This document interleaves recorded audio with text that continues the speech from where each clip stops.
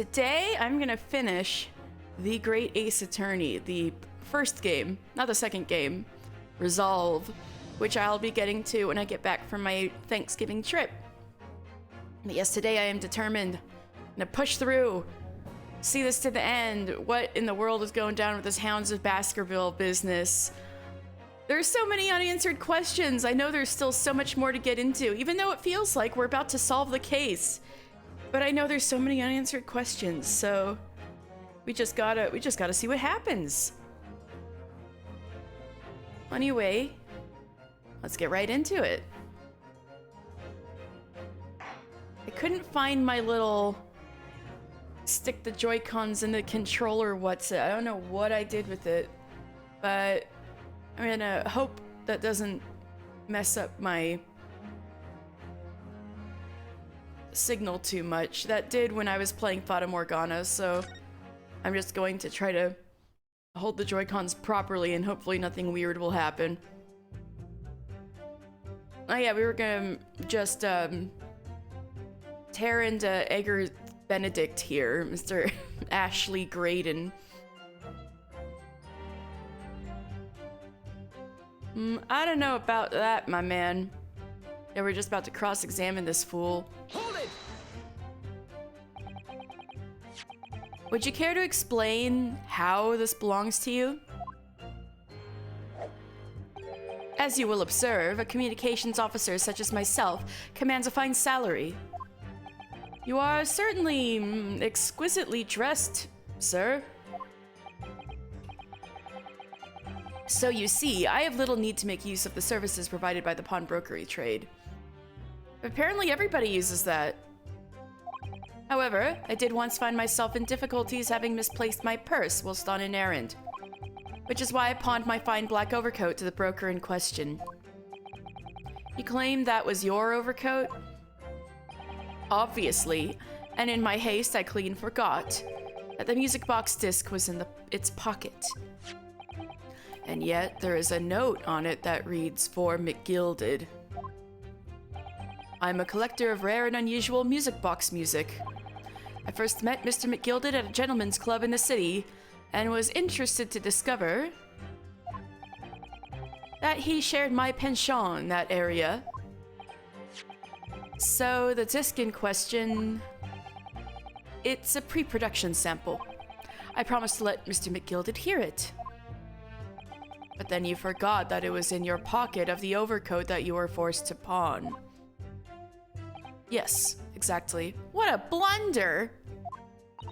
Gina didn't mention any of that in her testimony 2 months ago, did she? No, because McGilded had threatened her to keep her mouth shut. Which means that if we dig too deeply here, it's going to expose Gina's perjury. Oh! Whoops! Okay, we gotta tread carefully.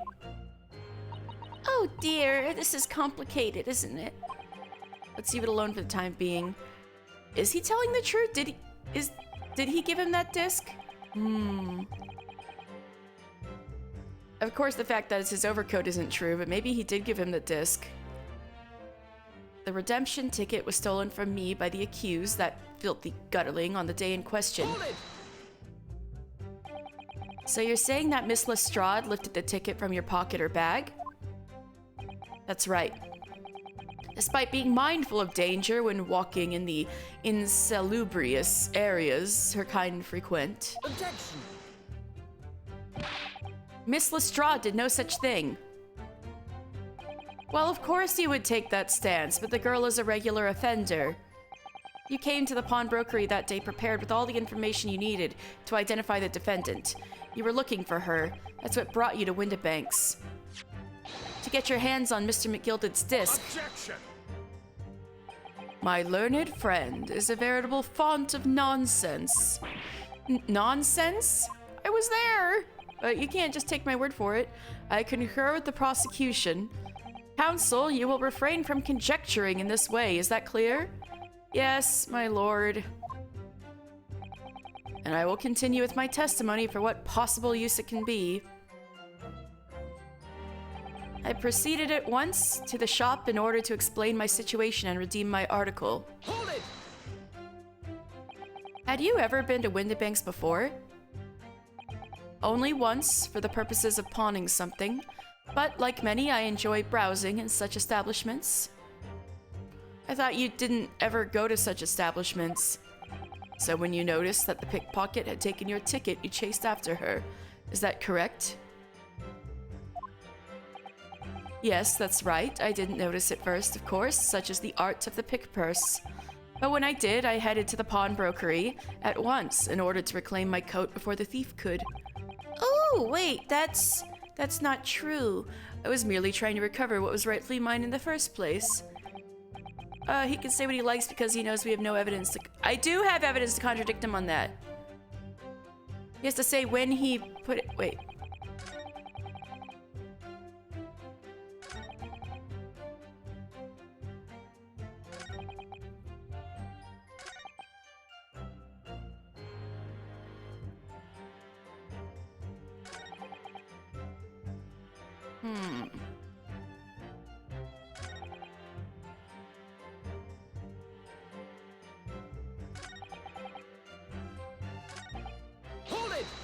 Did I already press this?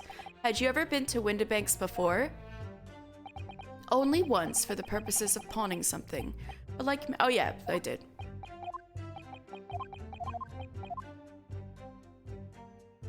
You confirm the date this all happened, sir?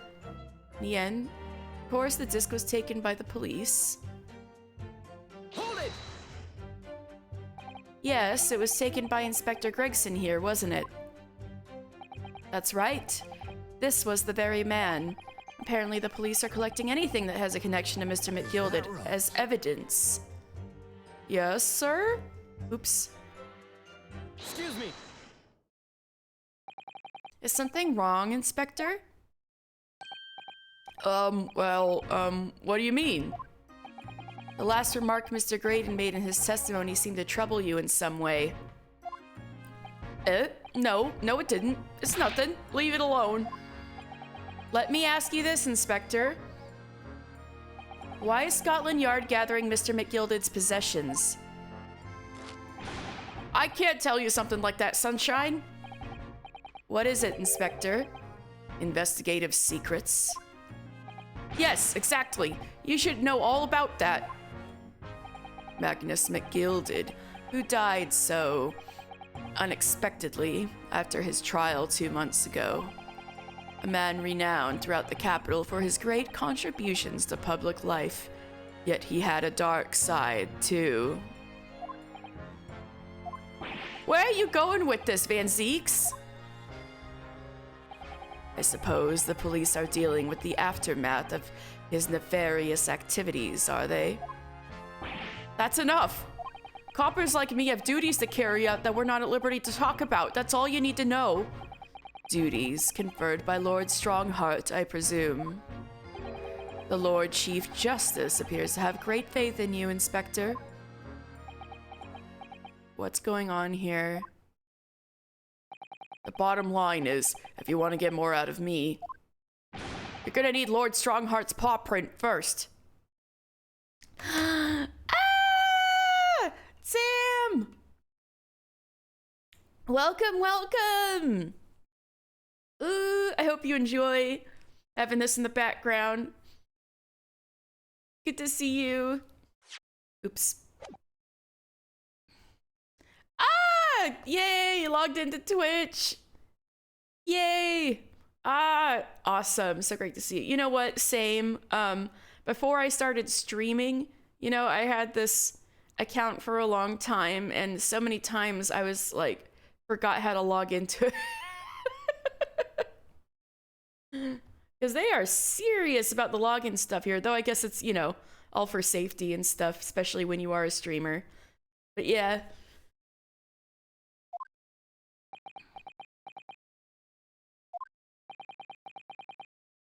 Oh, really? You have been listening to the... Oh!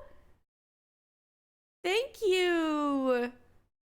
Oh, I'm so glad you like them. How far did you get? What's all this about?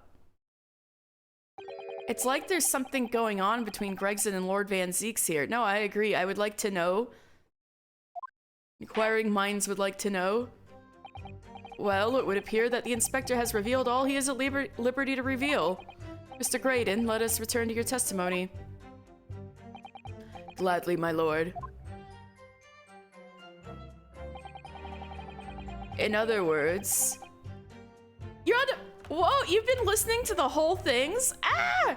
Wow! Thank you, Sam. That's so awesome. In other words, I had absolutely no reason to break into the shop later that same night. Hold it! Are you sure? You didn't actually get your disc back. But perhaps you'd seen something of value among the forfeited items. No, not at all. Oh. A valuer was brought in by police to assess everything in the shop. Without exception, every article on the shelves was common or garden bric-a-brac. In that case, it's clear that you broke into the shop later that day in order to recover Mr. McGilded's disc. Have you not been listening, man? Even if I had wanted to recover the disc, you may recall that it had been seized by the police that afternoon. There was no more in the shop that night than I. As I keep saying, I simply had no reason to break in. But there was an unknown second item you were after. So there was nothing at McGilded's left at the shop that night. Nothing this man might have been after. There was a small box. I wonder if that's really true. I don't know, if you have some evidence, then let him have it. I'm dying to see that irritatingly assured expression of his crumble. McGilded slipped the disc into his coat pocket and had it deposited at Windibank's. Then, when he realized he was going to be arrested on suspicion of the omnibus murder, he threatened Gina and forced her to take the redemption ticket. There's no doubt about it. That witness is lying through his pearly white teeth. The police were obviously after anything left behind by McGilded as well. That's why Inspector Gregson ended up taking the disc into custody that day. But Gregsy's being very strange about all this. There must be a reason for that, I'm sure. I just don't know what it is. For now, I need to focus on exposing the fact that Mr. Graydon is lying in his testimony. Okay, so I'm gonna try... presenting the note about the little box. That's this one, right? Yeah. Objection! Yeah, got it! This disc was deposited at Windibank's on Magnus McGilded's instructions. You knew that, and you went there with the intention of obtaining it for yourself. Objection! Conjecture again. And in any case, the disc was taken into custody by the police that afternoon. The witness had no reason to visit the pawnbrokery again that night. Objection! Sorry, my learned friend, but that's not true. Oh, you mean Van Zeek's in English? He is deep. And I've been like killing my throat to make him as deep as I can go. Not actually hasn't been killing my throat, but it's still like a lot different than I usually talk. What? Mr. McGilded had another article in pawn at Windibank's. You've never heard any of them. Ooh. As the second pawnbroker's ticket proves, they made McGilded like super duper Irish. It made me feel like I was doing his voice all wrong, but I can't make myself sound super duper Irish. He is so vampire. As the second pawnbroker's ticket proves, there were 2 articles belonging to Mr. McGilded in Windibank's pawnbrokery. And the reason you broke into the shop that night was to recover the second one. Together with your 2 accomplices, the Skulkin brothers. This is the second ticket, is it? What had the man deposited? The article description reads, 1 small box. A rather vague description, it seems to me. Are you suggesting that I broke into the pawnbrokery with these clowns in order to steal some trinket box? I believe there are adequate grounds to suspect that you did. This is absurd. Why on earth would I do such a thing? Once the article had been forfeited, I could simply walk into the shop and purchase it. There would be absolutely no need for me to resort to theft. That's a good point. Indeed. The witness makes a solid argument. So that means that for some reason, this Graydon fellow needed the small box that very night, does it? Objection! It's time to put an end to this nonsense, my lord. Could you be a little less cryptic, Lord Van Zeeks? I do hate to ruin my learned friend's argument, but the truth is quite incontrovertible. On the night in question, no small box was taken from Windibank's pawnbrokery. And rest assured, the prosecution can prove it. What? Good gracious. Well, maybe they couldn't complete the theft because people were getting shot. Inspector, show the photographic prints to the court, if you please. Yes, sir. What prints? These prints were taken from one of the detective's security cameras. Ah, Hurley's red-handed recorders again. As previously explained using this plan of the shop layout. The victim's establishment was furnished with automatic cameras in 2 locations. One was set to capture the counter where Mr. Windibank received his customers, while the other was set to capture the shelves on which the articles were placed for sale once forfeited. According to the information on this ticket, a gilded small box had been forfeited already, 2 days before the incident at 9 p.m. on 13th April to be precise, which means that it would have been on the shelves of the forfeited items in the shop front.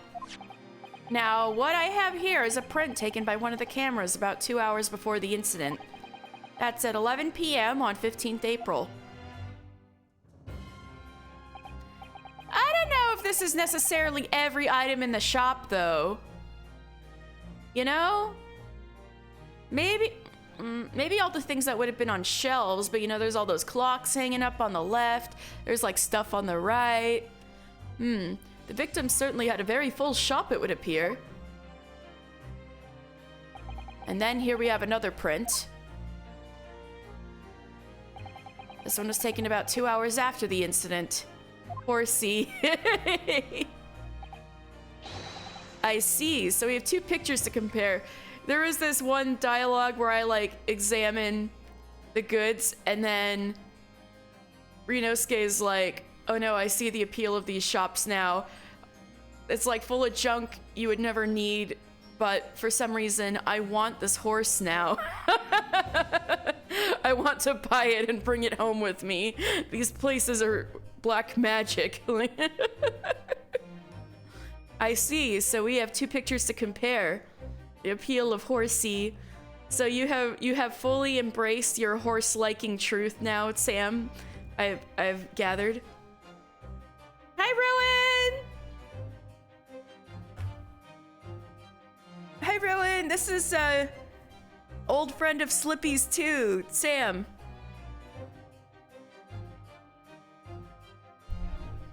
I see. So we have 2 pictures to compare.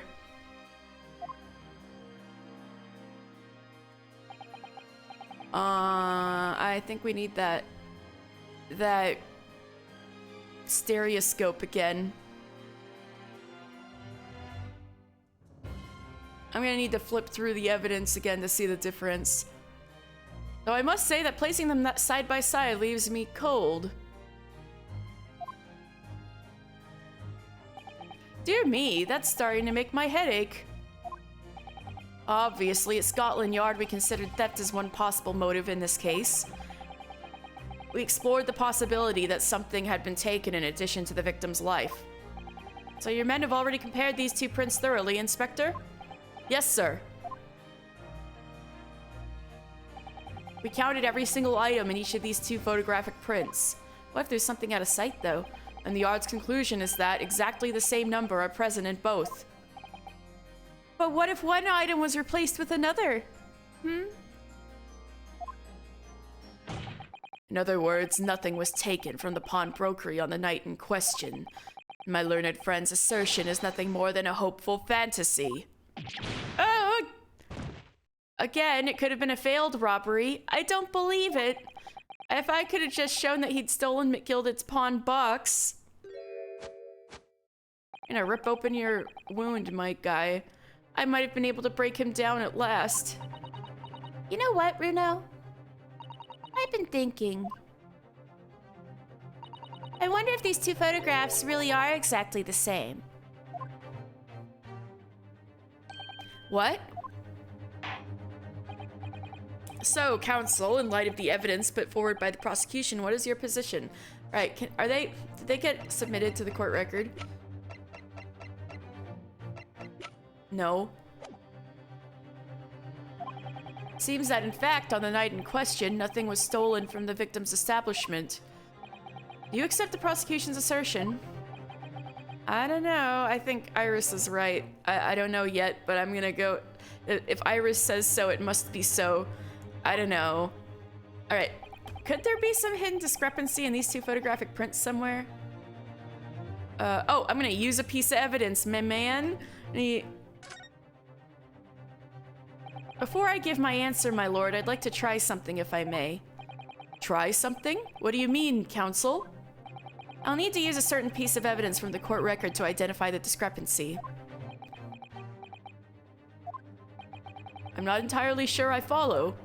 Which piece of evidence do you intend to use to help you identify a discrepancy between the two prints? This. Take that!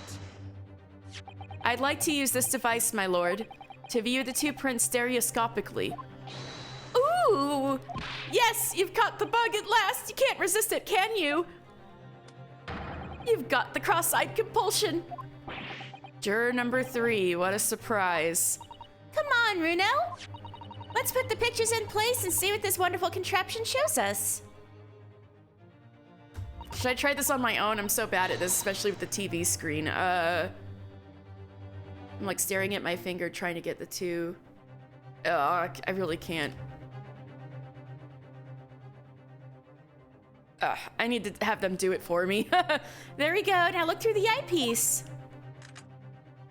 Oh. Wasn't sure at first, but there is a clear discrepancy between these two prints. What? You must identify the location in question for the court, counsel. I wonder where it could be. I know this is definitely a 3DS gimmick, right? I'm glad they make it obvious for my poor eyeballs.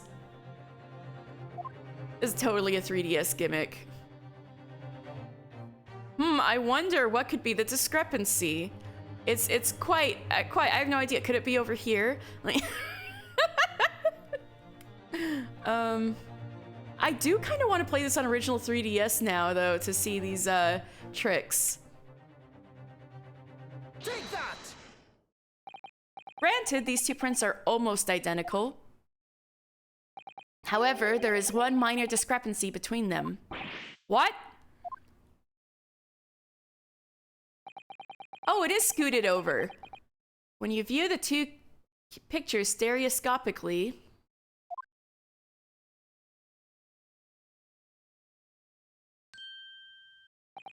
a single area stands out as being different, the location of this small box.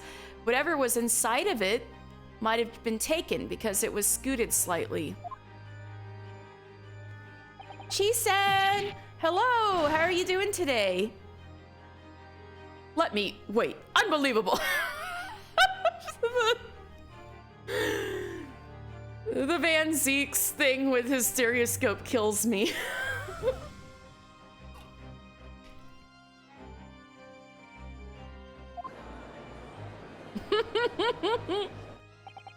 By Jove, you're right. How extraordinary. I always take screenshots of all the cross-eyed pictures. What this tells us is very simple. Mr. McGilded's small box was indeed not stolen from Windibanks on the night in question.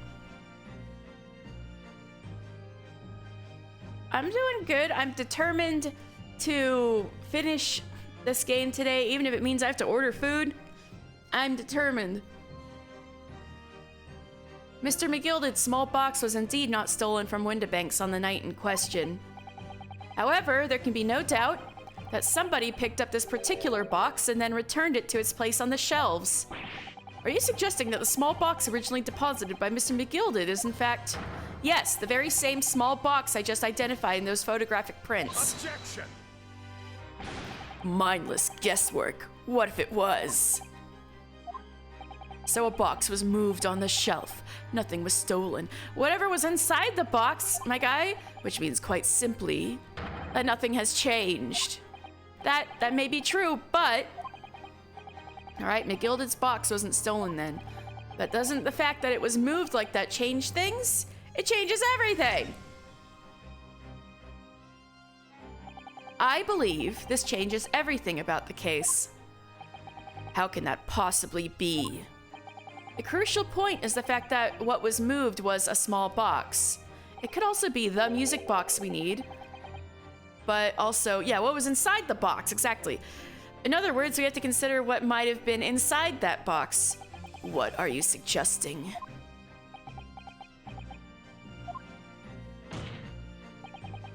I'm suggesting that we need to examine that box as soon as possible. Gregson, chop chop! A vital piece of evidence is sitting on the shelves at Windibanks as we speak. Objection! That won't be necessary. Some little box belonging to a man who died 2 months ago can't possibly be relevant to this trial. The court does not uphold your objection, Lord Van Zeeks. Yeah, Judge! Bailiff, arrange for an officer to go to Baker Street at once. Obtain the small box in question and bring it back here for further examination.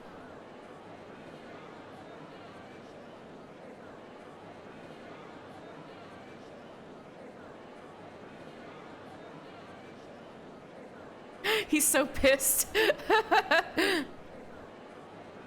So is he. Ooh, so dramatic. We should have a report within half an hour. I think perhaps we should recess for a short while until the evidence is brought forth. To be hoodwinked by such a farce. Disappointing. I beg your pardon, Lord Van Zeeks. That's not very nice. This is nothing but a smoke screen. A Nipponese specialty, it would seem. Why are you so racist? No, what are you trying to say? My learned friend has persisted with the same line of reasoning from the very beginning. That this witness's intent was to steal an article belonging to Mr. McGilded from the pawnbrokery. Yet common sense tells us that none of the articles have value enough to be worth stealing in the first place. Exactly. It would be beyond absurd to break into a place for the purpose of stealing such commonplace property.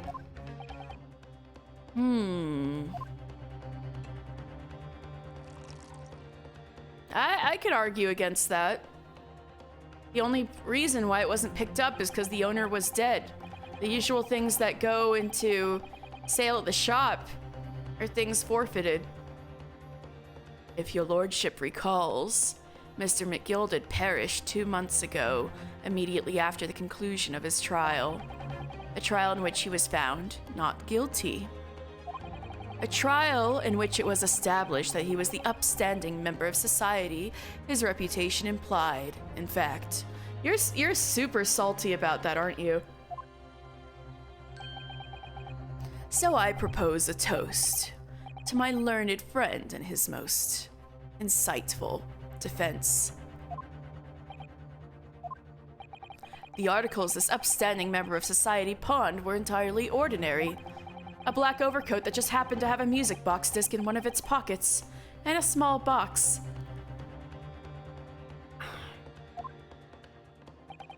I assure you I wouldn't accept even if the man had tried to make a gift of such things to me. Oof. Well, he's dead. Maybe we can see that, this does make a rather lot of sense. It's not as if it was gold or jewels, was it? Though goodness knows Mr. McGilded was rich enough. But you can't deposit cash at a pawnbrokery, I'm quite certain of that. The prosecution's argument is undeniably compelling. It is incumbent on the defense now to bolster its argument. Well, he's dead. What's the worst that given the bloody coat could do? To explain what possible significance these commonplace articles pawned by this fine citizen could have. He's dead. I mean, well, counsel, is your argument in fact demonstrable? Unfortunately, ooh, this is gonna be awkward. Are you able to show proof that the disc or the box aren't any tangible way related to this case? Related to this case? They were related to another case. Well,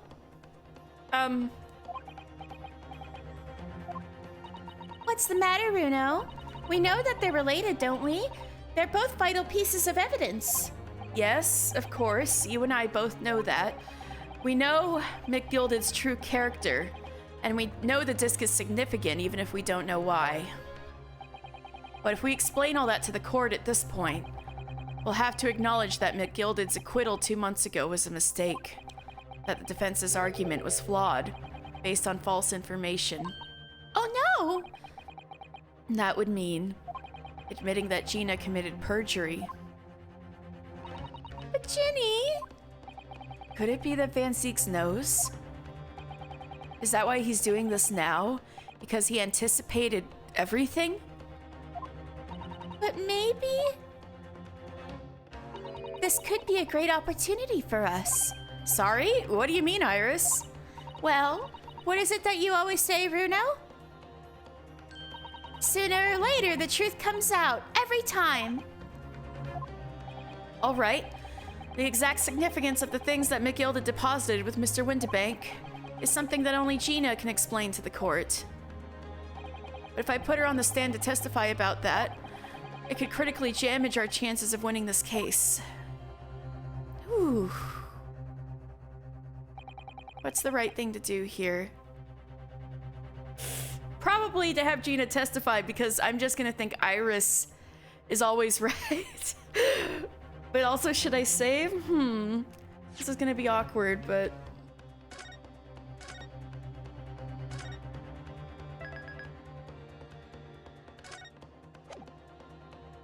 Whew.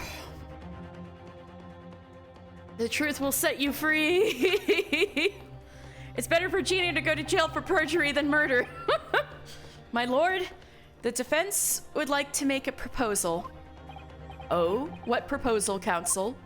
While the court awaits the arrival of Mr. McGilded's small box, I would like to call the defendant, Miss Gina Lestrade, to the witness stand. The defendant? To what end? It's to do with the various articles deposited at Windibanks by Mr. McGilded, my lord. Miss Lestrade has information relating to them. I believe it would be beneficial for the court to hear what she has to say. It will prove the significance of the articles in question once and for all. Well, well, things are becoming interesting. I presume you consider the implications of the testimony you're proposing. In particular, the impact it will have on the accused's standing, and indeed your own. I have. Lord Van Zieks, would you care to explain that last remark? The prosecution accepts the defense's proposal. I move to interrupt the cross-examination of the current witnesses and hear from the accused herself. Very well, if you have no objection. The judge is so, like, out of the loop on everything. So the court will now hear the testimony of the defendant, Miss Gina Lestrade. You witnesses currently in the stand may step down until further notice.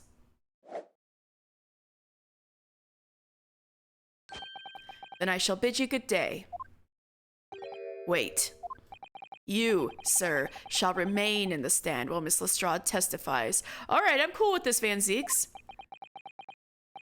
As you wish. All right then, Gina, it's time. I know this will be hard, but please, put your faith in me here. Good luck, Runo. If you're mad at me, it was Iris's idea.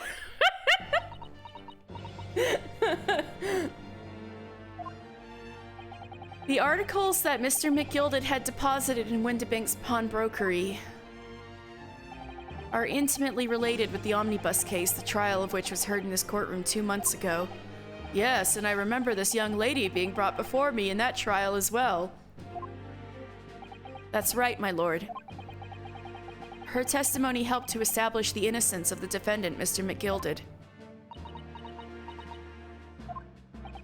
The omnibus case was intriguing, to say the least. And now, here we all are again. The same players in that trial facing each other once more. A twist of fate, perhaps, my Nipponi's friend.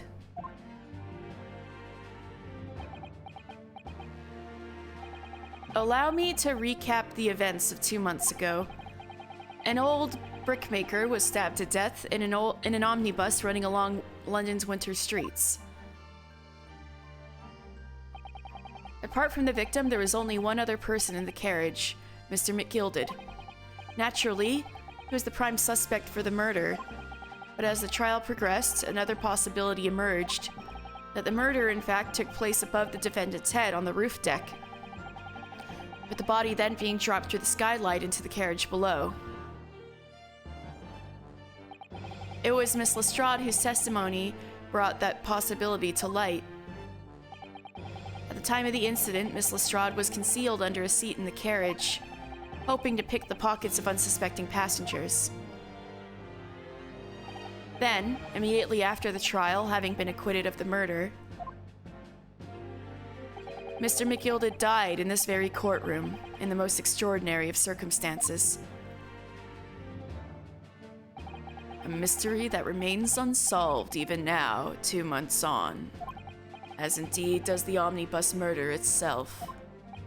Be that as it may, I recall neither the disc nor this small box being mentioned in the course of those proceedings. Miss Lestrade?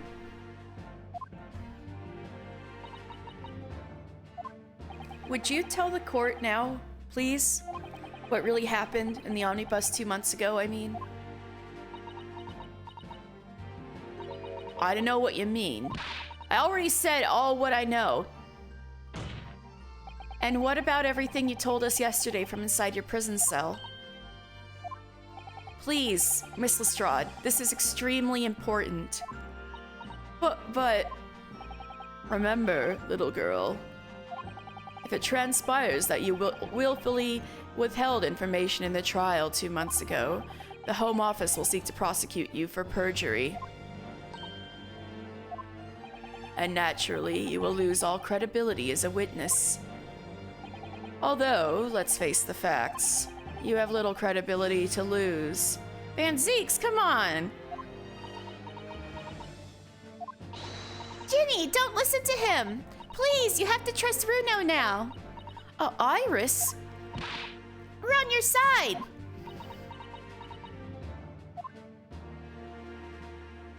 All right, then. Yeah, don't bully this child. I'll talk. It's the right choice, Gina. Well, it would seem that my learned friend is hell-bent on bringing the entire courtroom down about his ears. So be it. I must confess that I'm struggling to understand what on earth is happening here. Poor guy. However, it would appear that Mr. McGilded's pawned articles in that extraordinary case of the omnibus harbor secrets of which we have been hitherto unaware. So, Miss Lestrade, you will now give your testimony before the court about the events of 2 months ago. You will reveal the truth, a commodity sorely lacking in your original statements. This is it, then. Everything's going to come out. Like Van Zeek said. Oops. This could bring the whole courtroom down about my ears, but as a lawyer, I'm prepared to take that risk.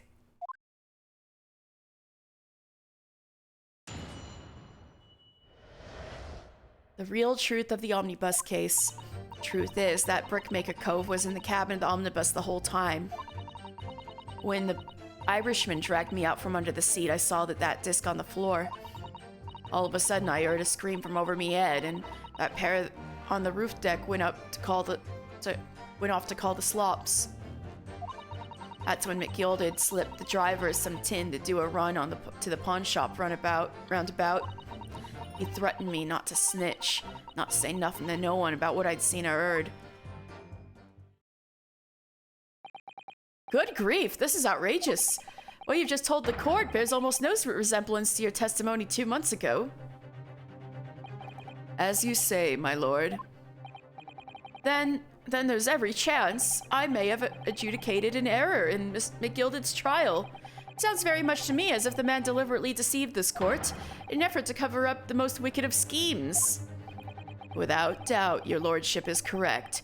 A great injustice was done in this courtroom 2 months ago. The actions of the accused in that trial, of this witness, and of my learned friend are entirely inexcusable. I don't believe it. The whole trial was a farce. It was all lies. That McGilded fellow was rotten to the core, just like that pickpocket. Don't forget that lawyer from the East. They were all in on it together. You're wrong, the lot of you. Mr. Naruto, the lawyer there, he didn't know nothing about it. Humbug. I don't think so. Are we really expected to believe that? He really stitched everyone up, didn't he? What an operation to get the man off scot-free. Unforgivable. Stop. The lies have to stop. Stop. Yes, the defense made a terrible error of judgment. I intend to take full responsibility and suffer whatever consequences are deemed appropriate. However, it's imperative that the court allows the witness to elaborate on her testimony, because the true significance of McGilded's pawned articles must be brought to light. Very well, my learned student friend. Given the depths of calamity you've just plunged yourself into, this may well be worth hearing. Words fail me. This situation is utterly deplorable. Mr. Naruhodo. Yes, my lord. I will decide upon your fate following the conclusion of this trial. Of course, my lord. Blimey, Mr. Naruhodo. Now, counsel, proceed with the cross-examination.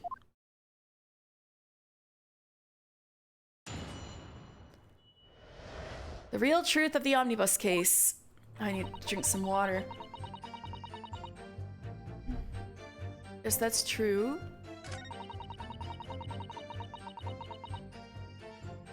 Hold it! Was the disc you saw this disc? Yeah, I reckon it probably was. It was right next to the cove lying on the floor. Could this disc have belonged to the victim, perhaps? I don't know, but McGilded picked it up pretty smartish. And then he sat the cove with the knife in his belly up on the seat. What did he say to you at that time? He told me not to say a word about what I'd seen or heard to no one. Why are they whispering to each other? Yeah, this is a little suspicious. About the disc and all. I was dead scared. The way he was looking at me, I thought, if I didn't go along with it, I'd get stuck with that knife too. Then he started asking me a load of questions, like what my name was and where I lived and that. He asked me about being a diver too. But after a while, what had happened in the carriage was noticed. Yeah, that's right. First, there was kind of rapping noise. All of a sudden, I heard a scream from over me head, and that pair on the roof deck went off to call the slops. That's when Miss Gilded slipped the driver some tin to do a run on the pawn shop at Runabout. That pawn shop obviously being Windibanks on Baker Street. Just a moment, counsel. Do you mean to tell me that the driver gave false testimony in that trial as well? Yes. Perhaps the excursion to the pawnbrokery slipped his mind when he was in the stand. Indeed, Lord Van Zeeks. McGilded took off his coat and gave it to the driver. He folded it up, all careful-like, before handing it over. When I saw him do that, I remember thinking, that coat and what's in it ought to be worth a few bob. Yes, Gina was sure the disc must be worth more than Mr. Windibank was suggesting, wasn't she? I remember her quibbling with him over the price that afternoon at the pawnbrokery. The driver looked pretty happy when McGilded flashed some brass in his face. He went running off at a lick. And the bog trotter called to me and told me to come out from the drag's cabin. He threatened me not to snitch, not to say nothing to no one about what I'd seen or heard. Hold it! Threatened you how, exactly? Told me I'd only be able to scarp her if I did exactly what he said. Which included giving false testimony in court 2 months ago? Yeah, that's it. And there was one other thing he said. Which was... He told me I'd have to hang on to the ticket from the pawn shop and make sure not to lose it. The ticket? Well, I never. Said that if he didn't show up to get the ticket off me before 2 months passed, I had to go to the pawn shop and pay the money to keep it in lug to stop it being forfeited.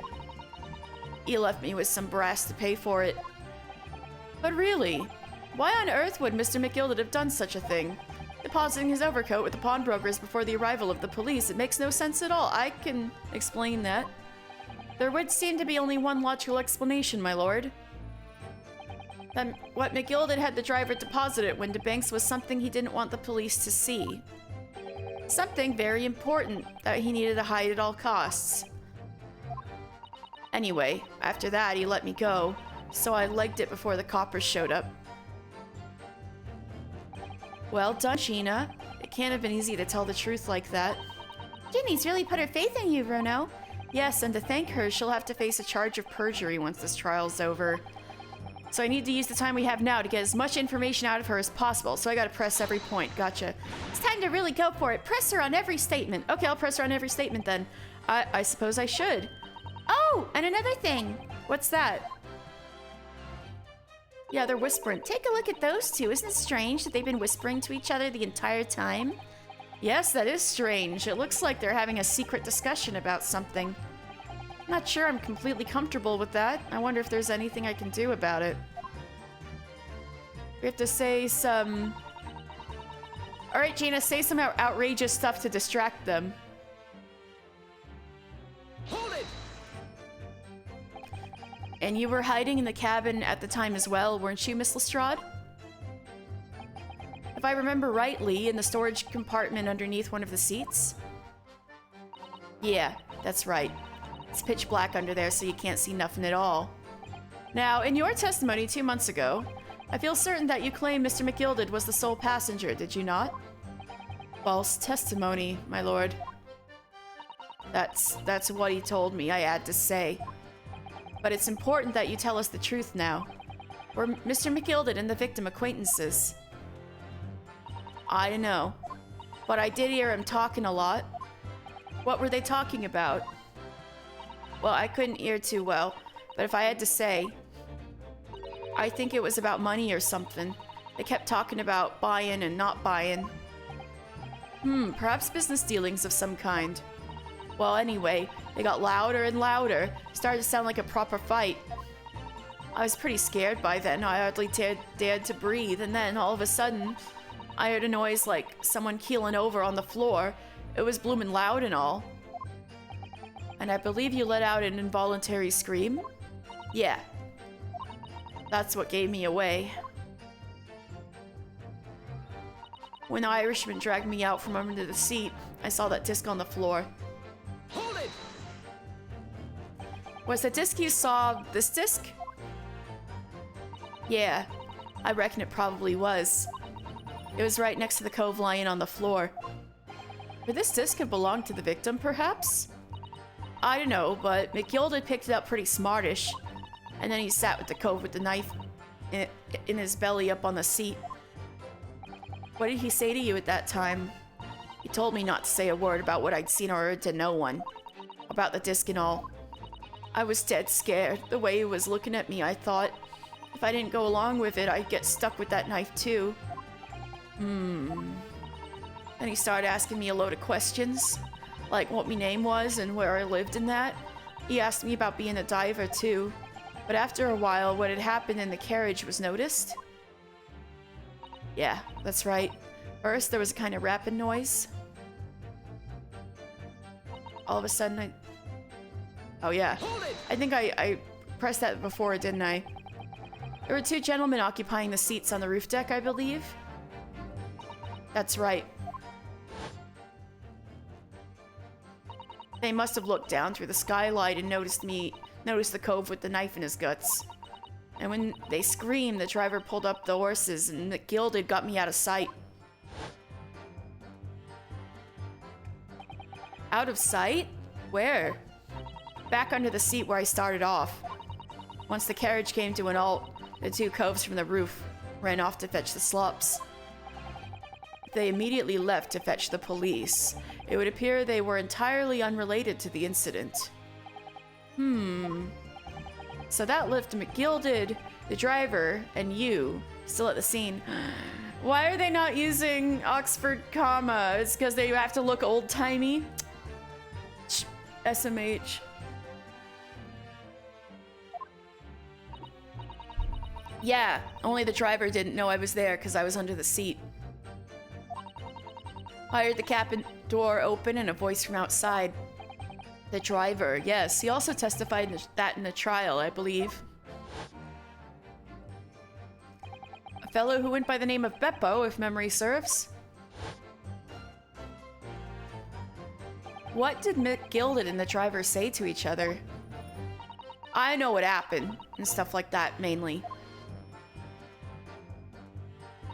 That's when McGilded slipped the driver's intent to do a run to the pawn shop roundabout.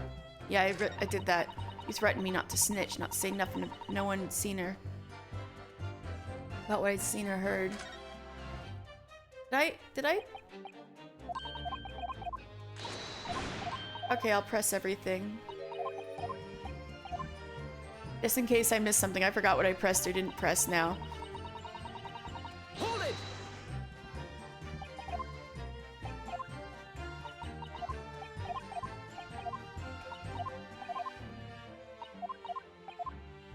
I'm just pressing through everything and skipping through because I forgot what I pressed and didn't press.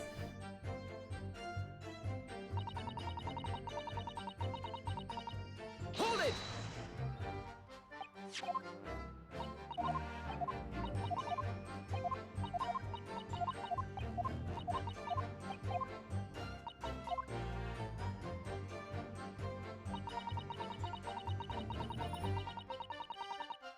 Hold it!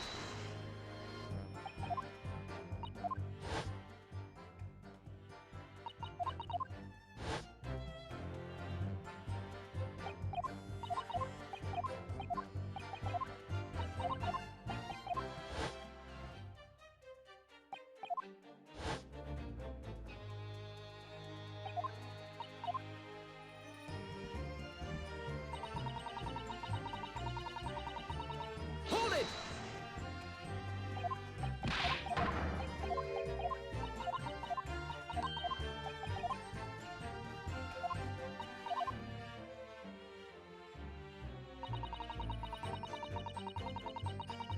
Hold it!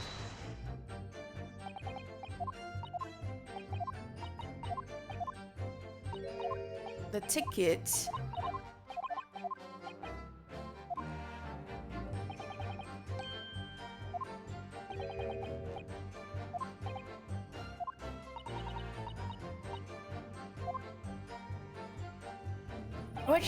Well done, Gina. Alright, what should I do now? Alright, how do I interrupt them? Because none of the... I pressed her on every statement. Oh, and another thing. What's that? Yeah, those two talking. What do I do about that? Take a look at those two. Isn't it strange that they've been whispering to each other this entire time? Yes, that is strange. Looks like they're having a secret discussion about something.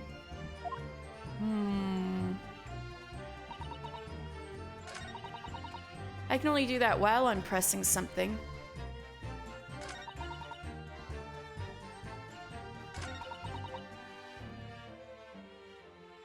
Maybe during this one. Hold it!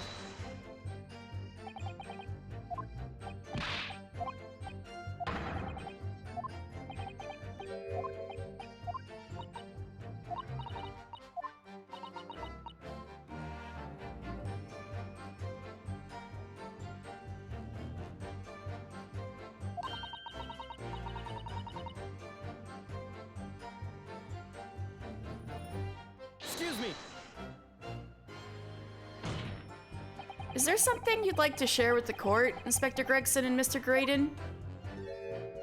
That is what I'm supposed to do. Ooh. The first time you're actually supposed to pursue something.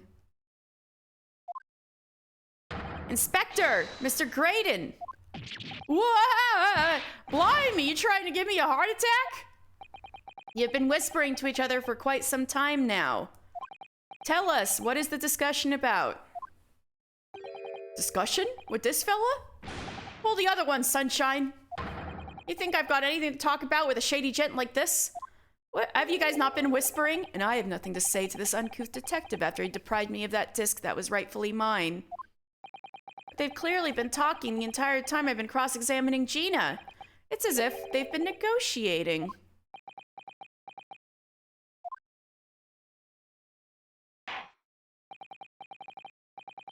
You love how obvious they were being about it, right? Thank you, Miss Lestrade. Thank you, Counsel. I've heard enough. I believe we now have a reasonable understanding of what actually transpired on the omnibus. It would appear on that night 2 months ago, a negotiation was taking place on the omnibus. Negotiation concerning this disc. However, matters did not run smoothly. When the parties involved began to quarrel over price, McGilded took what he wanted by force, at the expense of the other man's life. Which proves my point. The disc is clearly extremely valuable in some way, although I don't understand why as yet. And 2 days ago, precisely 2 months after the omnibus incident, McGilded's coat and its contents were due to be forfeited. I didn't know what I should do with the ticket. I mean, the cove died right after his trial. I knew that. So you decided you would try to claim the articles as your own. Well, why not, eh? They were only going to be forfeited. Why shouldn't I have got him? Anyway, you can't blame me for thinking about it. Thinking ain't no crime. Miss Lestrade, it would appear Mr. McGilded was prepared to kill in order to take possession of this disc. Do you know why that would be? Eh? I ain't got a clue. But I reckon it must be worth a fair bit of brass. He was probably gonna sell it. And you can't blame me for thinking that. Thinking ain't no crime. My lord. The evidence your lordship requested has been located and is ready for the court's inspection, sir.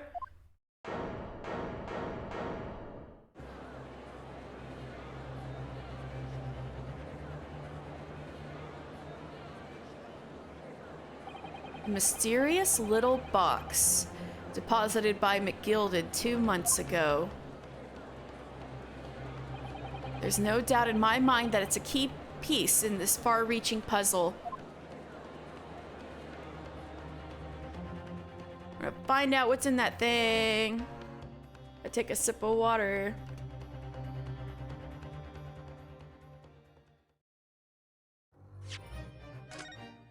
What's in the box?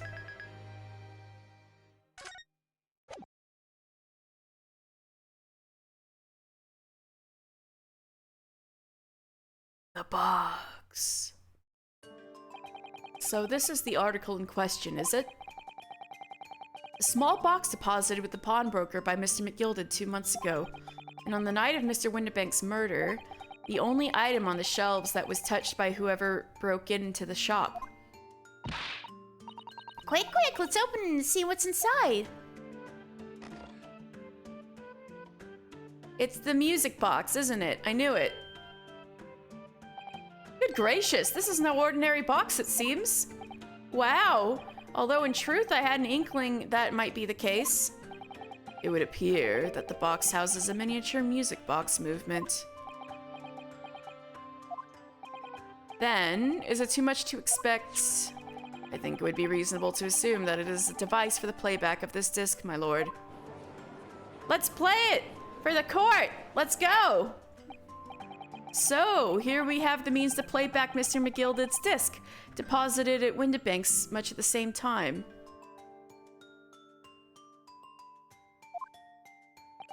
Not strictly correct, my lord. It was not McGilded's disc. It was the disc of his victim in the omnibus. It said for McGilded on the back, though. But why, for heaven's sake? Are we to understand that the brickmaker was trying to sell this music box disc to Mr. McGilded? It said for McGilded on the back. I believe the answer will become clear if we listen to the music on the disc, my lord. Yes, very well. Let the court now listen to this curious disc at last. At last! I've been curious about this. Hold it! Wait, my lord. God damn it, Gregson. Good grief. What is the meaning of this, Inspector? The music box and the disc are, well, they're unrelated to the case. No need to spoil the somber atmosphere in the courtroom with some silly bit of music. This disc may very well have motivated the culprit in the case to commit murder. Clearly, there's every chance that it's fundamentally important to understanding what happened. The prosecution has no objection. But no, that piece of evidence is police property now. You can't... Clearly, Scotland Yard has some vested interest here. Yeah, no shit. But it is policy of this prosecutor to leave no avenues unexplored. And you, Inspector, have no jurisdiction here to prevent that from happening. Gah! No further delays, please. Play the disc.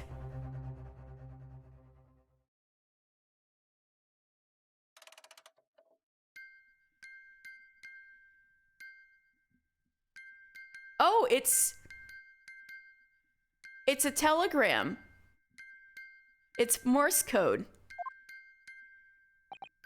What on earth? That's certainly not what I would call music. No. It's just the same note playing over and over again in an irregular sequence.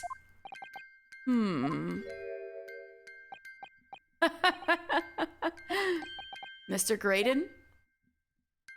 This really is priceless. After all that, the music box is broken. Oh, you smarmy little bitch. You probably can hear what this says without even, like, looking anything up because you're a communications officer. Broken? It can't be, can it?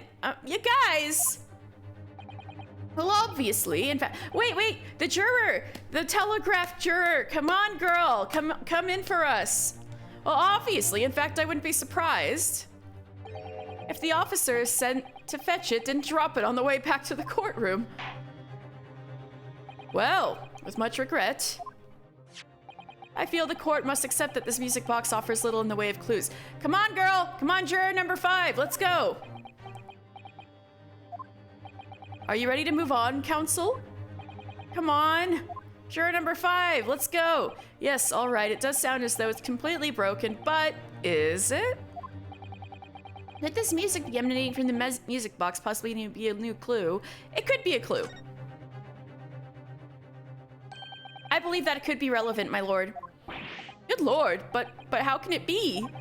It's an abomination, counsel, mere noise. I fear to be able to see how it could have any meaning whatsoever. It does sound strange, I agree, but there's one thing bothering me. While Graydon stands there chortling victoriously, the inspector beside him has a rather telling expression on his face. It's as if Gregson recognizes the sound and he's familiar with it somehow, and that's making him appear extremely on edge. If that's the stance of the defense, my Nipponese friend, answer me this. Oh!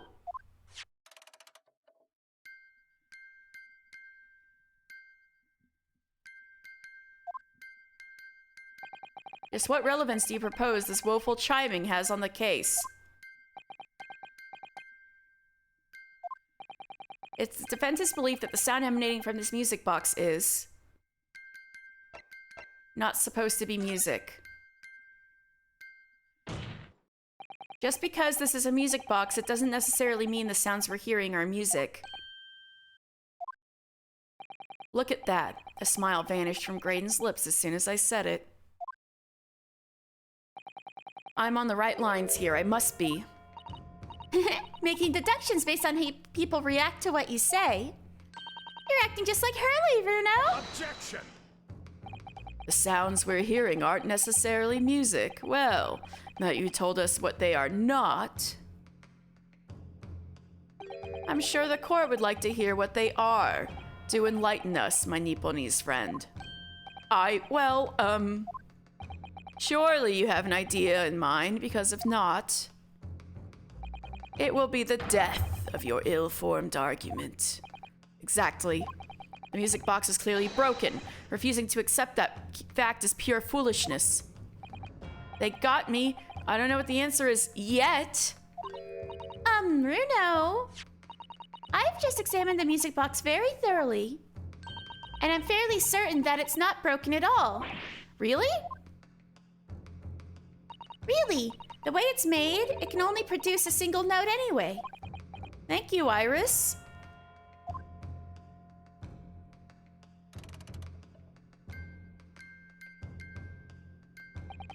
All right, well, if the music box isn't broken, it must mean that the sounds it's producing have some significance that isn't musical.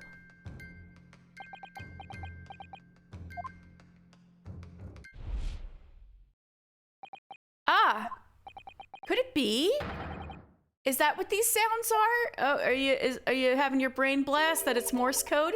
Something just struck me, Runo. I feel like recently, in the past few hours even, I've heard another sound very much like the one this music box makes. Yeah, from juror number 5. Yes, it's a familiar sound. Actually, Iris, I was just thinking exactly the same thing. I'm going to have to press the defense for an answer. Your assertion is that the sound produced by this music box is not in fact music at all. And what the devil is it, counsel? All the evidence we've seen so far, all the testimony we've heard, it's all pointing to one single answer now. Prosecution demands that my learned Nipponese friend presents proof now. Tangible proof of his latest wild speculation. All right, then. This could be the best chance I'm gonna get to fight back in this trial. And if I'm right, it's going to join all the dots together. Haha, dots and dashes. The evidence that explains the true nature of the sounds this music box disc is. Do I have a telegraph? I don't think so.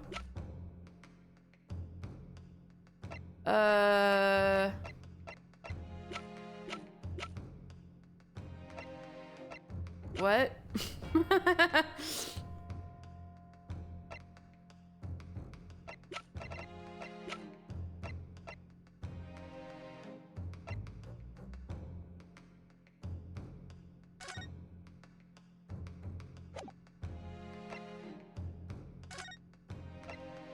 I don't have anything telegraphic in here. Stereoscopic, yeah, but not telegraphic. There was a telegram about Iris's story.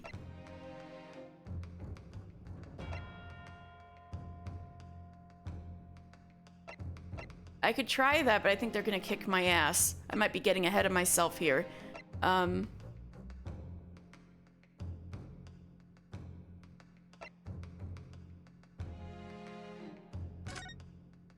it might be about this. Oh, right! There's a sensational story lower down the front page as well. Look, Ministry Mole. Classified secrets may have been leaked overseas from Ministry of Justice. For a 10-year-old, Iris certainly has her finger on the pulse of the world news. It's about secret communications between Great Britain and its allies. Apparently they've been intercepted by hostile nations. Communications are being intercepted? But how would somebody be doing that?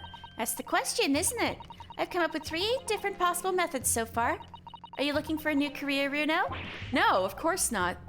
I wonder, perhaps this is what Lord Strongheart was talking about yesterday. Yes, it could be. It could explain why he has Gregsy running from pillar to post at the moment. This has got to be it, right?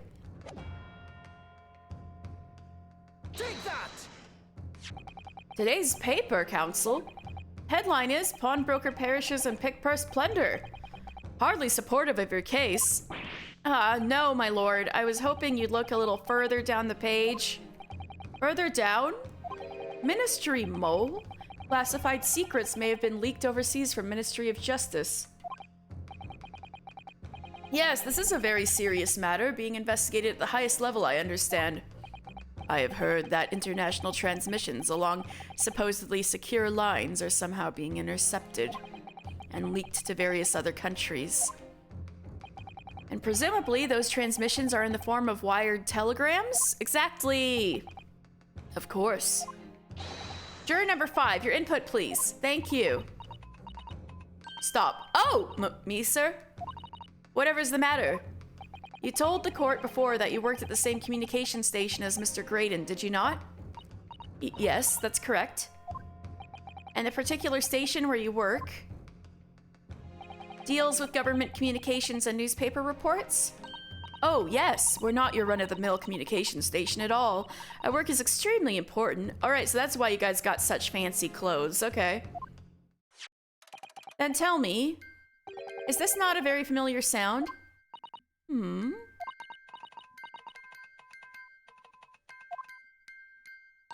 You don't mean to say, is it? That's right, madam. It bears more than a passing resemblance to the sound made by your telegraph machine as you tap it. I believe it's called Morse code, but I don't believe it. Now, correct me if I'm wrong, but when it comes to leaking telegrams from government departments, there could be nobody more perfectly placed than a highly skilled communications officer, such as Mr. Graydon. Are you suggesting that the music box disc contains stolen government secrets in Morse code?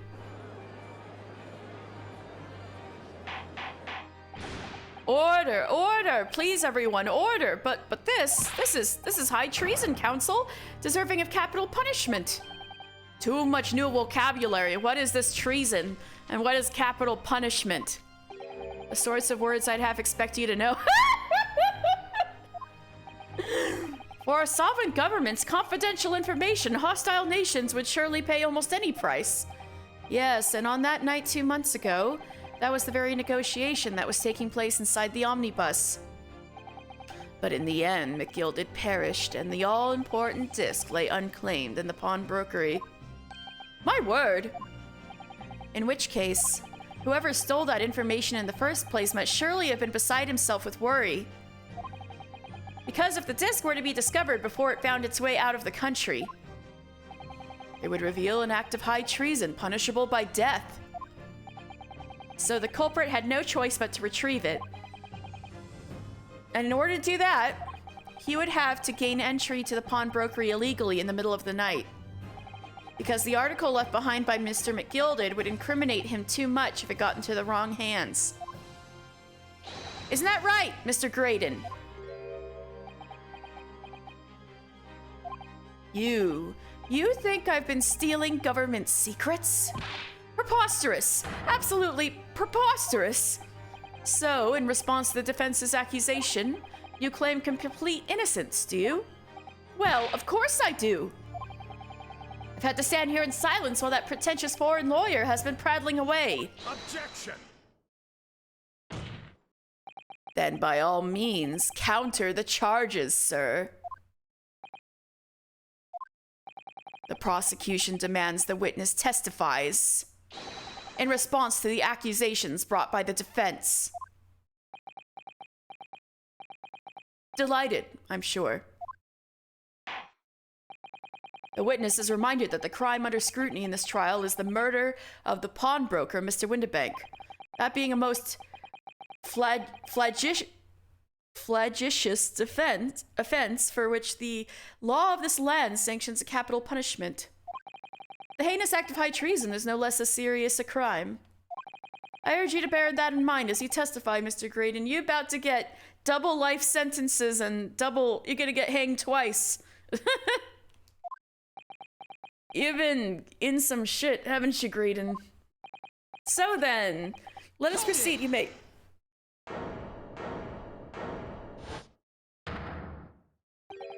You gotta let us have rapping and pork here, Governor. We got things to say. Yeah, Nash. They named him Nash. I love it. They named him Nash. You gotta let us have rapping and pork here, Governor. We got things to say. I beg your pardon? Who do you think you are? Name's Nash Skulkin. Occupation is professional baddie.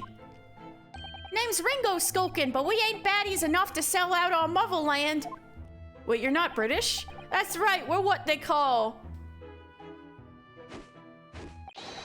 the Three Skulkin Brothers.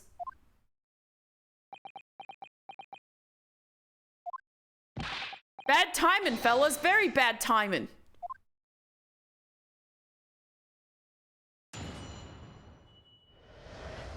Raiden's counter.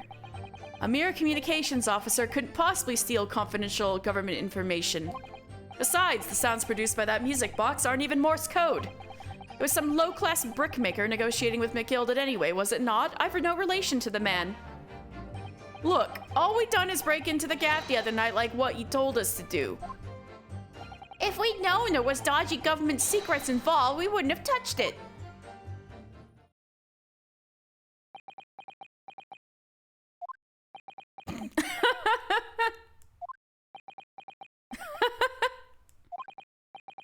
Mr. and Mr. Skulkin. What Mr. will do, Governor? What's up? Do I take it that you now admit to the crime? That on the night in question you did indeed gain entry to the premises illegally? And moreover, you did so as a party of 3 in collaboration with Mr. Graydon here?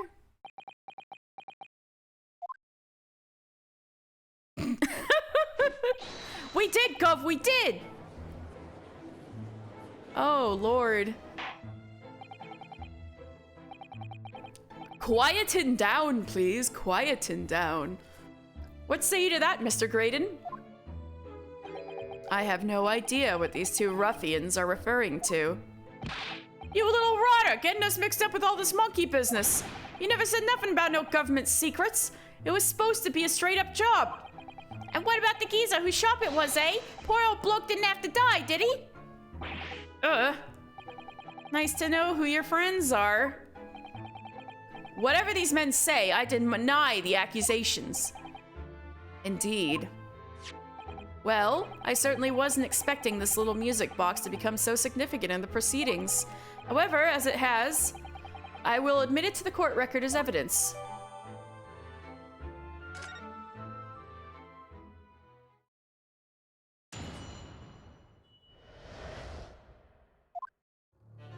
Mere communications officer couldn't possibly steal confidential government information. Hold it! But y'all are special, right? So this newspaper article headline is this newspaper headline accurate? Government communications are being intercepted. How could I possibly know? What do you mean by that? Any important government communications are handled by high-level officers, by specialists. General members of staff in the station where I work would never be entrusted with sensitive information. Oh no, stop. Must say something, stop. Let me guess. Juror number 5. We regular communication stations officer aren't as lowly as you're being led to believe. A team of us are responsible for setting up and testing the telegraphs used by the ministry. And Mr. Graydon is the team leader. That's fascinating. Graydon is a highly skilled operator. Stop. Currently in presence of idols. Stop. So you had access to the equipment used for these confidential communications, Mr. Graydon. Well, what of it? The transmissions are always made behind closed doors so they can't be heard. And in any case, all messages are sent in ciphered. Normal employees couldn't possibly understand them. Oh no, stop. Must say something, stop. Yes, I'm so glad she's on our jury. To call out his bullshit. Mr. Graydon regularly attends meetings with ministry technicians and the ministry communications team. Expose his ass. He assists them ensuring that there are no errors in important international communications. And he's received the top prize at the cipher cracking convention 5 years in a row now. That's fascinating. Graydon is highly skilled operator. Stop. Currently in presence of idols. Stop. Well, your idol would appreciate it if you'd keep your mouth shut. She should really pick her idols more carefully. I tell you, this lawyer's accusations are completely unfounded. Besides, Besides, the sounds produced by that music box aren't even Morse code. I bet she has something to say about that too. They're not? To anyone with a brain, that would be blatantly apparent on listening to that music box for even a few seconds. Are you sure? Of course, of course. Surely it can't be that my learned friend is unfamiliar with Morse code. Ouch, she looks genuinely shocked at my ignorance. Ha ha ha. I would be more than happy to demonstrate the basics for you, sir. A lesson here in court? Morse code is a continuous series of 2 distinct tones. All right, there's only 1 note. What if there's a secret to the box to give it 2 tones? Tones, you say? Yes, a short dot and a long dash. By combining those in different ways, you construct letters. I see. So what we are hearing on that is only dots. For example, this is an A, and this is a B. But when you listen to the sound produced by this music box, you hear only 1 tone, don't you? But it sounds so similar. The rhythm of it is the same in everything. But there's no discernible meaning to this apparently random sequence of sounds. So your assertion is fundamentally flawed. This is not Morse code. No! We just need to find dashes. Really, you shouldn't be so surprised. What did I tell you? That music box is nothing but a worthless piece of scrap. Perhaps you might consider studying your subject matter before casting aspersions in the future. I'm gonna take a look at this thing. Only appears to be able to play a single tone. Oh, what? Oh, whoa, what's this? Oh, what is it, Runo? I've just noticed something about this music box. It looks like the bottom of it opens up as well. Oh, you're right. Well, come on then. What are you waiting for? Let's open it. All right, then, here goes. Aha! That's why he had to pick it up and put it back on the shelf, because he had to open up the bottom. Look at that. There's another movement on the other side, underside. So does that mean you can set another disc to play back on this side? Yes, I think so. And it looks like the 2 movements are linked together. They're linked? So if you had 2 discs, they would both play back at the same time.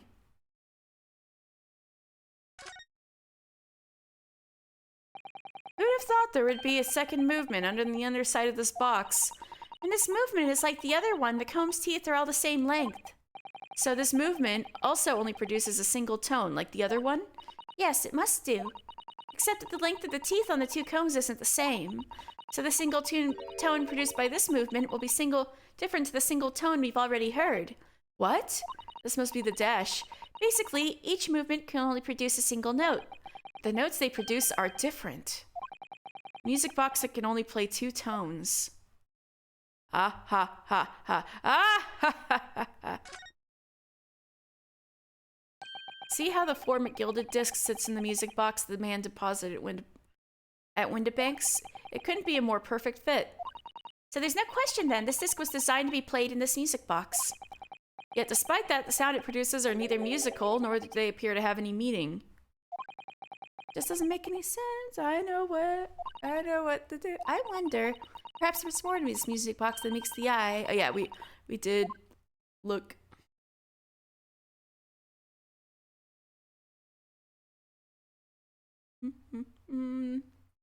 That's it, right? Okay. I think we're good. That's why he was looking for 2 discs, right?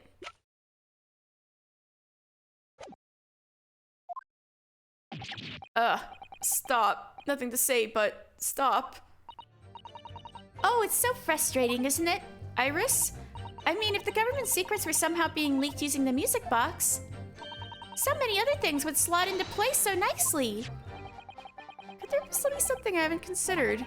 Would it really be impossible to use this music box somehow to play? Give it a try. There's still every possibility that this music box was instrumental in the leaking of government secrets. That's the belief of the defense, at least. Objection! Does it please you in some way, my Nipponese friend, to repeat the same line of argument ad infinitum? it's already been established to be Morse code. 2 tones are required, dots and dashes. Yes, I'm well aware of that. Then what? Well, it would appear that the defense has a hypothesis to put forward. You had better present your idea at once, counsel. How do you propose that this music box, which appears to produce only a single tone, could have been used to cipher secret messages into Norse code? This... Oh, what does it read now? I've just noticed something about this music box. It looks like the bottom of it opens up as well. Ah, you're right. Well, come on then, what are you waiting for? Let's open it. All right then, here it goes. Look at that, there's another movement on the other side. Oh, so does that mean you can another disc play it back and on the side? Yeah, I've seen this. I wonder why it doesn't let me skip it. Maybe because it's just specifically for this situation. They're linked, so if you had 2 discs, they would both play back at the same time. Who would have thought there would be a second movement on the underside of this box? Golly gee! They had the same length but different lengths, so they would play a different note. They would play a different tone. What? Produce a single note, but the notes they produce are different. The music box can only play 2 tones. Here you go. Got it! Good gracious, what am I looking at here? Another movement on the underside of the music box? What? It appears, my lord, that the 2 movements are linked together. In other words, you could put 2 discs in this music box, and the sounds will both play back at the same time. Good heavens! As the court has heard, Morse code comprises of 2 tones, a short dot and a long dash. With the second disc in place, the music box could be used to generate Morse code and convey a message.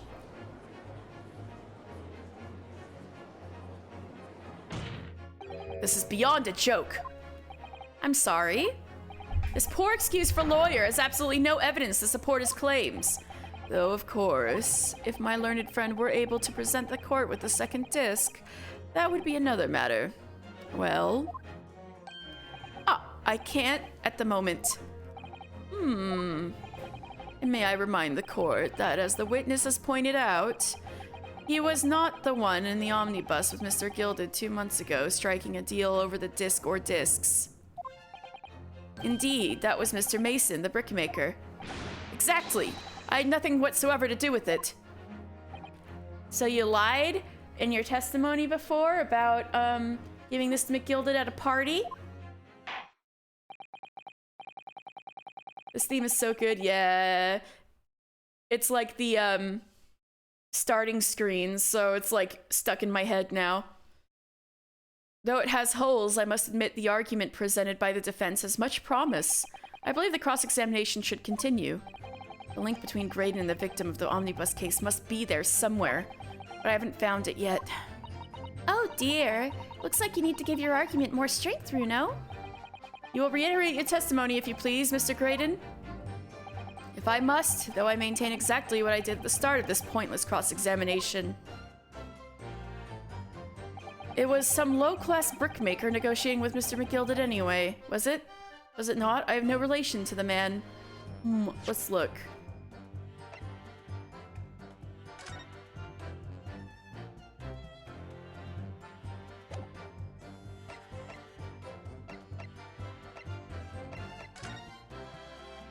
Milverton doesn't have the same. It's not Graydon.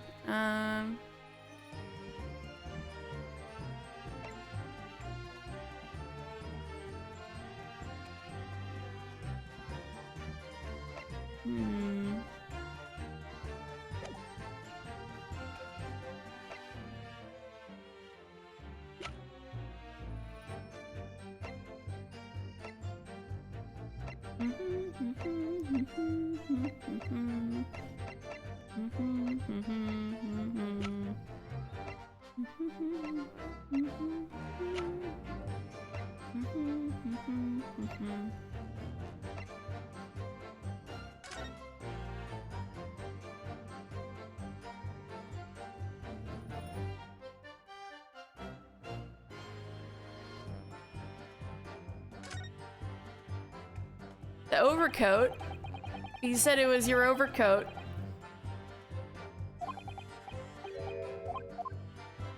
And it had his blood on it. Maybe that's what they mean. I'm gonna try it. Objection. Fuck. I got ahead of myself. I got ahead of myself. Please don't mind me. That would be significantly easier if you lower your hand. I won't lower my hand until I prove my client's innocence. As long as it's quite quick. Don't hurt yourself, my guy. Hold it. I'll just press it. So 2 months ago in that omnibus, Ms. Gilded killed the brickmaker and stole the disc. Mr. Mason was a single man with almost nothing to his name. It seems he lived in an artisan quarters some years ago, but people there remember little about him. That doesn't make much sense though, does it? How would a humble brickmaker come to acquire secret government information? How indeed?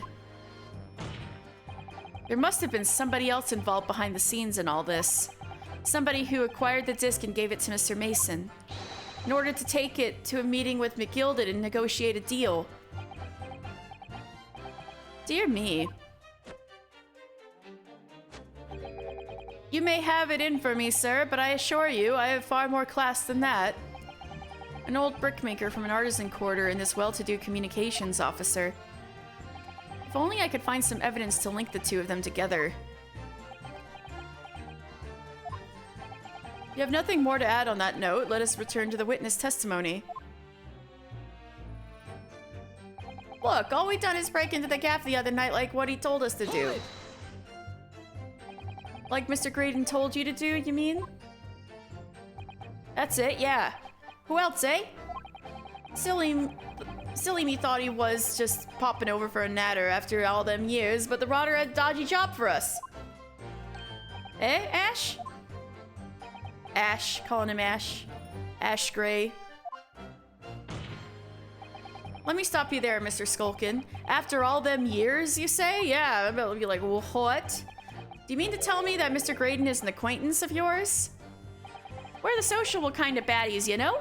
Sure, let's say Graydon's an old china. What are you thinking about there, my man? Excuse me. Is something wrong, Mr. Skulkin? Eh? No, the other Mr. Skulkin. What? Who, me? When your brother was testifying just now, he said something that seemed to cause you to react. Oh, I was just remembering the old days, that's all. We used to have a right old laugh together way back when. Together with Mr. Graydon, you mean? Yeah, with Ash, I mean... Eating a Nashie. You look at him now and his fancy whistle and flute, and you wouldn't Adam and Eve it. But when he was younger, he was from the poor part of town, just like us. Is that so? But he was always a leery one. He had the brains, he had the savvy. Always coming up with smart ideas like what would never have gone through our heads. Oh, blimey, ain't that the truth? Remember Milverton and Skulkin's Milk Run? That was a corker, eh? Save it and... Oh, hey, that's what I needed. Hey, cough up that information. Save it until after the trial. Your reminiscing has no place in this courtroom. And neither does your fruit. Oi, the geezer asked us a question, didn't he? And we was answering. Yeah, we ain't done nothing wrong. Nevertheless, the court is not prepared to accompany you on your trip down memory lane. Counsel, can we turn our attention back to the testimony, please? No. I don't know. Could that sentimental story be relevant? It's relevant!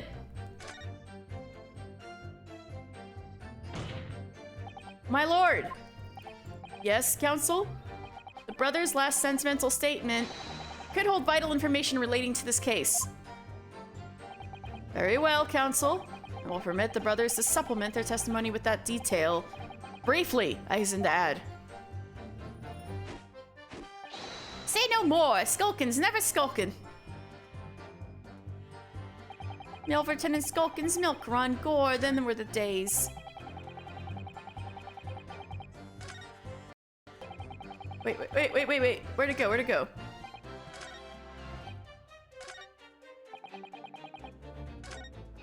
There we go. Hold it! I'm sure I'm going to regret asking, but what exactly was that? Some kind of business? Just a little scheme we had going back when we was youngsters. A bit of fun, really. Delivering fresh milk to the locals, that's what it was all about. That sounds alarmingly legitimate. There must be a catch. I suppose since we're here, I should ask them to elaborate, but on what? The business name. So this business was just a bit of fun, you say? And it was just yourselves and Mr. Graydon involved? Yeah, that's it. Milverton and Skulkin's Milk Run, was it? Yeah, that's it. And where did the Milverton part come from? Oh, right. I thought a clogs like you would have worked that one out. That is... Enough of this. How much longer are we expected to listen to this drivel? Don't interrupt them. Let me guess, you don't accept anything these two witnesses are saying. Tell me, why is it that only at the mention of the name Milverton that you decided to interject? Because well... It weren't the happiest homes that one came from. Yeah, his old man was struggling for money so much his wife walked out on him. She took the name Graydon then, see? But Ash will always be Milverton to us. Wait, was Mason your father? Holy shit! Milverton. So that used to be your surname, did it? Of course not. This is all bunkum. I've been a Graydon since I was born. Do you really think you can rely on the testimony of these two thieves, hmm? You're a communications officer attached to the civil service. As such, your personal details will have been thoroughly checked at the time of your appointment. It would be a very simple matter indeed to subpoena those records, Mr. Graydon. Oh! Well, it would appear that Mr. and Mr. Skulkin's testimony has been reliable, for once. You were born Ashley Milverton, then. Is that correct? Very well. Yes. So Ashley Graydon was once Ashley Milverton. That information could change things. It could turn out to be extremely important. Aha! I was getting ahead of myself. His last name was once Milverton years ago. Oh, this is getting spicy. Okay. Thrice-fired Mason was your father. All of a sudden, we seem to be upper necks in a serious matter of national security. Although all this talk about interception of secret government messages is still just conjecture at this stage. It would explain a number of things, though, wouldn't it? The negotiation Ginny overheard on the omnibus 2 months ago and the break-in at Windibanks? No, they didn't. They didn't de-egg his name. It was a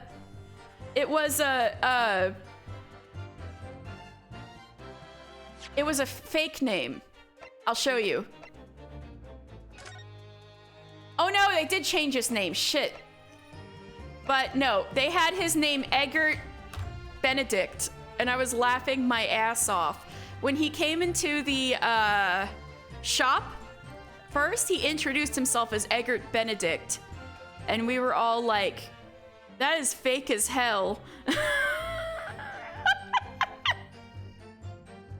And his cane said AG, so they're like, that's not Eggert Benedict. Why do you got this cane that says AG on it? And that was for Ashley Graydon. So yeah, he introduced himself first as Eggert Benedict, and on this blood file it used to say Eggert Benedict, but they updated it to Ashley Graydon, which is... Wait a second. They do look like they could be related. Holy shit, maybe he actually is his dad. Holy shit.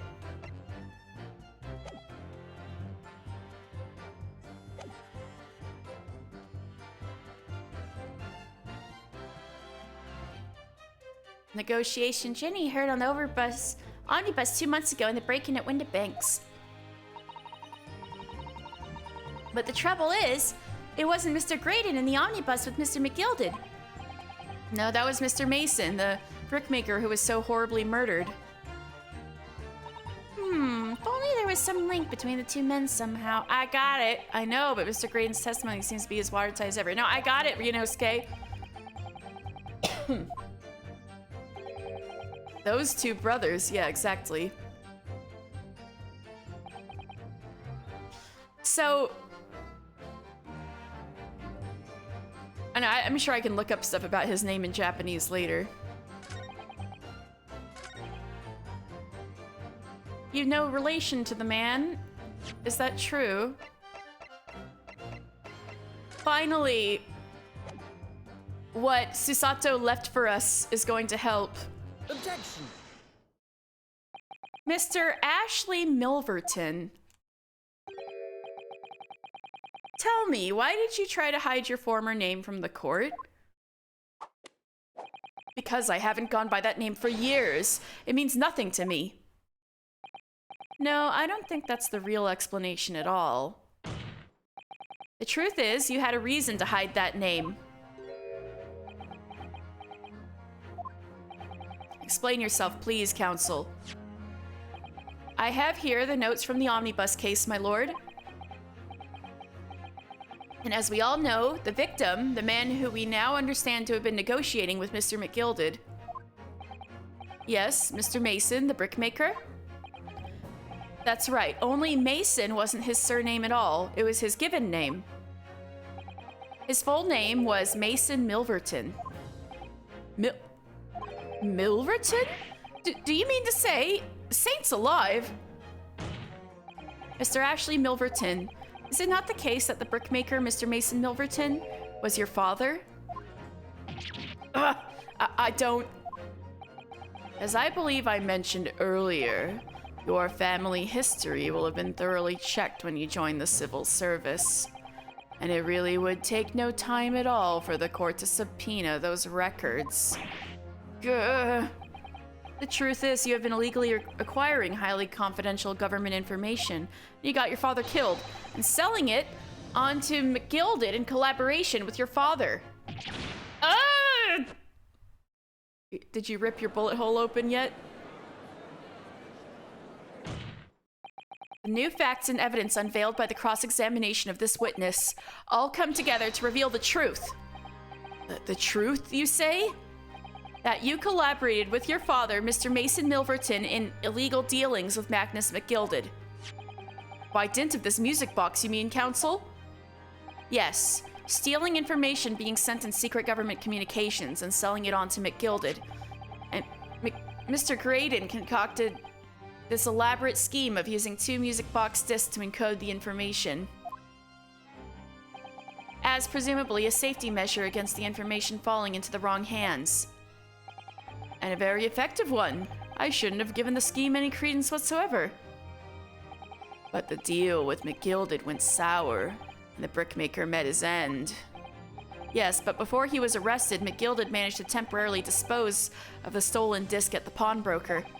Then, having learned of the situation, you appeared at Windibanks 2 days ago in an attempt to recover the 2 articles McGilded had placed in pawn there. But that attempt failed. One of the discs was seized by the police, and the other you never found. So that same night, you enlisted the help of the Skulkin brothers and broke into the pawnbrokery. This time, determined to recover the second disc. Are you suggesting that the second disc was inside the music box? Eh? Oh, true. True, that's why he had to pick it up. That's pretty smart about... Hey!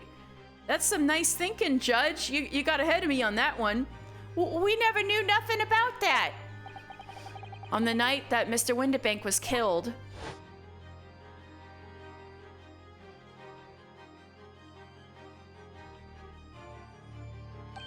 the intruder to the pawnbrokery touched one item and one item alone, the music box. As a rather ingeniously demonstrated using the 2 prints from the security camera, indeed. Stella, stop that. So, the question that naturally begs answering is this: why was only that one article disturbed? The answer is obvious, because it contained the second disc, which the intruder was desperate to retrieve. since if it were to fall in the hands of the police, it would be proof of high treason. Well, Mr. Graydon, do you deny that all of this actually began on that fateful night 2 months ago? I refuse to accept any of this nonsense. Nobody's buying this. Sir, there appears to be blood. Finally! There appears to be blood seeping through the sleeve of your jacket. What? The bullet hole.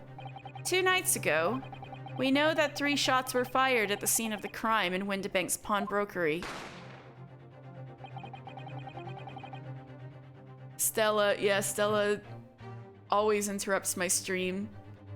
One took the life of the pawnbroker himself. Sholmes! One struck the pouch around Mr. Sholmes's waist. Oh, Susato. And the final bullet struck the calendar on the wall of the shop, having the first pierced the arm of one of the intruders. Mr. Graydon, that wound on your arm that you seem to be trying to hide, it's a bullet wound, isn't it? He's got you now, me old China. Time to call it quits and croak, I reckon. Shh. Don't acknowledge my presence there under any circumstances whatsoever. Those were my terms, remember? And I paid you handsomely to comply. Clearly, I was a fool to think I could trust some common backslum thieves. Fine, I admit it. I was there in Windibanks that night. I paid this pair 10 guineas to accompany me, and as you've noticed, I sustained an injury in the course of my adventures. But that is all. I admit to nothing more. Stealing government secrets, negotiating with Mr. McGilded. You're really gonna do that with your arm bleeding? As God is my witness, I'm sure I recalled nothing of the sort. He's not gonna go down without a fight. Not until I can show hard evidence, I suppose. Nevertheless, the defense has now established a crucial fact. Which is... well, we know that 1 bullet was fired from each of the 2 firearms we have in evidence. The bullet from the Skulkin brothers' gun hit the pouch around Mr. Sholmes' waist. And the bullet from Mr. Windibank's gun clearly must have been the one that caught Mr. Graydon on the arm. Indeed, it must. We can rule out the possibility that the man shot himself. And that leads us to only one conclusion. Mr. Windibank was shot by a 3rd gun, which can only have been fired by the 3rd intruder. Goodness! That's right, Mr. Graydon. The only person who could have possibly shot Mr. Windibank that night is you! Hold it!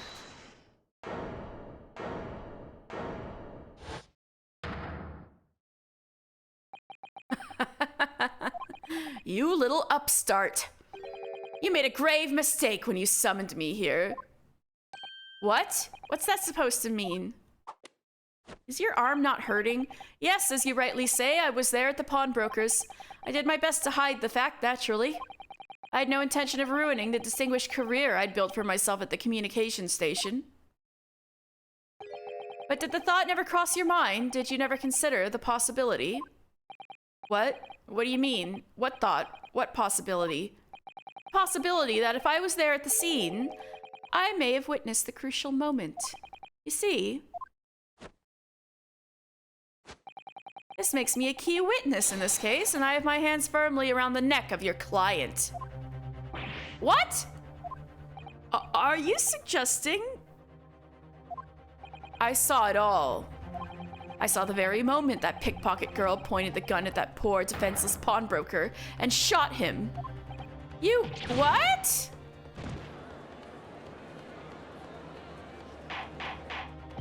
Order! Order! Order! Well, it would seem we are finally entering the last act of this theatrical trial. Mr. Graydon. Yes. I trust you are fully aware of the implications here. It is shown that your claim is false. You will have incriminated yourself as the killer.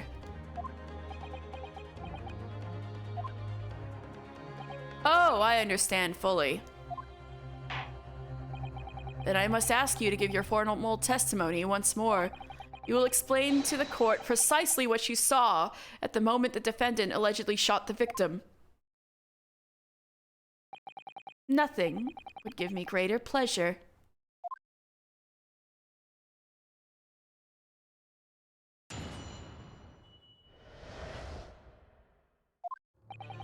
While these ruffians were jostling with the broker, I was still near the entrance to the shop.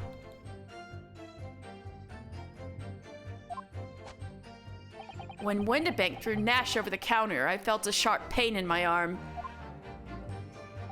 I pursued the man, but he shut himself in the storeroom. I could see him through the peephole in the door, though. The accused in a black coat shot the man in the back as he was trying to flee to safety. Hold on a diddly darn minute. Is she wearing the coat? No, we don't have a photo of her. Oh well. Oh, hold on.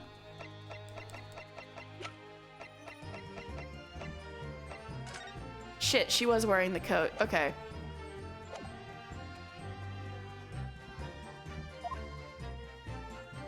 I saw the blood spatter all over that wretched girl.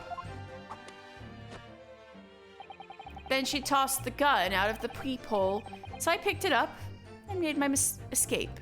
It wasn't his blood, sorry to say. Good gracious, this is quite extraordinary testimony.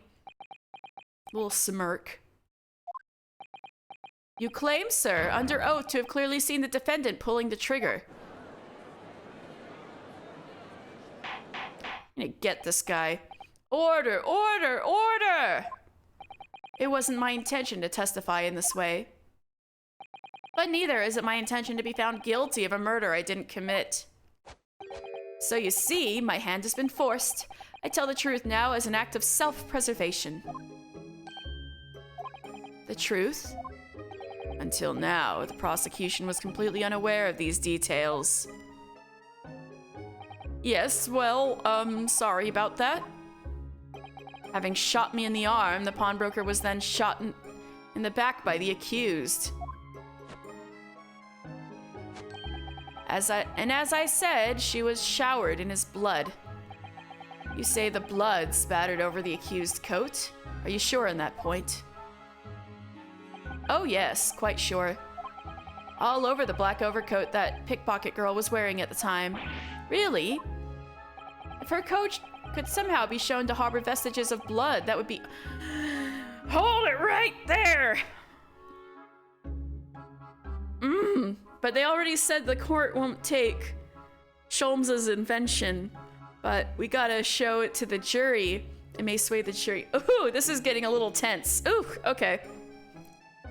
It could be conclusive evidence here. You little bitch! I swear! Such an investigation is entirely possible, my lord. What? We know it's covered in blood. Only very recently, a German scientist has developed a technique to identify human blood. Oh, I guess you're ahead of the game, Iris. Good job, Iris. So here's to true science, not some amateurish detective's dubious foray into the world of chemistry. Sorry, but I gotta do that. I gotta stop you guys there. I gotta do this. There's nothing dubious about Hurley's work. His ideas are all sound. Ideas are no use to us here. In science, as in law, theories must be proven before they stand. In Germany, the technique has already been employed in the courtroom as the basis of evidence. Scotland Yard has a small quantity of the chemical reagent used, with your lordship's permission. We could shatter all vestiges of doubt within minutes. This doesn't look good, Runo. Why not? Well, we know, don't we, that there's blood all over the front of Ginny's coat. If they test it with their chemicals... Oh, help! You're right! I was forgetting what happened yesterday. I didn't forget! Don't move, Ginny. I'm gonna shoot.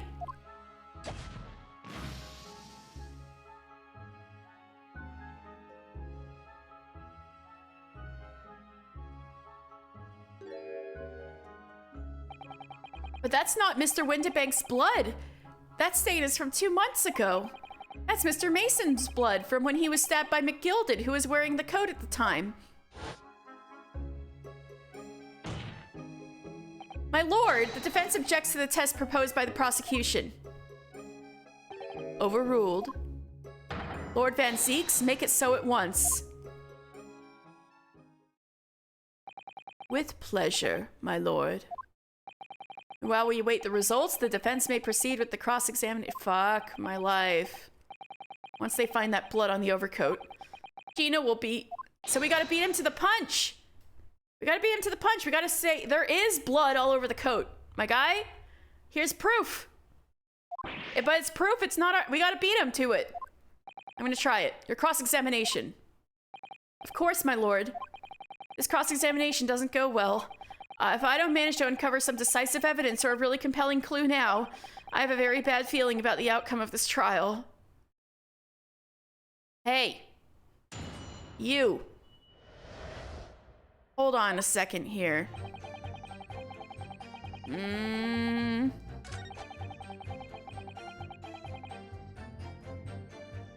little odd, isn't it? You mean that's the moment you were shot? Yes, though I didn't immediately realize what had happened, of course. Things crashed to the floor from the counter as 3 men were brawling. It was exactly that moment that it happened, so I didn't hear the gunshot. And the bullet went on to strike the calendar in the wall behind you. So it would appear. When I looked at my arm, I saw it was bleeding badly, so I wrapped my handkerchief around it. Seeing as I couldn't explain what had happened to a doctor, I had no choice but to wait for it to heal. I didn't imagine it would still be bleeding 2 days later. Did Mr. Windibank intend to shoot you, do you think? Well now, I don't imagine he even noticed I was there, to be honest. Perhaps the gun went off accidentally. Anyway, didn't quite strike home. When I pulled me gun on him, he tried to shove me out of the way. And then he scoppered through that door out the back. At which point, what did you do? I pursued the man, but he shut himself in the storeroom. I could see him through the peephole in the door, though. Hold it! You mean you chased after him? I don't recall the reason why, but I ran after him to the back of the shop. And what about this peephole in the door you mentioned? Well, unsurprisingly, the storeroom door is a solid job made of stout wood. But there's a small opening in about a head height that lets you see what's what in there from the outside. Actually, I should know that, shouldn't I? Yeah, you opened it yourself to look in there. I looked through it myself that night.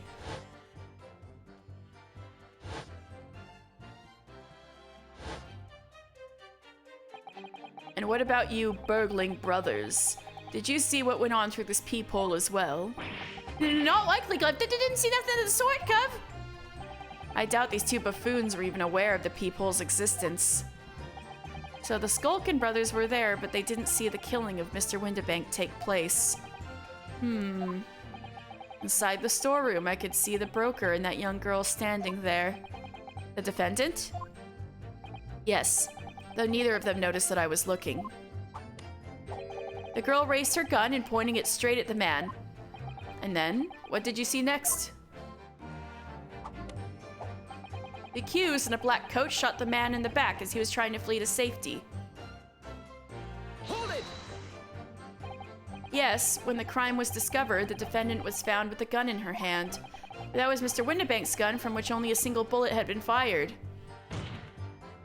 And as we've already established, Mr. Graydon, that bullet was fired at you.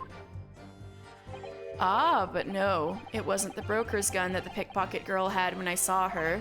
Yes, the bullet was from Windbank's gun grazed my arm, and yes, the Skulkin's gun grounded the detective. But this was another gun entirely, a third gun, which conveniently the police didn't discover, and she was in a locked room. How, pray tell, did the gun get out of there? The broker's gun was not the murder weapon, so clearly there had to be a third firearm involved. In other words, the accused must have had her own gun with her at the time. Objection. Where the fuck did it go, huh? But no other gun was found at the scene. Calm yourself, counsel. Sorry? You must consider the events in order. At first, I saw the broker and the girl glaring at each other, but then all of a sudden, the broker turned to run. And it was at that moment that the little gutter rat shot him in the back. A chilling image, I must say.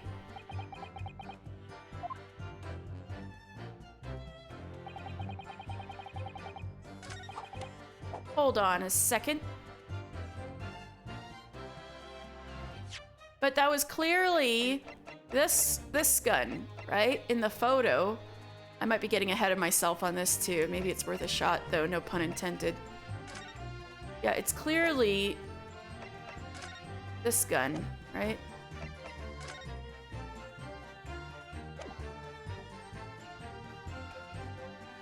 Objection. Fuck, it didn't work.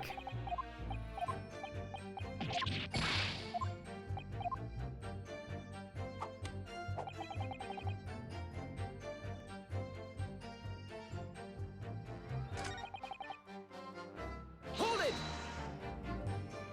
All over her? Yes, through the peephole I saw it clearly. Of course, the stains are invisible now, what with the coat being such a dark color. But I assure you, the garment is sullied with the victim's blood. Well, it is sullied with blood, that's for sure. But it's not Mr. Winterbank's blood, is it? No, that's right. It's Mr. Mason Milverton's blood from when McGilded stabbed him 2 months ago. It's so annoying. If they'd only accept Hurley's chemical analysis, we could prove that. But they won't. So unfortunately, we can't use it as evidence to support our case. But what about the jury? Father. Then she tossed the gun out the peephole. So I picked it up and made my escape. Why did you do that? Hold it. Did I hear you correctly? She threw the gun out of the room. That's right. After the broker fell to the floor, she started walking over. Over where exactly? In the direction of the storeroom door, to where I was watching. Of course, I quickly retreated. Yes, this is still the same case. Hello, Tess. Wait, were you around for the beginning of this case? It's not the same case with Natsume Soseki and the lady getting stabbed and the husband and wife. It's not that same case, but this is the same case with yeah,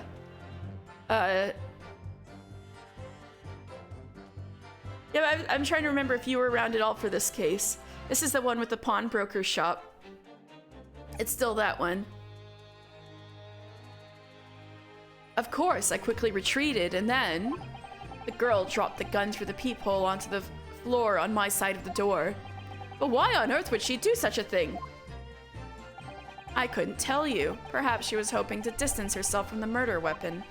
Without thinking, I went and picked it up.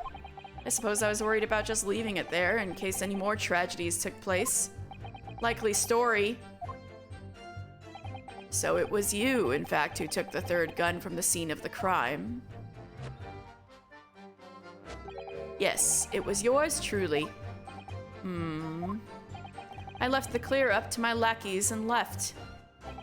Clear up? We'd made a bit of mess around the counter, so Mr. Whistle and Flutier told us to tidy up. He thinks he's our bloomin' mum sometimes.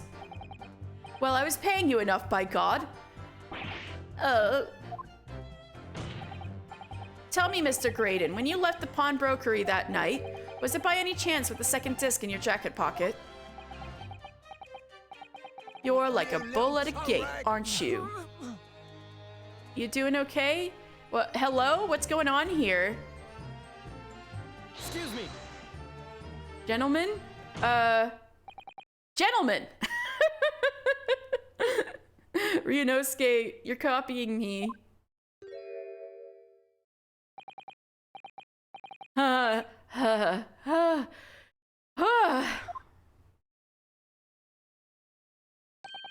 Something wrong, Sunshine? Yeah? That should be my line. You do realize you're just violently shaking Mr. Skulkin in court. Blimey, this D's a bit of an hooligan, ain't he? What was going on just now? You saw him. He grabbed me whistle. Why the blazes, he said. Didn't you mention the third gun when we got you down to the station? And why didn't you? 'Cause we didn't know nothing about it. Or that flaming peephole in the door. Sorry about that. I can be prone to losing my rag sometimes. Not hurt, are you? Oh, blimey, see the way he's looking at me? I'm telling you, this D gives me the willies. That was strange. The inspector doesn't normally get quite as worked up as that. He wouldn't normally grab someone. No, that wasn't like Reg C at all. He's normally all sweetness and light, no matter what I say to him. Yes, well, I think you might be a special case, Iris. Well, anyway, that was definitely out of character. Can we elaborate on that? What's your feeling, Reno? As much as I hate to admit it, I don't see any obvious holes in his testimony at the moment, you know, aside from the blood that we can't use, apparently.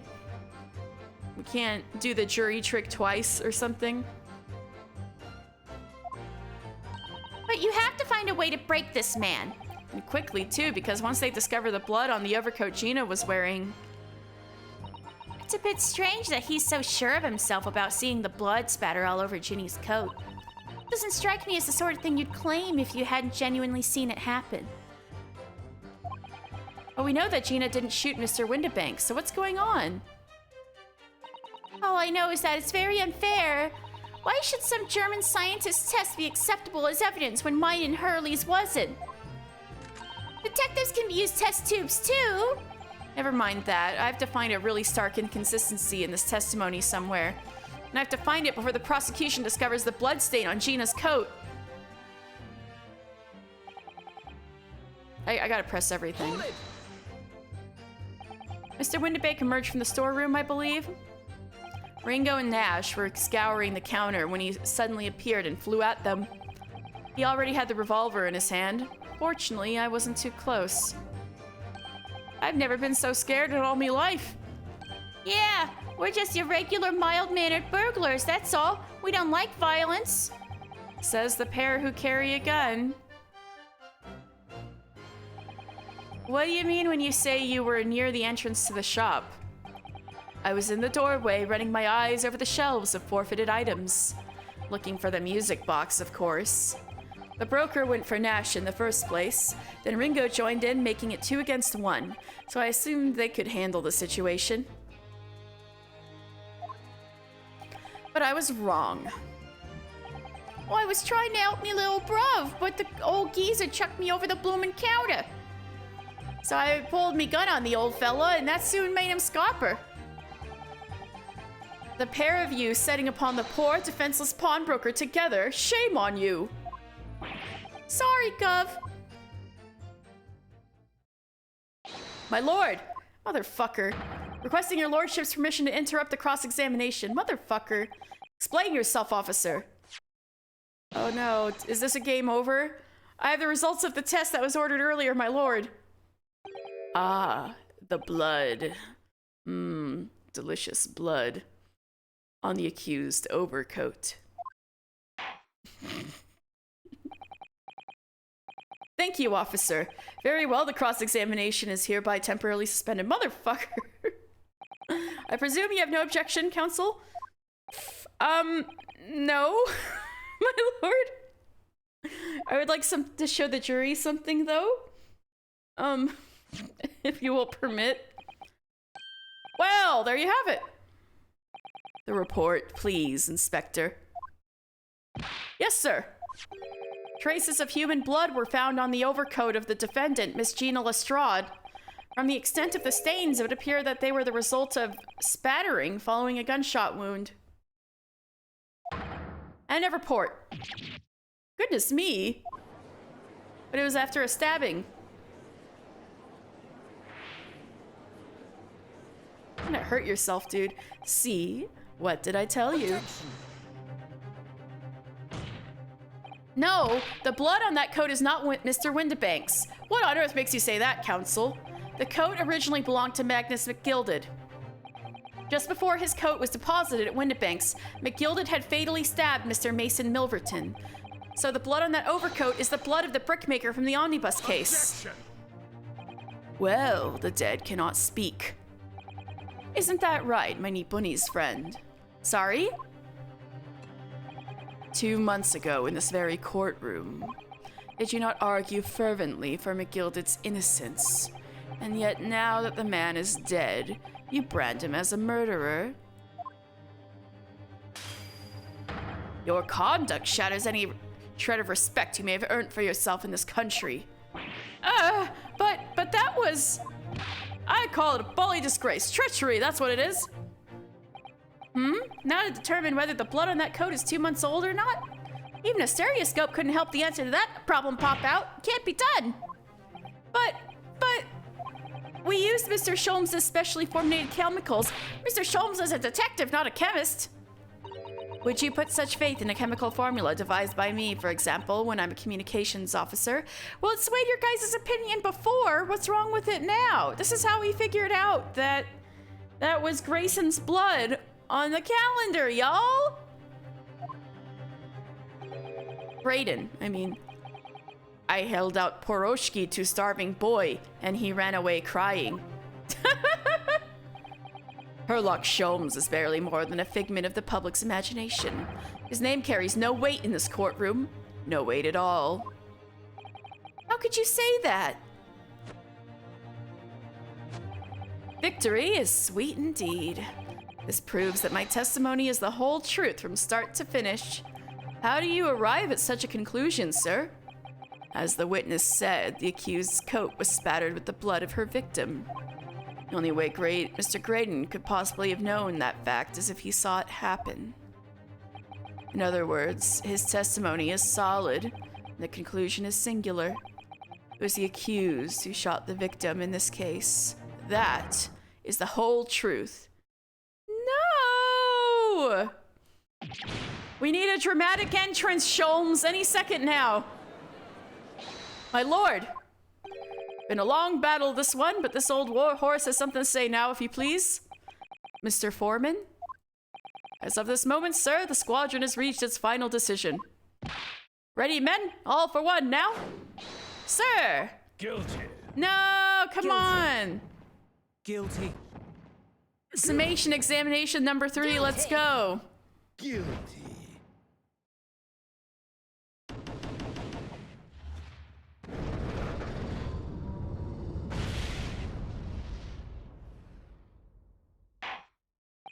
Well, it would appear the ladies and gentlemen of the jury have reached a unanimous verdict. Oh, the blonde guy in white definitely did it. 100%. The defense has consistently failed to unpick this witness's testimony. Now, I can unpick it, you guys just won't accept the answer. Here's to any attempt you may make at unpicking the jurors' decisions, being equally successful. I don't believe it. After I've come so far, how is it all unraveling on me so fast?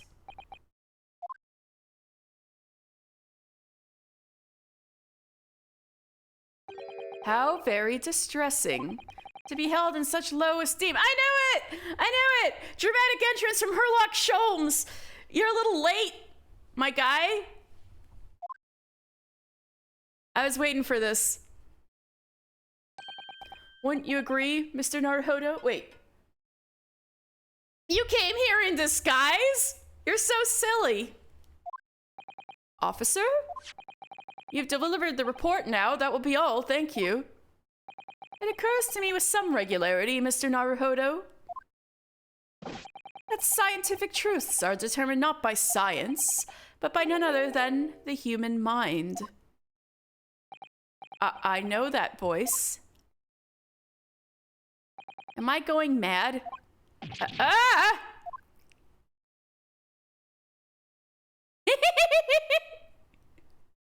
You cutie.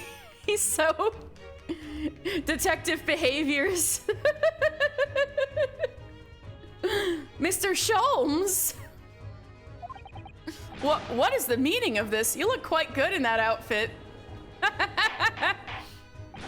Just take off the fake mustache and the hat. Order, order, order! What business do you have here, detective? Last I heard, you were recuperating in hospital. As well I should be, had I not been set upon an errand. What errand? Hurley, it's really you! You're awake at last! Yes, good day, Iris. I appear to be rather late to rise. My apologies. Now, my lord, if you will humor me. In what manner, sir? I have something of great importance I wish to give to the young lawyer over there. I need no more than 5 minutes. Would you be so kind as to spare us the time? What say you to this, Lord Van Zieks? This trial has taken many hours of the court's time, having spent so long already. Exactly! Haven't spent so long already! We don't want to go wasting any more precious time! As I was saying, having spent so long already, it would seem churlish to deny the defense a mere 5 minutes. Thank you, Van Zieks! Very well then, counsel, you have 5 minutes. Thank you, Van Zieks. There he is! Oh, they're both in my bench! Yay! My dear fellow, I apologize for my tardy arrival. Yay! Did you fit that hat under your hat? Mr. Sholmes, are you all right now? How did you fit your entire cape under that outfit? Ah! All right. I'm all wrong. Sorry? I've only just managed to summon the strength to stand, man. I asked the judge for 5 minutes. But I fear even that may be proved too much for me. Pray forgive me, should I pass out? Let's make this discussion short as possible. Hurley, this place is full of idiots. None of them can see how wonderful your chemical blood analysis is. Ah, well, that concoction of mine was really just a bit of sport to assist me in my investigations. I never took the trouble to refine it for appraisal by the scientific community. An oversight on my part. Right. Modesty? Surely not. But enough of that. I'm here to give you this, my dear fellow. Oh, that looks like Susato! Made a little lunchbox for me. Thank you so much. What's that? A lavender furoshiki wrapping. A leaving present from Miss Susato. From Miss Susato? If possible, matters were to be settled without me giving you this. Those are her instructions when she asked me to do her this favor. I don't understand.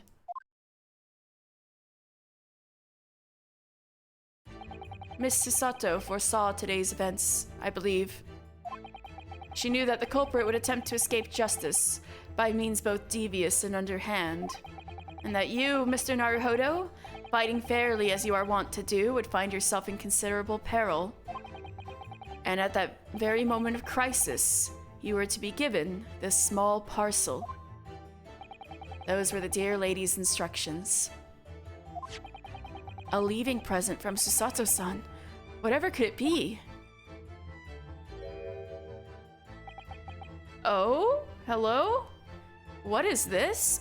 Oh! Wait, I've seen that before! That's the cat door! Oh! It's the machine I made! Ah! What can we do with that? Wagga, hi! I love you! Your little boat. Ooh, so cute. Look, I used this. It's my latest invention. What is that? I call it the cat flap-a-mat. Need me one of those. A can make a cat flap for a little furry friend like Waggy in seconds.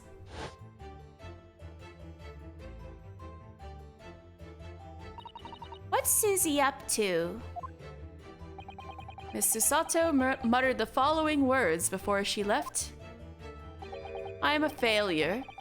I don't deserve to be a judicial assistant. What? Didn't she say something like that?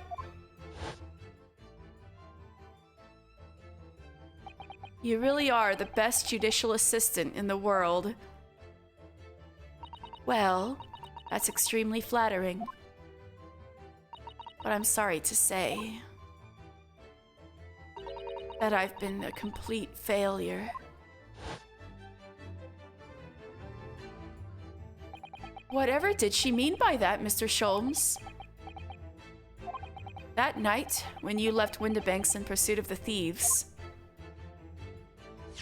Miss Susato made use of this contraption for a certain purpose.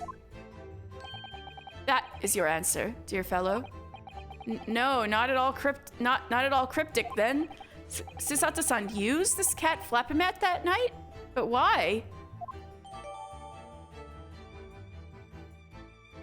Was the peephole not there before? When would she have had the opportunity? Was she there? She wasn't there with Gina. Your 5 minutes is over. So the flap was not there when the murder happened, so his entire argument falls apart. Why did she use it, though? We're out of time already?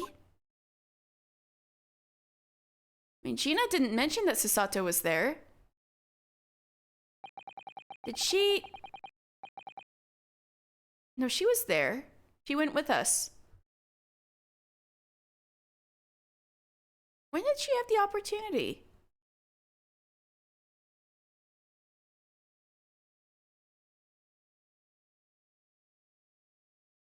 Did it have to do with the Hound of the Baskervilles? Huh. I'm grateful to you for affording us that brief recess, Mr. Reaper. I need no thanks, Detective. After all, the die is cast.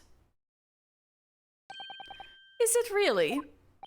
The jurors are unanimous in their leanings. No doubt my learned friend will consider a summation examination. But any attempt to alter the verdict now would be utterly futile. I wonder... Mr. Naruhodo? Yes? The rest is down to you, dear fellow. What is your plan? The rest is down to me? I need to be careful here. If I make a wrong move, the trial will end badly. Oh, I gotta save. My lord, the defense requests...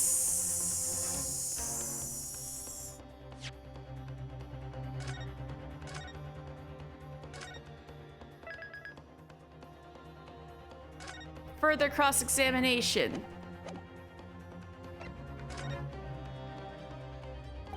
Further cross-examination. Objection! The jurors have spoken. Protocol dictates that you may not cross-examine a new witness now. We have new evidence.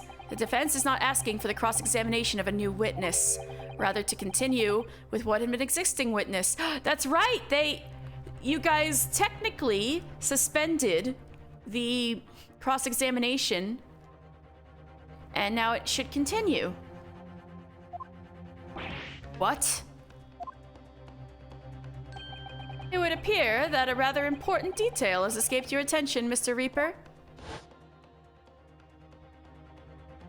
My lord, requesting your lordship's permission to interrupt the cross-examination. Hey, nice one, Sholmes. Thank you, Sholmes. Thank you, officer.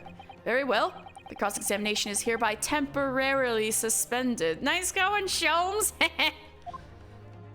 I presume you have no objection, counsel? No, my lord.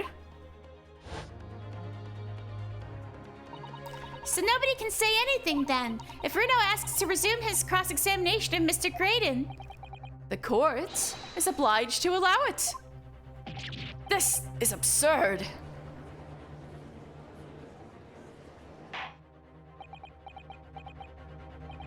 I would remind those present that this is my courtroom.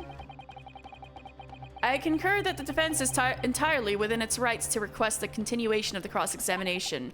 However, I will not permit an unremitting protraction of these proceedings. Oh, this is where it starts ratcheting up. Therefore, I have decided to afford the defense one final opportunity in concluding the cross-examination. Counsel, you must choose but one statement from the witness's testimony. Oh, this is one of those Furio Tigre moments. And but one piece of evidence to present in support of your argument against it. A single chance to present evidence. If, following that, the situation remains unchanged, I shall move to adjudication. Is that clear, counsels? You will not press the witness any further. My lord. Yes, my lord. A single statement and a single piece of evidence. Most generous.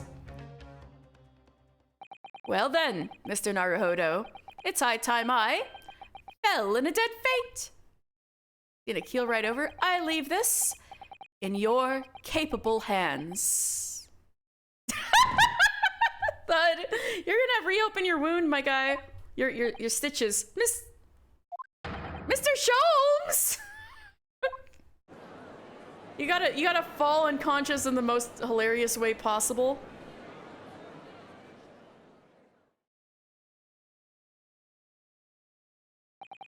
To stand so insouciantly before the court in a state of such high fever, either the man has extraordinary strength of mind or an extraordinary lack of feeling, maybe both.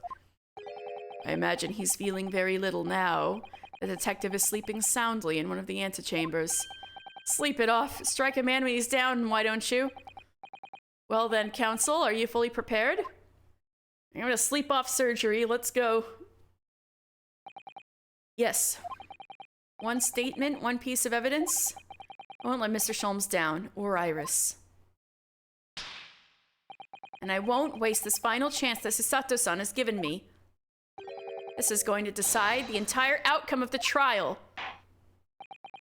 Very well then. Under the terms I've outlined, you may resume the cross-examination.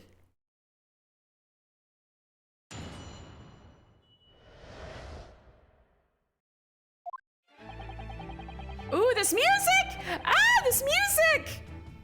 All right, I gotta save.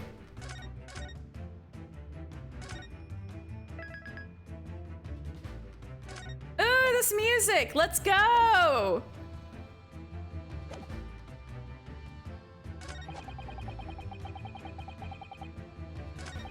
Let's go! I pursued the man, but he shut himself in the storeroom. I could see him through the peephole in the door, though. Cat Flapomat. A compact machine for the rapid creation of small flaps and larger doors to allow cats to come and go freely. Boom! Objection. Let's go! What on earth is that eccentric contraption, counsel? Ooh, it's my cat Flapomat, my lord. It makes a way for cats to get in and out of a room. It can cut through any door you can think of and make a little new little door in the middle of it. That's right, my lord. It's a device for creating so-called cat flaps. Small doors for cats to come and go as they please without their owners having to open the main door. I'm sure we can all work that out for ourselves. Oh! But that cat lover's contrivance has no possible relevance to this case. Oh, really? Of course it doesn't. To start with, there was no cat flap in the pawnbroker's door. Not being a keeper of cats myself, I'm afraid I fail to see what this has to do with the matter at hand. Perhaps it would help if I described its function another way then. This contraption is able to create a peephole in any door you can imagine in practically no time at all. I beg your pardon, a peephole, you say? 2 nights ago, we arrived at the scene only minutes after the murder of Mr. Windibank had taken place. That's right. According to the paperwork at the yard, it was you, your Japanese assistant, and Sholmes. Yes, the 3 of us were together, and it's recently come to my attention that my assistant made use of this device at the time. Your assistant did what? There was a peephole in the storeroom door. I can attest to that. Because I looked through the peephole myself in order to see inside the locked storeroom. This is ludicrous. What are you trying to say? Of course there was a peephole in the door. I said as much in my testimony. How else could I have witnessed the crime, for pity's sake? Yes. How could you? What? Counsel, kindly say what you mean. All right, it's time. Time to strike the final blow. What I mean is this, my lord. My assistant made the peephole in the storeroom door, and until such as time as she did, the door had no hole in it to look through. What? No! Objection! This is a farce. Are you really suggesting that the peephole in the door was... Yes, it was created only after the incident had taken place by my judicial assistant using this device. Your assistant tampered with the crime scene whilst being fully aware of the gravity of her actions. This is a most serious act of vandalism, for which I humbly apologize, my lord. It was in the few minutes that I left the scene in order to pursue the Skulkin brothers and alert the police. Nevertheless, that's her opportunity. In the light of this new information, it becomes apparent that Mr. Graydon's testimony is riddled with holes. Ha ha, riddled with holes, get it? Riddled with... Explain yourself, counsel. The majority of Mr. Graydon's testimony that appears to incriminate the defendant is based upon what he witnessed through the peephole in the storeroom door. Yes, that filthy girl shooting the man in the back. However, if at the time of the incident, the peephole did not yet exist in the door, there's no possible way that you could have seen what you claim to have seen. In short, you and your entire testimony is a pack of lies.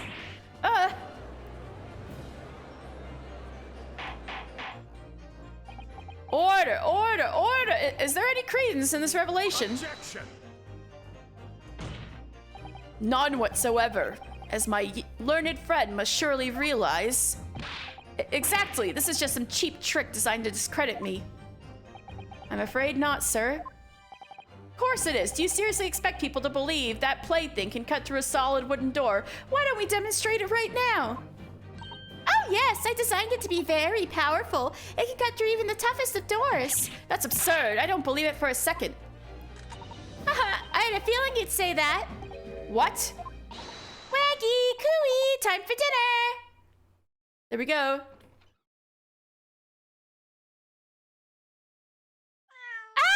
Coming into the courtroom, she already put it in the door. You're so good, Iris. Iris, best little girl in the world. Well? Young lady, this is the Old Bailey. One does not make cat flaps in the oak paneling at the Old Bailey. I'm not done yet, don't worry. This doesn't mean that the peephole in the storeroom door at Windibanks was made by your machine. And there's no way you can prove that it was. No, but it's easy. What? The cat flaps my cat flapomat creates are all of a fixed size, and the dimensions of the peephole here at Windibanks are an exact match. Hee old Silky's lost for words. Excellent work, Iris. Thank you.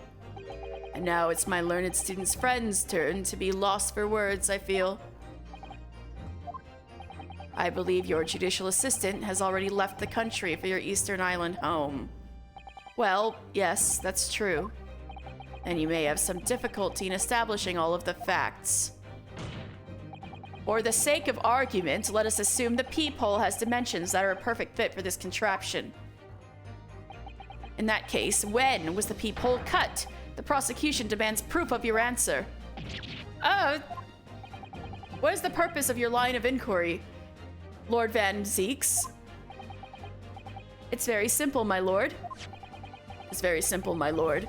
The defense argues that the peephole was created after the incident using this device.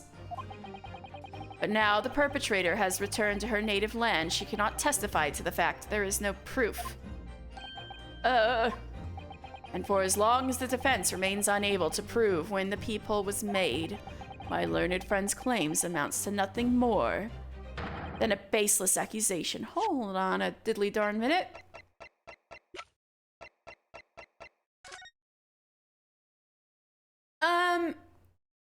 You can kind of see it. Oh! Oh my god! I didn't notice that till now! Oh my god! Look! 1 o'clock, no flap. 1:30, flap! I didn't notice this until now. Yeah! I do have proof. Lord Van Zeeks, I have proof?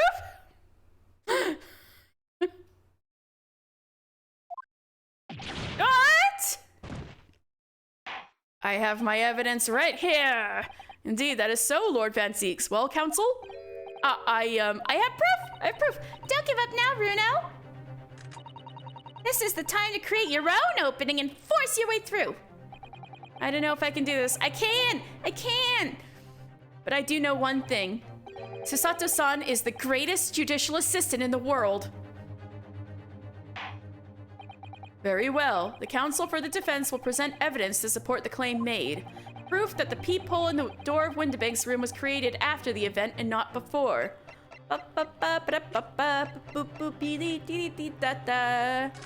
Not here. And here. Take that! What are you? A print from that detective's infernal cameras again. My judicial assistant, Miss Susato Mikotoba, is an extremely intelligent and capable woman, which is why I never had any cause to doubt that she would have considered this scenario and made sure I had necessary proof. And the necessary proof is this photographic print, counsel? This print shows the scene in the shop moments after the defendant entered the premises. Agreed. It also shows the accused mercilessly wielded a gun in the direction of the defenseless broker. But, more to the point, it pictures the storeroom door in the background. Let me see that print again. I don't believe it. This really is quite remarkable. The door of the storeroom is completely devoid of a peephole of any description. Mr. Graydon, you couldn't possibly have witnessed the crime as you claim to have done, because at the time it happened, there was no peephole in the door. In other words, your testimony is a catalog of lies.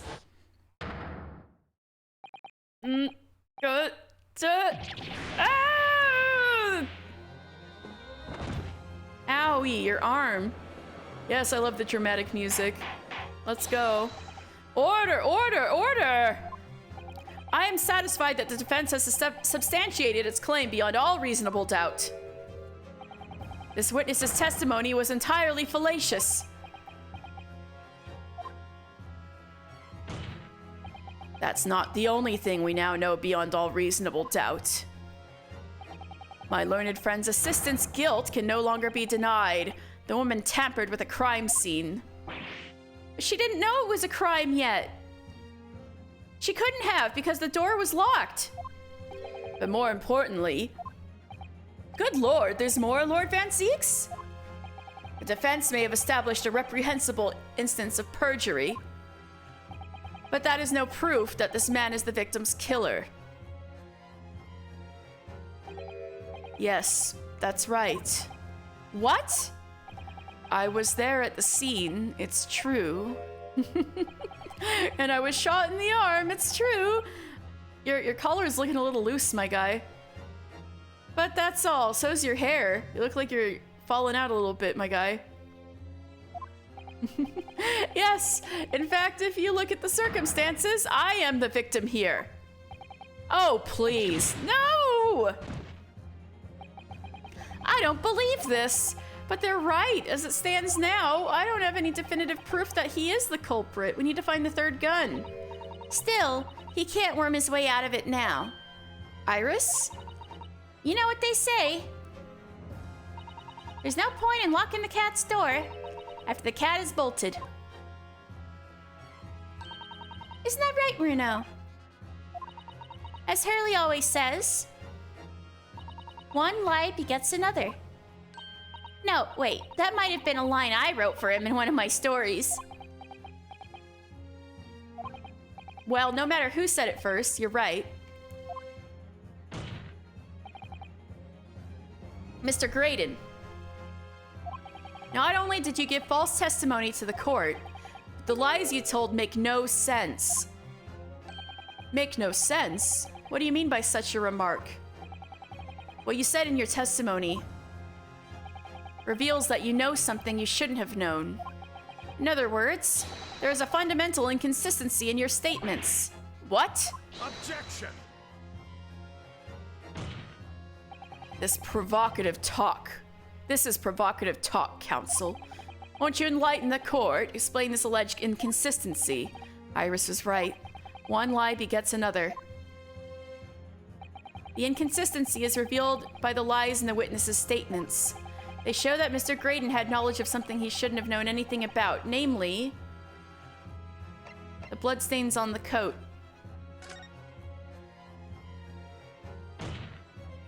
The bloodstains that were present on Miss Lestrade's coat. That's right. The victim's blood spattered all over her when she shot him. But how could you possibly have known that?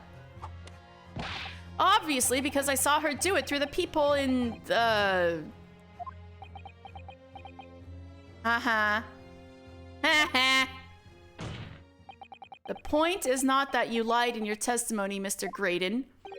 It's the nature of the lie you concocted that is so revealing.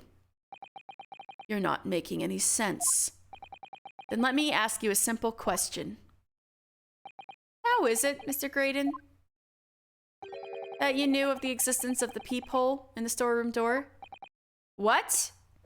Well, obviously,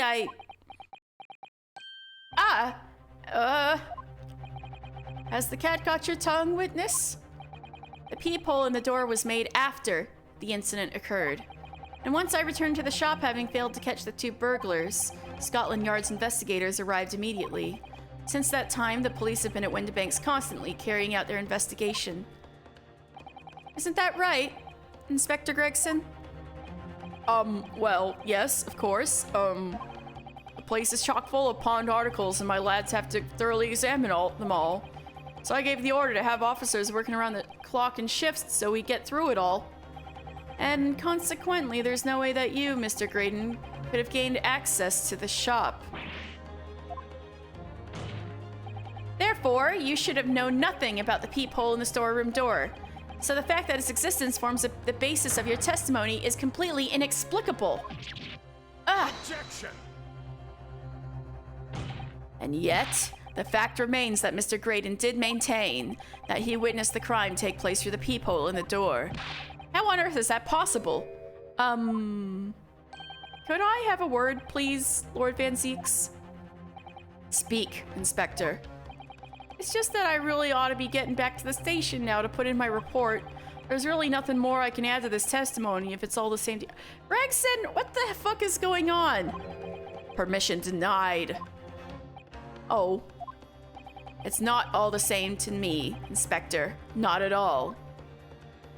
You will remain exactly where you are until this trial concludes. Oh, of course, sir. Mr. Graydon. You shouldn't have known about the existence of that peephole. Which can only mean that you must have been informed about it by somebody else. Objection! Stop there, my learned friend. You realize, I trust, that the words you just uttered have extremely serious implications. Yes, but the defense believes that the details about the case that Mr. Graydon claims to have seen must have been revealed to him by a certain person before his testimony.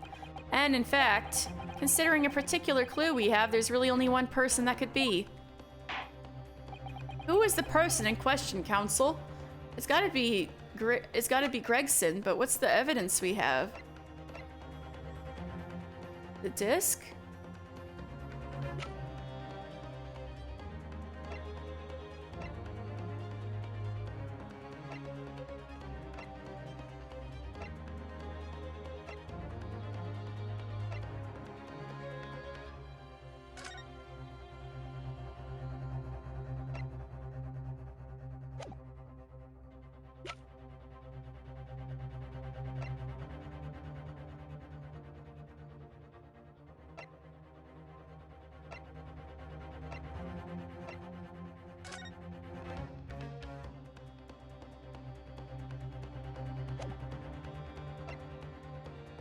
Really? What's the evidence that points to...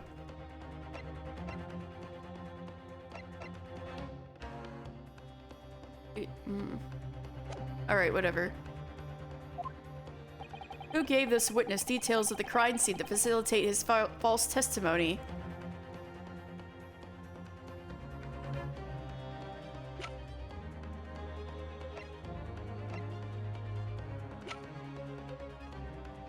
I just realized we never really took a proper look at 27.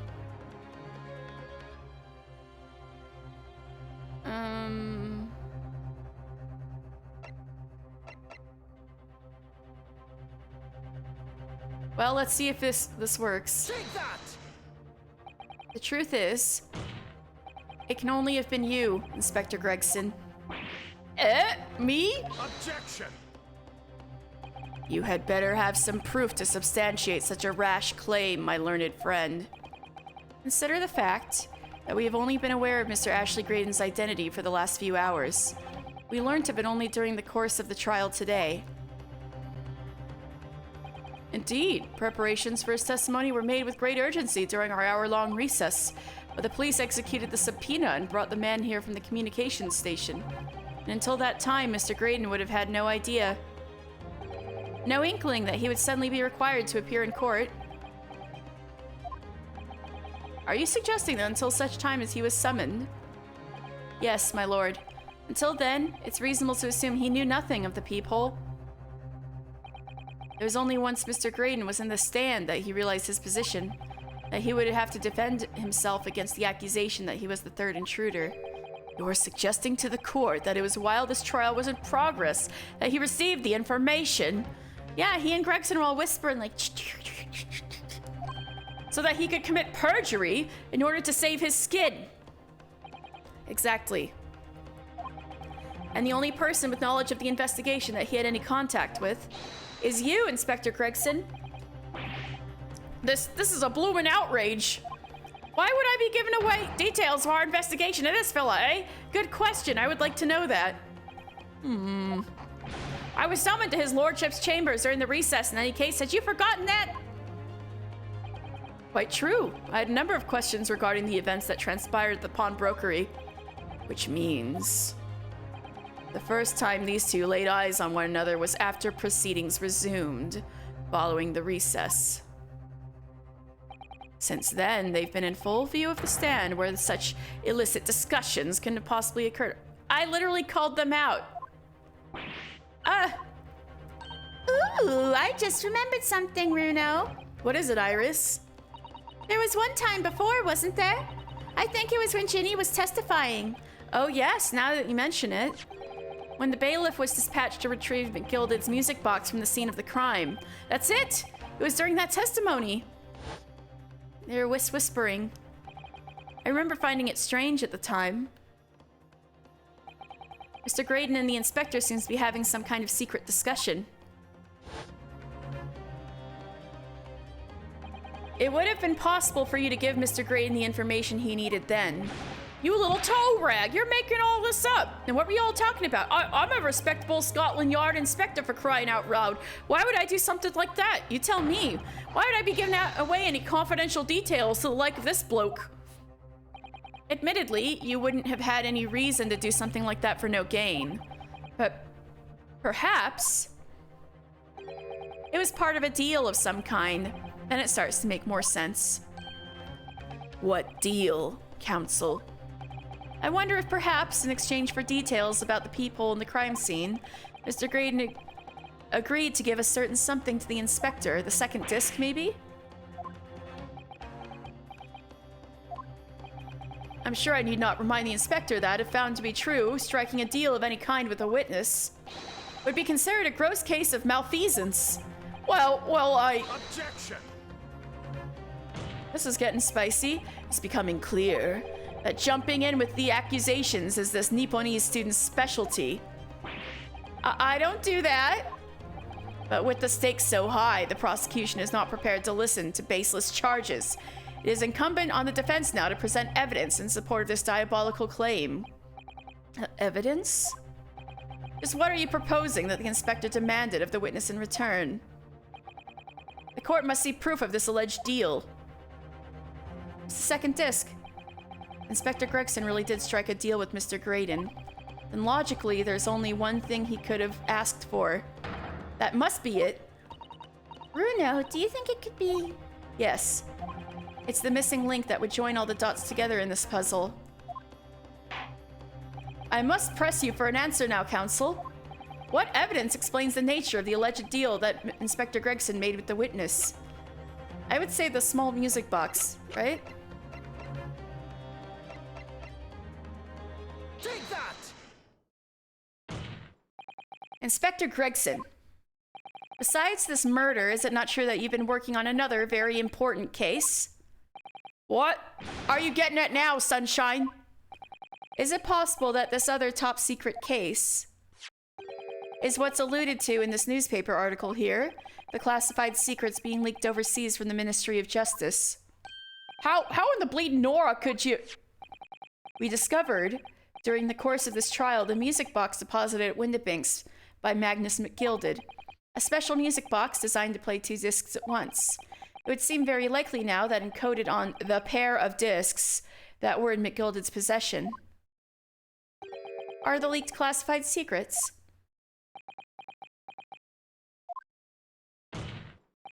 So I put it to you, Inspector, that in order to recover the second of the discs containing those secrets, you covertly made a deal with Mr. Graydon in which you exchanged the disc for details of the case. You little... Ah!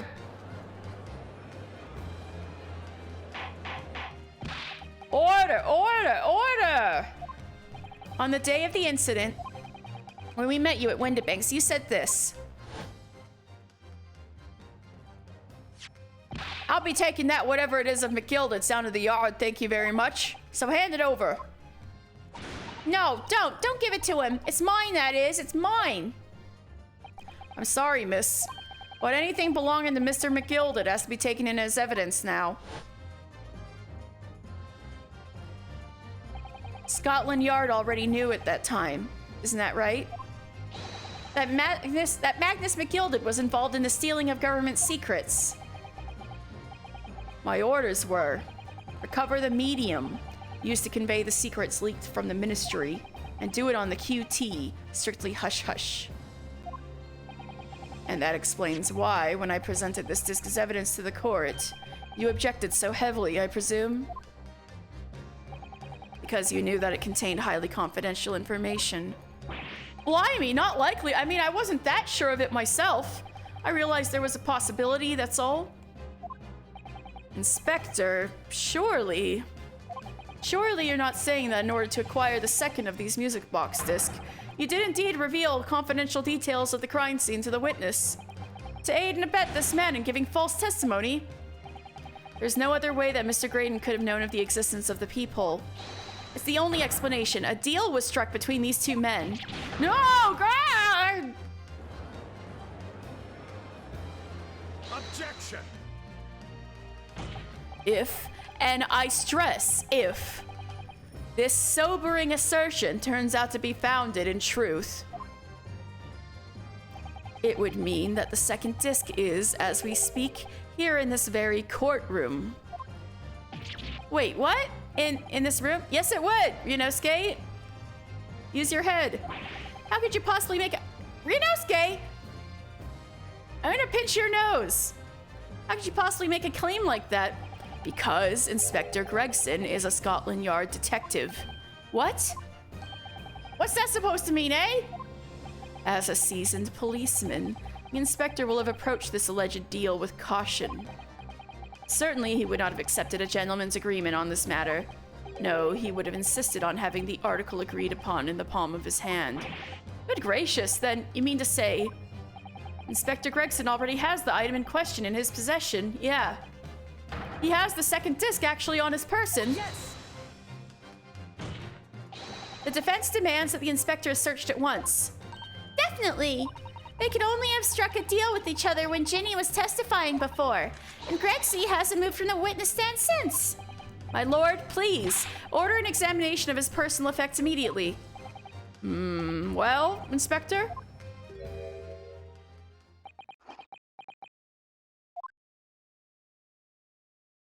This young lad wants to tone down his imagination. He's insulted me and my profession quite enough. However, if it'll put matters to bed and dispel any doubts about my involvement, and I'll happily submit to a body search. What? He's gonna agree to it? I presume you're aware of the precipice on which you now teeter, my learned student friend? You've made a most serious allegation against Scotland Yard here. Uh-oh, I feel a little, If, following the search of the inspector's personal effects, no disc is found, you will be deemed unfit for court service. This trial will... Oh, motherfucker! Ah! No, you had to really put on the pressure, didn't you? Now I've got the willies. This trial will end, and my country's government will formally demand of yours that you are severely reprimanded. Well, that sounds serious. Indeed, to have a visiting student make such defamatory remarks about our country's most senior police force is not something Her Majesty's government will be able to overlook. You're just threatening Runa because you're scared. The accusation is beyond serious. You must be prepared for grave consequences. Search both of them then. It could still be on Graydon. It's true. I can't imagine Gregson would have accepted a gentleman's agreement for something so critical. The disc must have physically changed hands, which means the inspector should have it. But somehow, something doesn't feel quite right here. I agree. Very well, counsel. You know the implications, so let me ask you one final time. Yes, my lord. Do you still persist in formally requesting a search of the inspector's personal effects? Search someone else.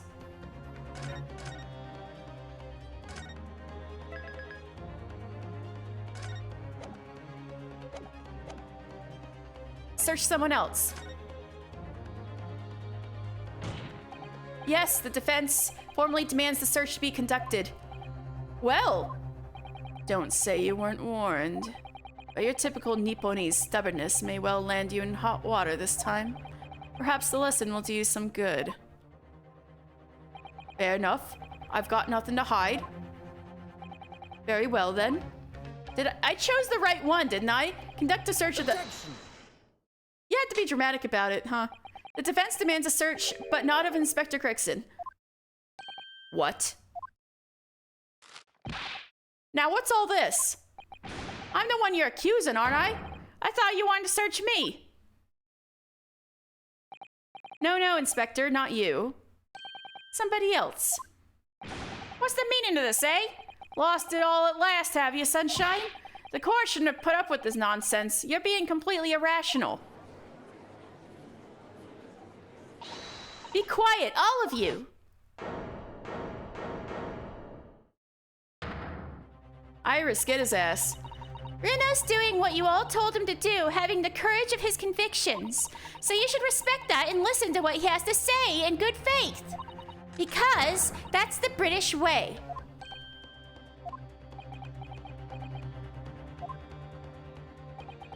Well said, young lady.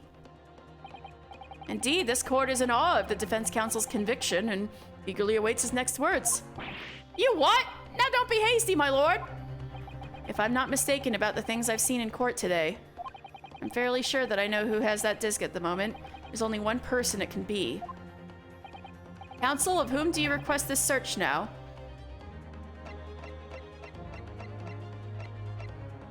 Take that! Mr. Ashley Graydon, my lord. The defense demands that he be searched at once. Very well. I presume you will not protest, Mr. Graydon? Au contraire.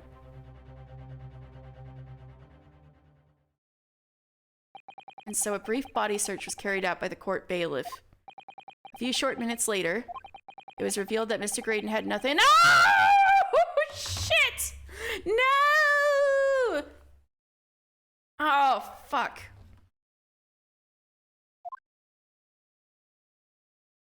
No! Game over. I have to try again?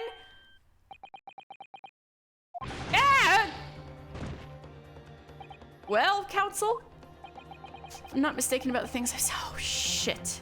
I really gotta think. What did I see?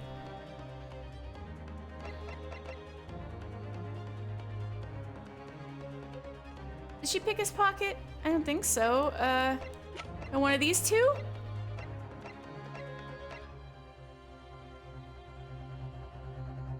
They were fighting each other. He could have nicked it. Nash? Alright, I'm gonna save the game again.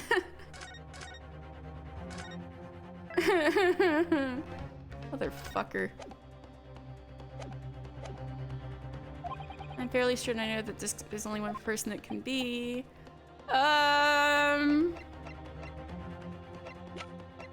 Nash? Take that! My lord? Mr. Nash Skulkin. Well, I never. Eh? Why me? Me? Him? This is so cute. Very well then, bailiff. Restrain the witness and conduct a thorough search of his personal effects. Please, my lord. Oh, I got you! Inspector? Scotland Yard, has to object to the search. I was right on the money. Hey, y'all are next to each other. Hey. Objection! Unfortunately for you, Inspector, your objections carry no weight here. In this courtroom, only the prosecution and the defense have the authority to object. But Lord Van Zeeks! I have no idea what forces are in play that might influence your actions. But personally, I have no intention of obstructing the course of this trial. Ah! Bailiff, carry out the search.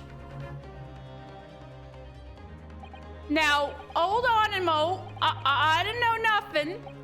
Nothing about no disc. Cut it out!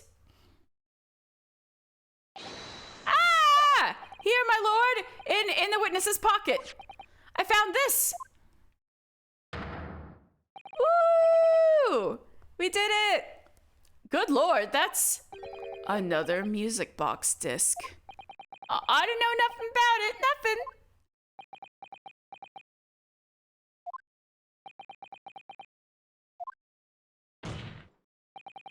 That is the second music box disc left behind by Magnus McGilded. Is it not, Inspector Gregson? Yeah! Order! Mr. Skulkin, what have you to say for yourself?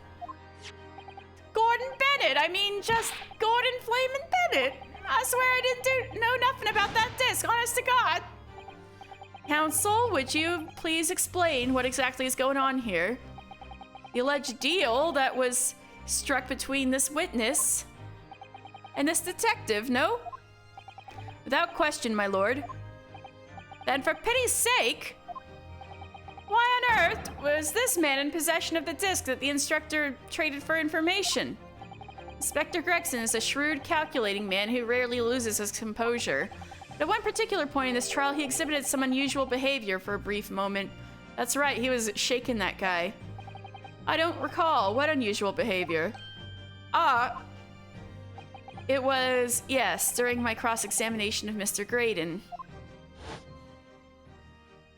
Tell me, Mr. Graydon, when you left the pawnbrokery that night, was it by any chance with the second disc in your jacket pocket? I admit to nothing of the sort.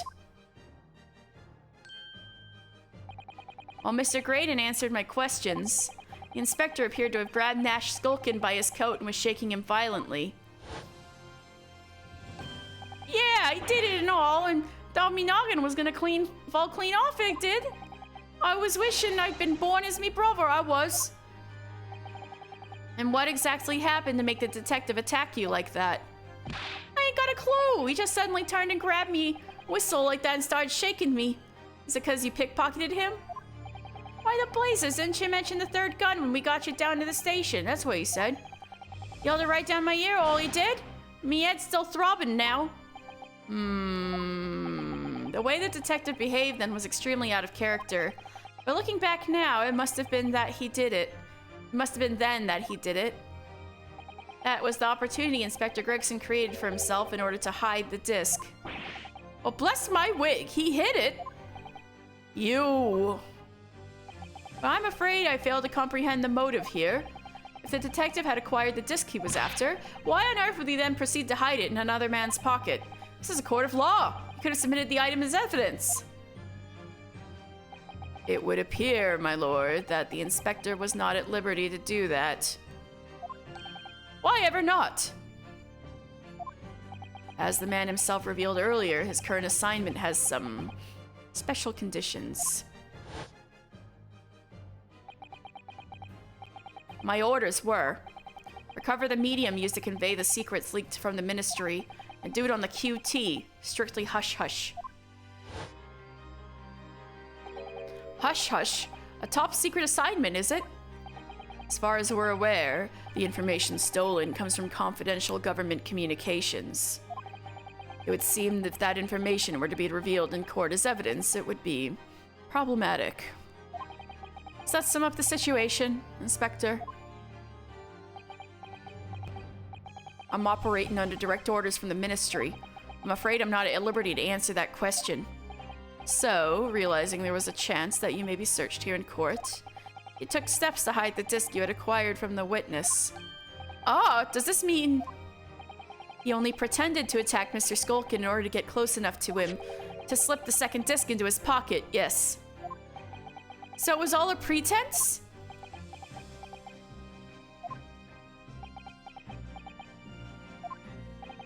Well now, Inspector Gregson, and you, Mr. Graydon, are you prepared to admit to the accusation made against you of this alleged deal?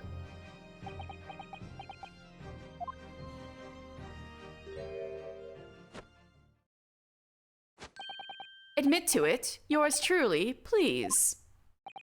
Mr. Graydon. Clearly our Eastern visitor has an uncommonly active imagination. However, there's no proof that I passed that disc to the inspector. Objection. But then, how do you explain the reason why you knew about the peephole? I'm under no obligation to explain. What? Yes, I lied in my testimony. That I admit, so sentence me accordingly. But that is all I admit.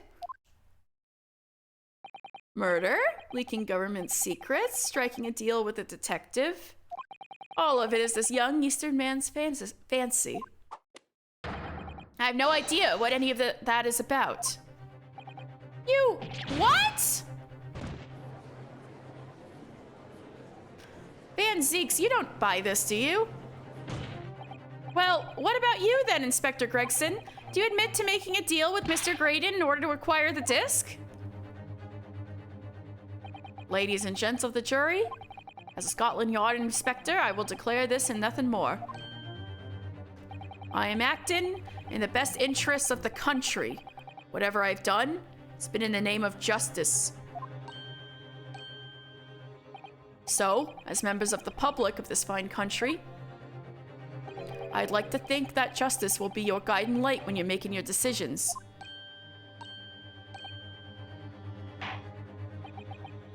This is quite a quandary indeed.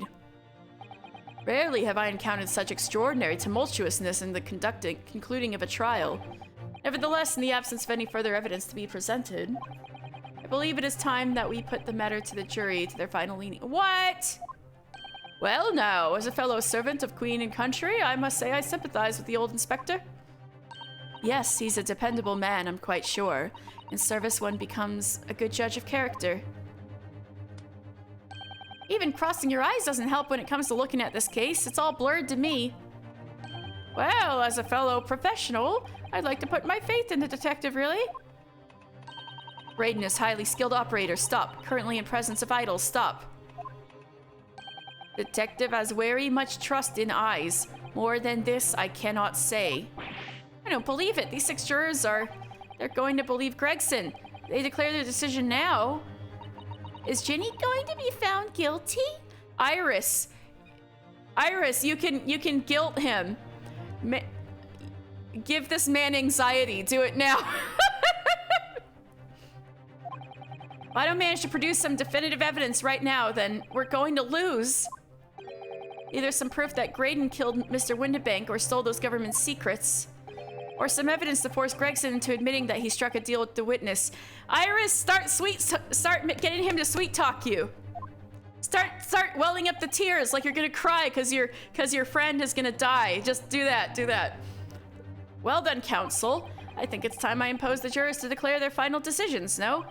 That is, unless you have some compelling evidence you have thus far not presented to the court. Iris, start the waterworks!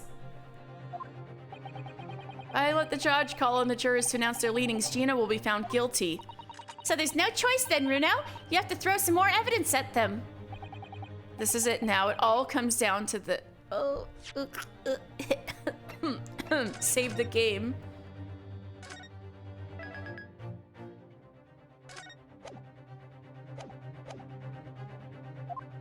Who do I present evidence against? Gregson or Graydon? Let's see. I did not examine this yet. It looks like a froggy about to swallow me up. I can't find it. Oh.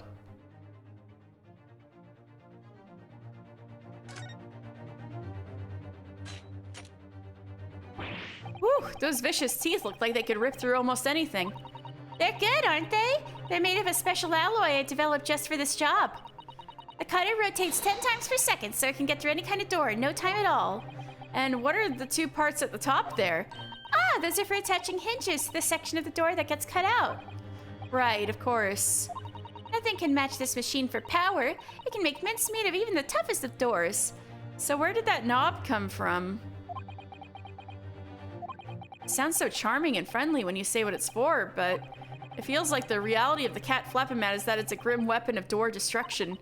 Bugahai, so adorable. There's nothing I wouldn't do for him, even developing deadly weapons. I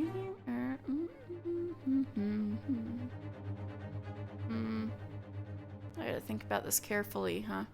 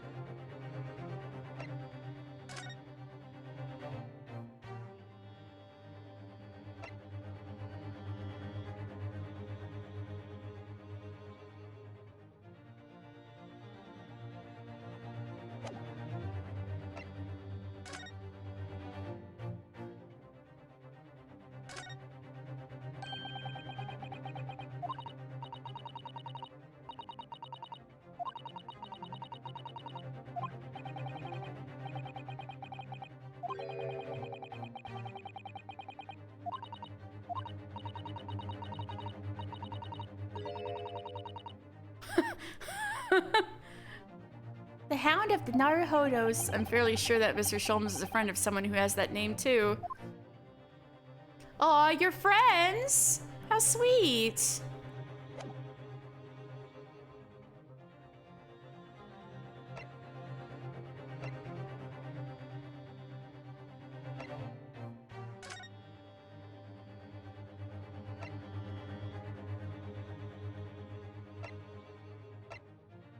Hmm.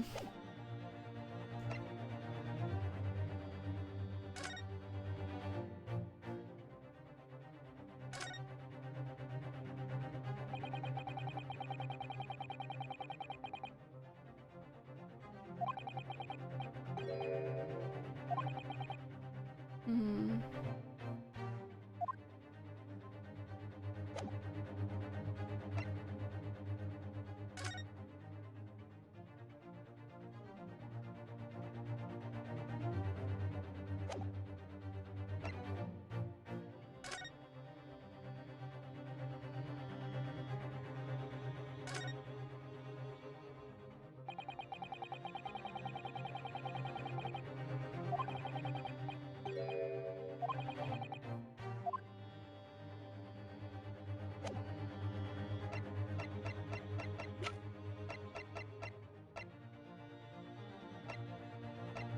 I mean, this hasn't been presented yet.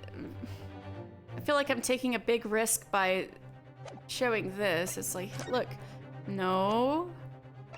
Cubby hole. Yes, cubby hole. But I don't know if that's enough, you know? It's kind of redundant.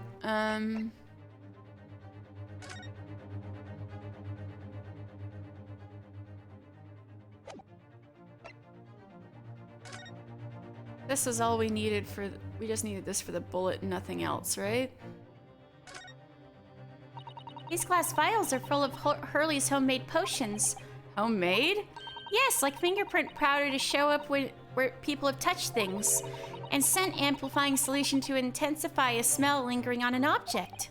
That's amazing. They're all very easy to use. There's just one thing that you have to be careful of. They're all very flammable. Mr. Sholmes is a walking bomb. Either he's passionate about finding out the truth or just oblivious to the dangers.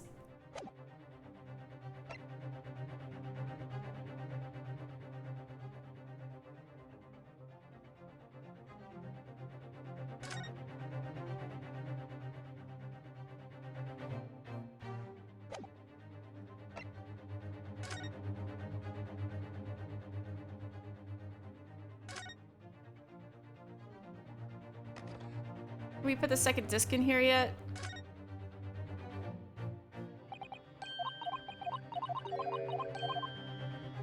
Hmm.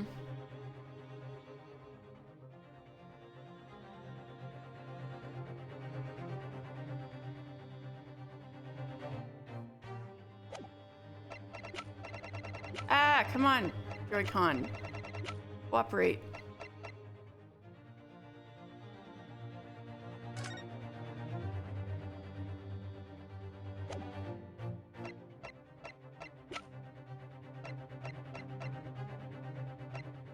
The best thing I can think of is the flap.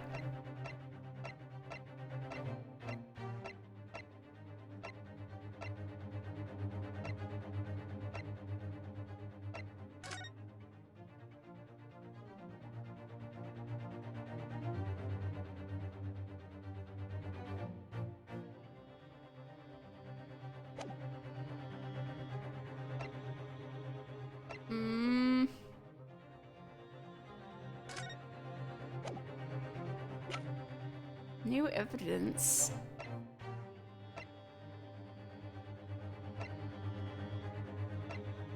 Alright, whatever.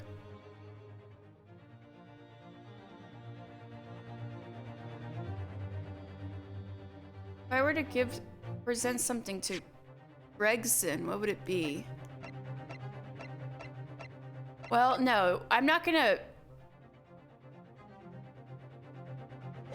I gotta go for Grayson, right? Graydon. Mr. Graydon. There is one final piece of evidence I would like you to see. You misguided fool. Whatever you intend to show me now, you'll be wasting your time. I have nothing left to lose. I assure you, I will admit to nothing. This is my last chance. Looks like I'm gonna have to force his hand here. One final piece of evidence to get him to admit to the deal he clearly struck on the stand.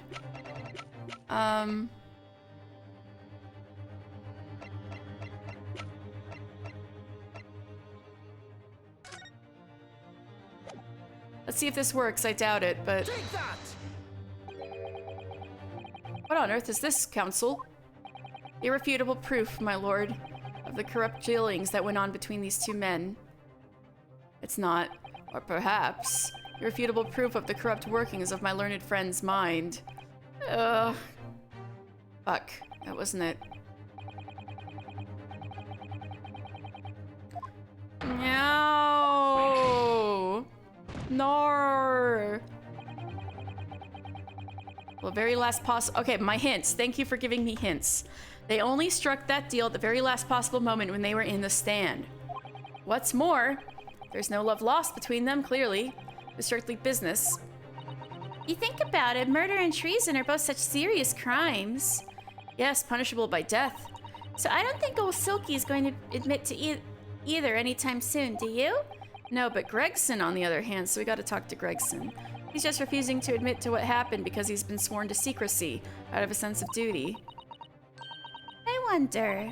If Gregsy's lips are sealed because he's determined to do his duty, then perhaps to prise them open, you're gonna have to be determined enough to do your duty too, Bruno.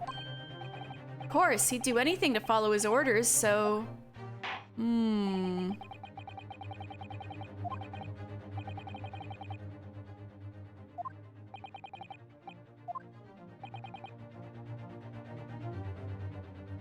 Well, I have to load my save then. Oops. Wrong button. Good thing I saved! Haha!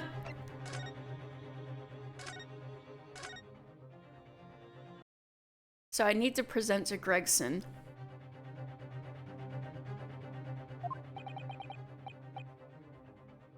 Inspector Gregson. Inspector Gregson, there is one final piece of evidence I would like you to see. Eh? What's that then? If you refuse to acknowledge that you did in fact strike a deal with the witness here today, then you leave us no choice but to examine this piece of evidence thoroughly. Oh! Okay, well, go on. This is my last chance. It looks like I'm gonna have to force his hand here. One final piece of evidence to get this detective to admit to the deal he's clearly struck with Graydon. I'm gonna have to hand over that second disc and put this in the music box. Hey, I got it! Is that Mr. McGilda's peculiar music box, Council? Yes, with the disc already in place, ready to play. I think perhaps now would be a good time to listen to the sound produced by the music box again. Only this time, with the second disc we just discovered set in place as well. Yeah! Goodness, this disc, Council? Hold it! No, wait, I can't let you do that. Why not? Because, well, because it's got nothing to do with this case. That's why. Objection! Not true, Inspector. Defense has already proposed that the sounds heard by the court earlier from this music box were part of a Morse code message. We know that Morse code comprises of two distinct tones. The defense believes that the second disc contains the second tone needed to complete the message. And now we have a chance to confirm that theory. For crying out loud, Sunshine, we're talking about state secrets here. If you go letting the whole courtroom hear confidential information like that, it's treason. And do you admit the charge? That in order to protect those state secrets, you engaged in unlawful dealings with the witness. You're mad? If you let that secret information out into public domain, you'll be making an enemy of the entire British government, you idiot. Objection! Let's not forget, Inspector, that you, a Scotland Yard officer, leaked confidential case details to a witness. That you continue to lie to the court. And all because by fair means or foul, you're determined to do your duty. Well, by fair means or foul, I'm prepared to do mine. Don't you dare. I will stop at nothing to protect my client. I don't care who I make an enemy of.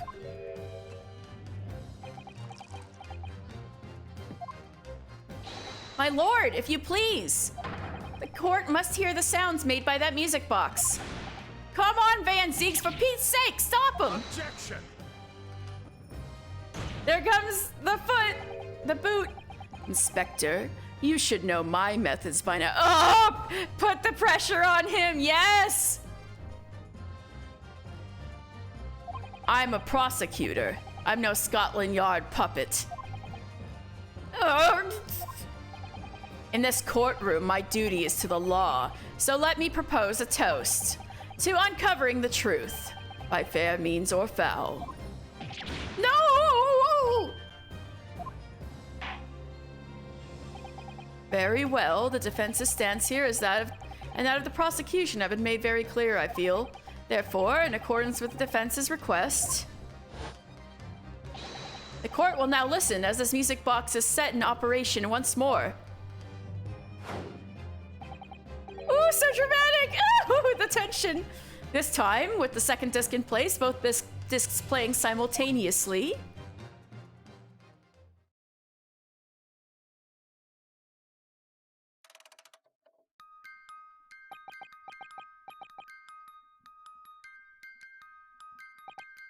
Oh, listen to that. It's unmistakable now. It's Morse code. Hold it. All right, I admit it. Whatever you want. But for the love of God, just shut that bloomin' box up.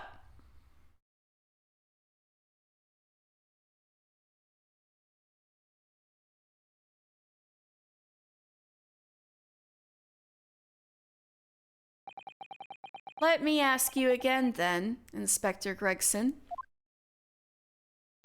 Did you, or did you not, strike a deal with the witness next to you in the stand, Mr. Ashley Graydon? Specifically, did you furnish the witness with confidential case details in exchange for this music box disc?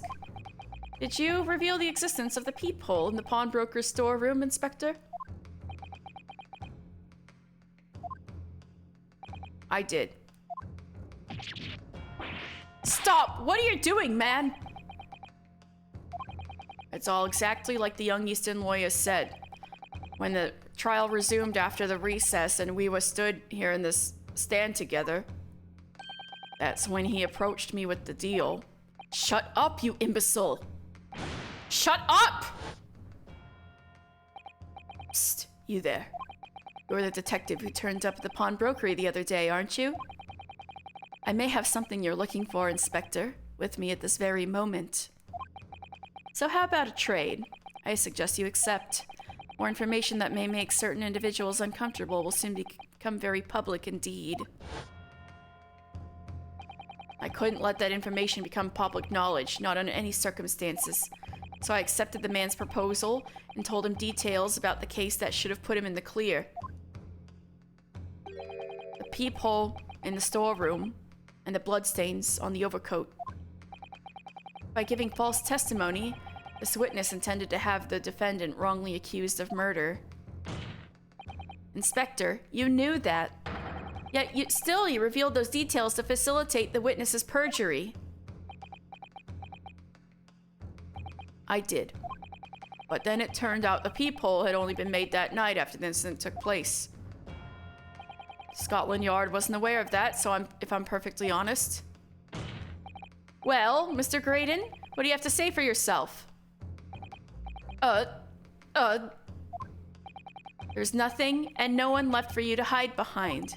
You struck a deal with the inspector in order to escape conviction of a very serious crime. Namely this.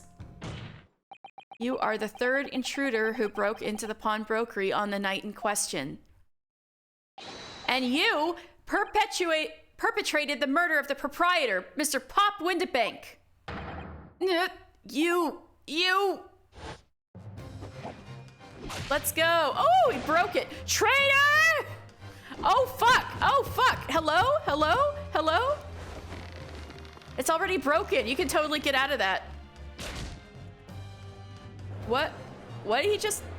Was that a chip? Bailiff! Bailiff! Restrain that man! At once! Holy shit! That's it then. It's all over. Wow. My stomach has been like on the floor this whole time. I despised my life growing up. Those slums are vile places. What I just said, or the you know, like your stomach drops when something like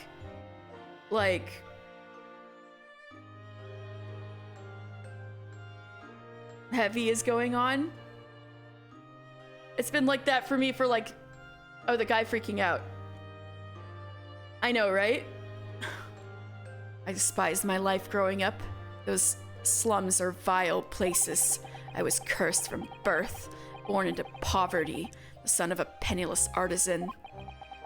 My parents did nothing but quarrel all day long. What little money they had was never spent on me.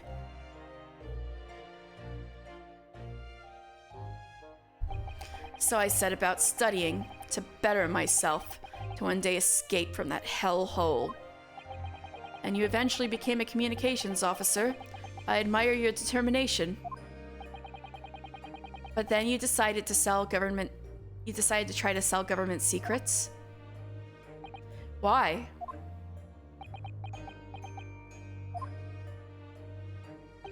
Isn't it obvious? Because I wanted money. Even now, years later, the nightmares of my life in the slums wake me in the small hours. I wanted to drown them out with more money than anyone who lived in that squalor could ever imagine. Then one day, I met him. Mr. Magnus McGilded. You're a fiend with a queer talent, so you are. I've money to throw your way if you're interested. All you need to do is go along with me little plan now.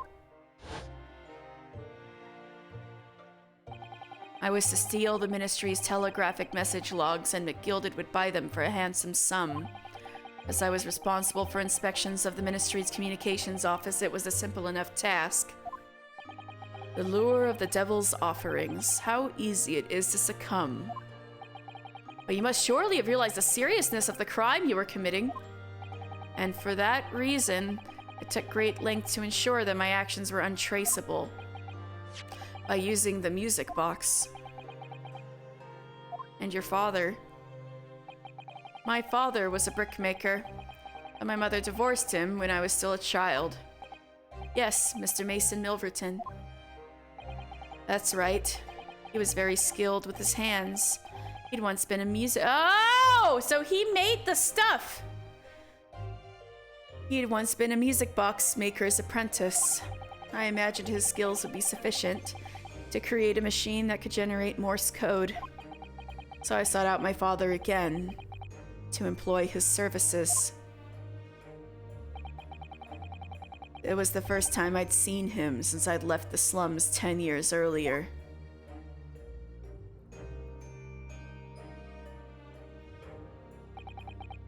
Look at you, Ashley. What a fine gent you've become, eh? He was a different man to the one in my memory. A thin, frail old man. But poverty had never broken him, never corrupted him like it had me. I was sure that he wouldn't help me if I told him the real reason. So I made up a story.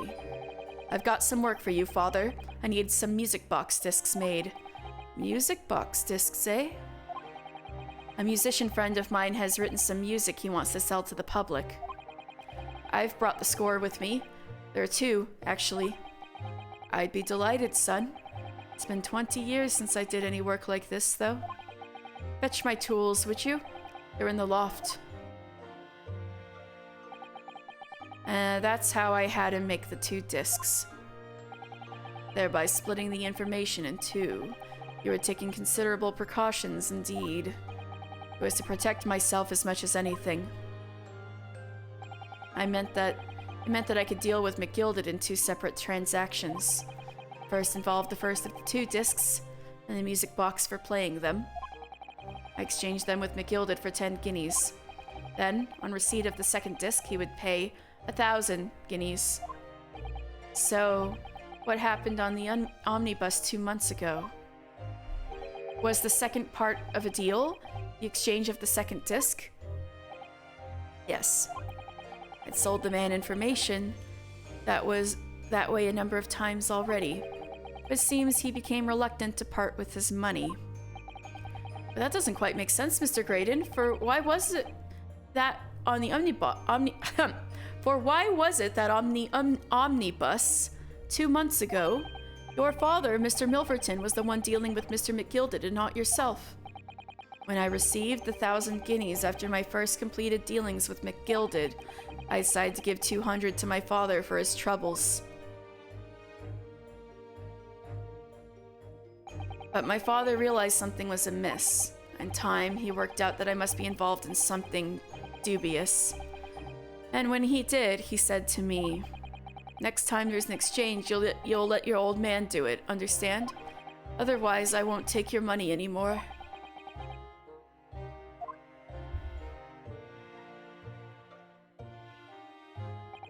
That was my father's way of dealing with it, I suppose. Climb onto the omnibus, hand over the second disc, and take the money from McGilded. That's it. He had no idea what was actually on the discs I'd asked him to make. He never knew.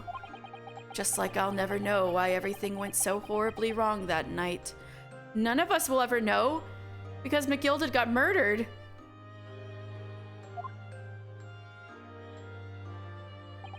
All I know is that the disc was taken from him, and he never returned home.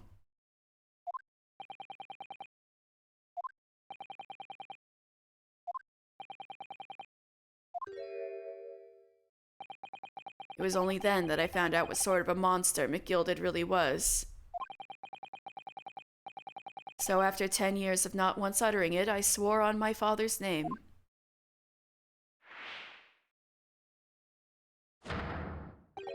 To exact revenge. Wait, so you killed him? Revenge?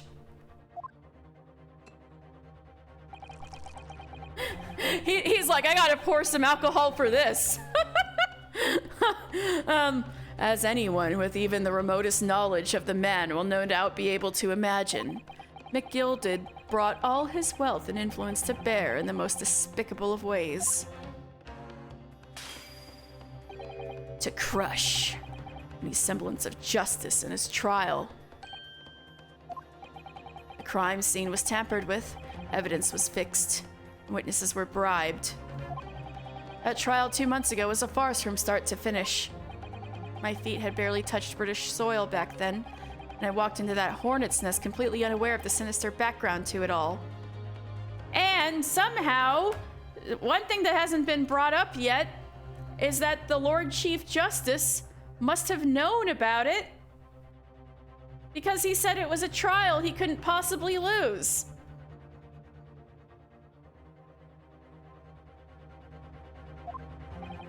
I'd made plenty of money out of my dealings with McGilded by then, so I spared nothing in my arrangements 2 months ago. I knew exactly who to hire. If you're willing to pay the price, there are people in the city willing to do anything you ask. McGilded himself had shown me that. Are you saying that... I think you have the picture now? After he twisted everything to his favor in this courtroom to ensure that he walked free, I took matters into my own hands and delivered the justice that monster deserved. Holy shit. That tragic accident following the trial here 2 months ago was planned and executed by yours truly. Holy shit! He's killed 2 people. Mr. McGilded's death that day was caused by this man. Revenge for his father. Everything is ready, sir, if you'd like to follow me into the courtroom. What's this, officer? 'Tis sooner than I was led to believe. I hope it's not inconvenient, sir. There were some changes to the schedule. Well, I must be making tracks now. It is time for the inspection. They're going to examine the omnibus again, so I'm told. I asked if I could be present for it myself.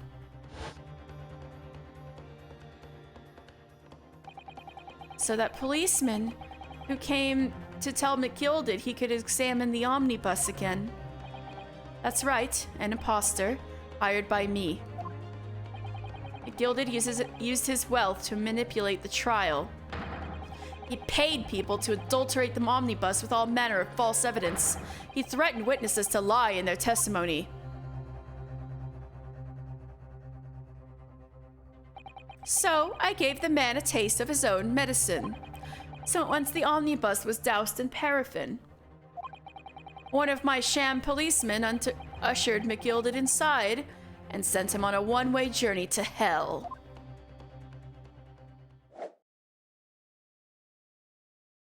Holy shit. An eye for an eye. That's how I avenged my father's death. Holy shit. A spine-chilling account indeed. But that wasn't the end of it for me. There was a loose end, you see. A loose end? Yes, I should think it's obvious. The second disc, which my father had taken to exchange with McGilded. Ah, yes. There was indeed no mention of it in the man's trial 2 months ago. Clearly because it had been removed from the scene of the crime. When I realized it was missing, I remembered something. Something from the first time I dealt with McGilded.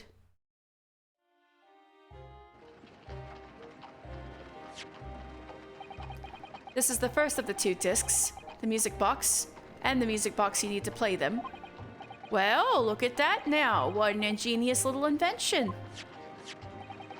So then, as promised, 10 guineas for you, young man. Oh, what's this? Winterbank's pawnbrokery? Aye, 'tis a pawnbroker's ticket, so it is. You can use it to redeem an article I've deposited there for you. There's no need to give a name. Just hand over the ticket and tell the fiend the watchword. I put a jewel in pawn for you. It'll fetch a good 10 guineas if you sell it, so it will. I've never heard of a pawnbrokery being used in quite that way before. Have you not, Mr. Graydon? London's pawnbrokeries are very useful places, you know. Each one is like an extremely secure vault.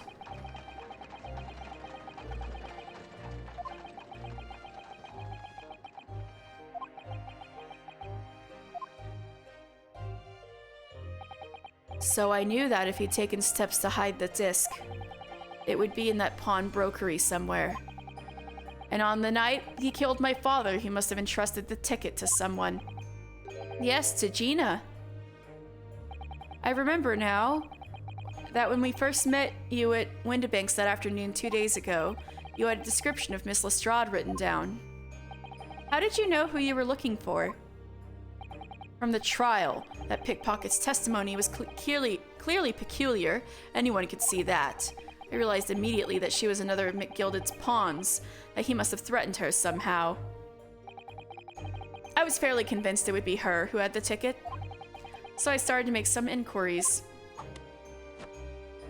I had a strong suspicion the girl would come out of the woodwork on the redemption deadline. And he was absolutely right. And yes, sure enough, she did. All I needed to do was wait until the girl went to Winterbanks to redeem the articles. But unfortunately, she redeemed only McGilded's overcoat and the one disc that was in its pocket.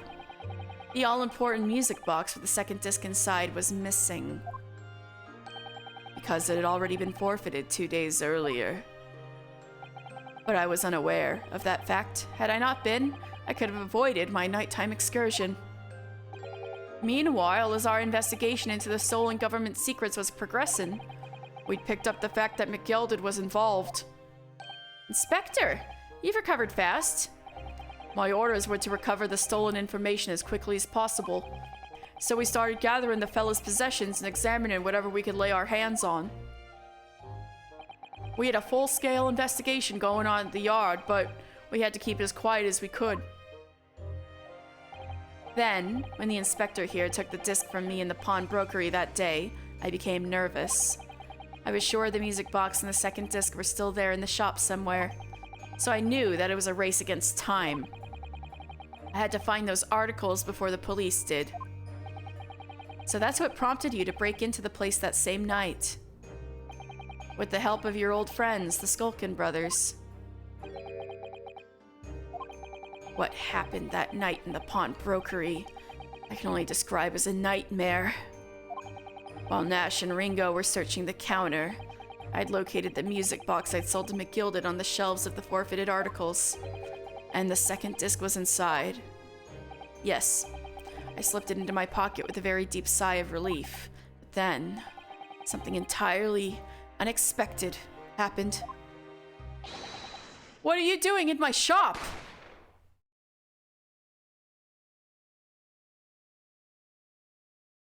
A gunshot rang out in the shop, and I felt a sharp pain in my left arm. The broker fired his gun, and the bullet pierced your limb. Yes, exactly. But unfortunately, I decided to bring my own gun with me that night, just in case. We've seen it before. Bang.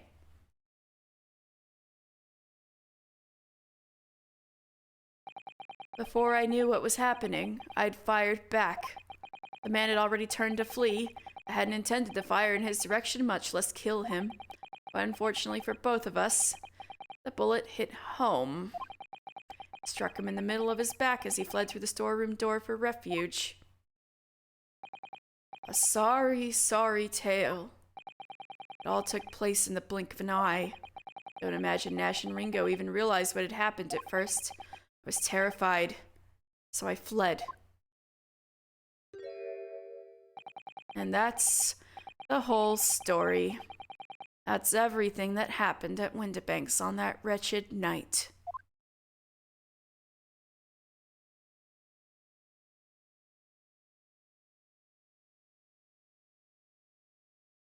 Your life is over, man.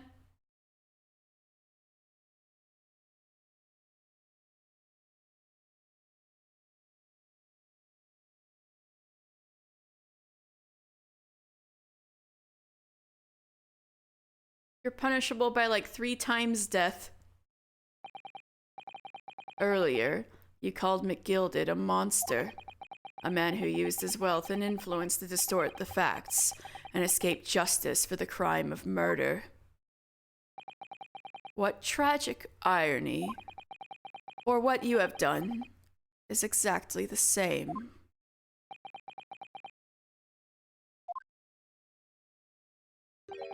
You've become the very monster you saw and despised so deeply in McGilded.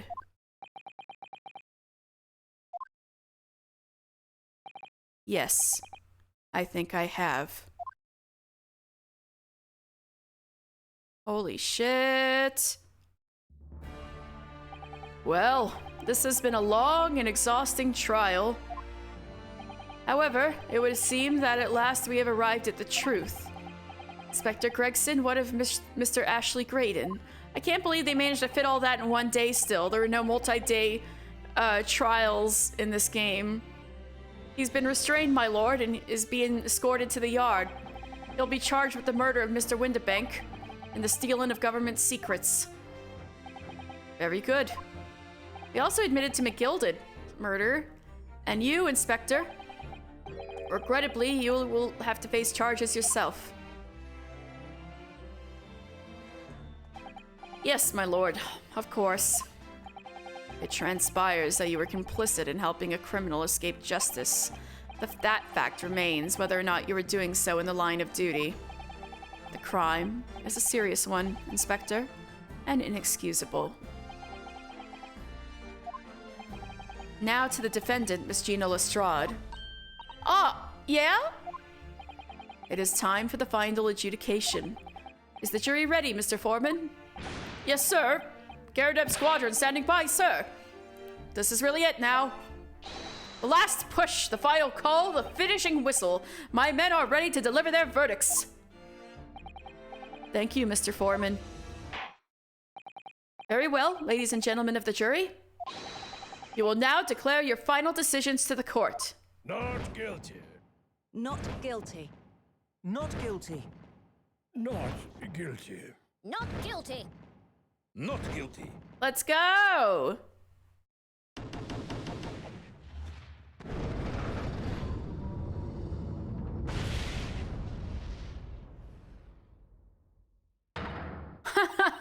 That's the stuff. I'm off the hook.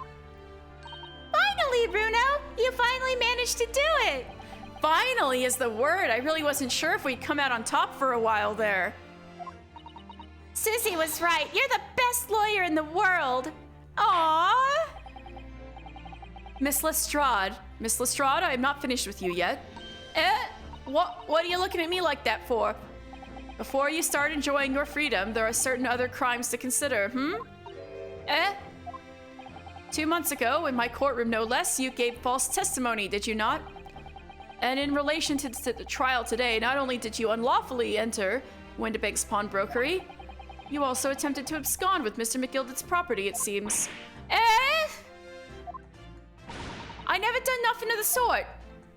Of course not. It's not like you were gleefully wearing McGilded's coat in your cell yesterday or anything. Aw, and just when I was getting excited about throwing a party for Ginny this evening. And turning our attention to the defense. Determining that, when played together, the music box discs contained a message in Morse code was certainly a most unexpected revelation, counsel. Quite so, my lord. The prosecution was caught entirely off guard. In fact, I think we should applaud my learned friend's courage here today. I propose a toast.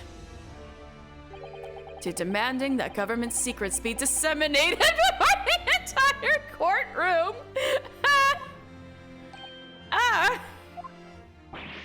Very sorry about that. It was the only way that I could get Inspector Gregson to admit what he'd done, so... If I may say something on that point, isn't that... It's, about the sounds produced by the music box before. I do wonder if that was really Morse code at all. What? What are you saying, madam?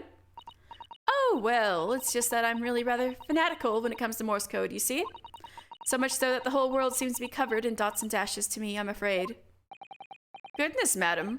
An unhealthy level of obsession, one feels. But I must say that, in my opinion, the sounds produced by those two discs were nothing more than that, a meaningless series of two different tones. What? Can that really be? It was ciphered, right? It wasn't Morse code after all? It was ciphered, right?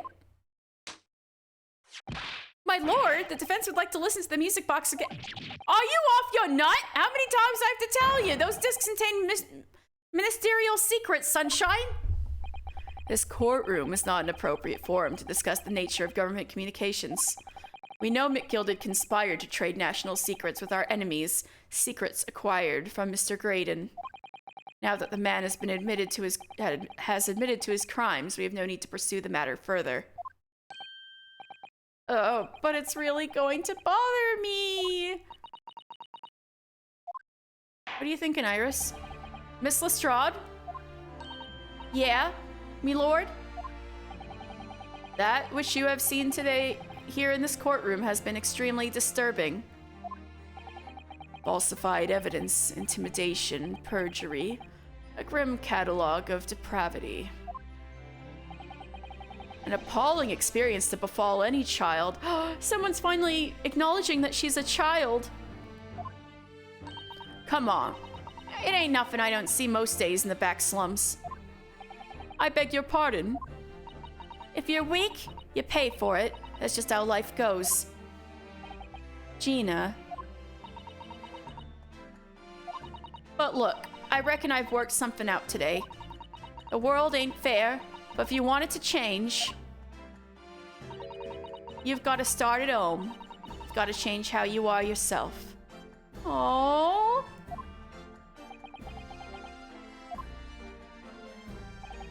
Well, that's a very laudable lesson, I would say. I eagerly look forward to the born-again Miss Lestrade never gracing my courtroom with her presence again. Now, with regard to the murder of Mr. Pop Windibank, proprietor of a pawnbrokery business on Baker Street, I hereby declare the defendant, Miss Gina Lestrade, not guilty! Yay!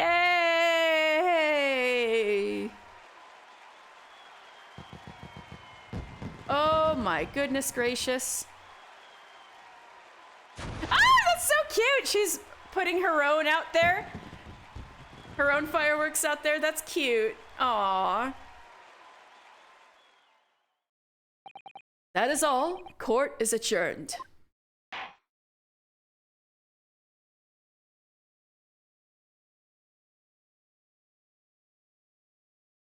Oh, just us two. The tension is palpable. Yes? You wanted to talk? On a personal note, I must say you've surprised me, my Far Eastern friend. Oh! Despite being a Nipponese, you saw through the pretense to the malice that festered within that Englishman. And at the same time, saw through the grime to the surprising heart of your English client. You have a curious talent for judging character, especially considering our very different cultures. I don't think there's anything curious about it. Whether we're from the Empire of Great Britain or the Empire of Japan, we're all human beings. We're not so very different on the inside. So stop being racist, Van Zeeks. You know, I took this case for one very simple reason. To lock swords with you once again here in the courtroom. I knew it! You do like me! You did? I knew it! You were singling him out. I knew it.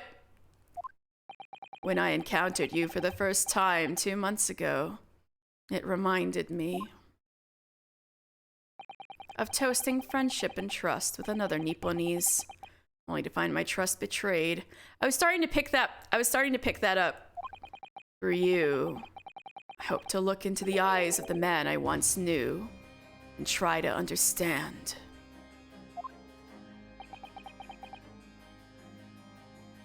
I had a feeling it was like that. You mentioned something similar earlier today about total betrayal at the hands of the Japanese. What happened exactly? Well, you may ask. And one day, when the time comes, you will learn the answer, whether you like it or not. What is that supposed to mean? All right, then I'll wait for that day if I must. That's ominous. They're already setting up the sequel?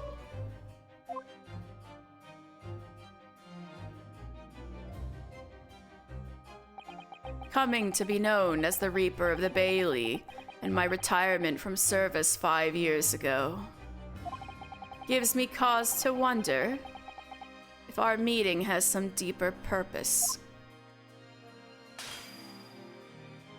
So, farewell, my learned Nipponese fellow, until we meet again. We're not gonna learn about that in this game? Damn! Is the next game gonna be the Van Zeeks-a-thon?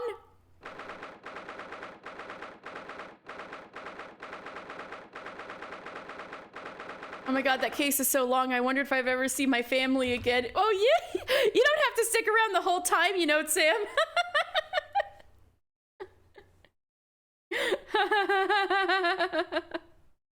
I know, look, it took them... They started at 10 a.m. and now it's 5 p.m. Yeah, the second game is a lot of plot. I can't wait.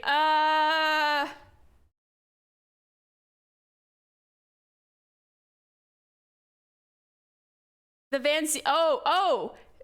The Van Zeeks backstory case. Oh, I can't wait! I'm actually pretty pumped for that. It's done. It's over at last. Sam can go drink some water. But Sam can see their family again. No. Where is Iris disappeared to? Ah, Ah. Congratulations, Gina. I knew it all along. I knew that you were innocent. Well, you did what you said, Mr. Naruto. You believed in me right up to the end. You're as odd as your name. What's odd about it? I told you I had faith in you, didn't I? No one ever has before, see? Kept a promise, I mean, properly. That's awful. I figured something out today. All me life, growing up in the slums, I've never trusted no one. That's just 'cause I've been scared of being stabbed in the back. I mean, the more you trust someone, the more it hurts when they let you down. Yes, I think I can understand that. After all, I had a taste of it in that trial 2 months ago. I chose to trust someone and paid for it. That betrayal left a big scar. You know, though, Gina, I worked something out quite recently, too. Trusting in someone else is really an exercise in learning to trust yourself. And when your gut tells you it's the right thing to do, and your trust is rewarded, there's no better feeling in the world. Oh man, hitting some hard truths. This is like shit I need to learn too. I think I have you to thank for reminding me of that valuable lesson. Oh, well, if you say so. Don't make a fat lot of sense to me, though. I'm trying to say that putting my faith in you, Gina, has been a real pleasure. Well, crying out loud! Pack it in! But I suppose I sort of feel the same way. I mean, sometimes trusting someone else is, you know, alright. Aww! Thanks. This is the way I see it, Ryunosuke. Kazuma! A defense lawyer is only as good as his faith in his client. And that comes down to how much faith he has in himself. After this experience, I'm starting to feel like I understand what you mean. Kazuma, am I living up to your expectations? Am I turning out to be the lawyer you believed I could be? You're gonna make me cry, Ryunosuke, stop it!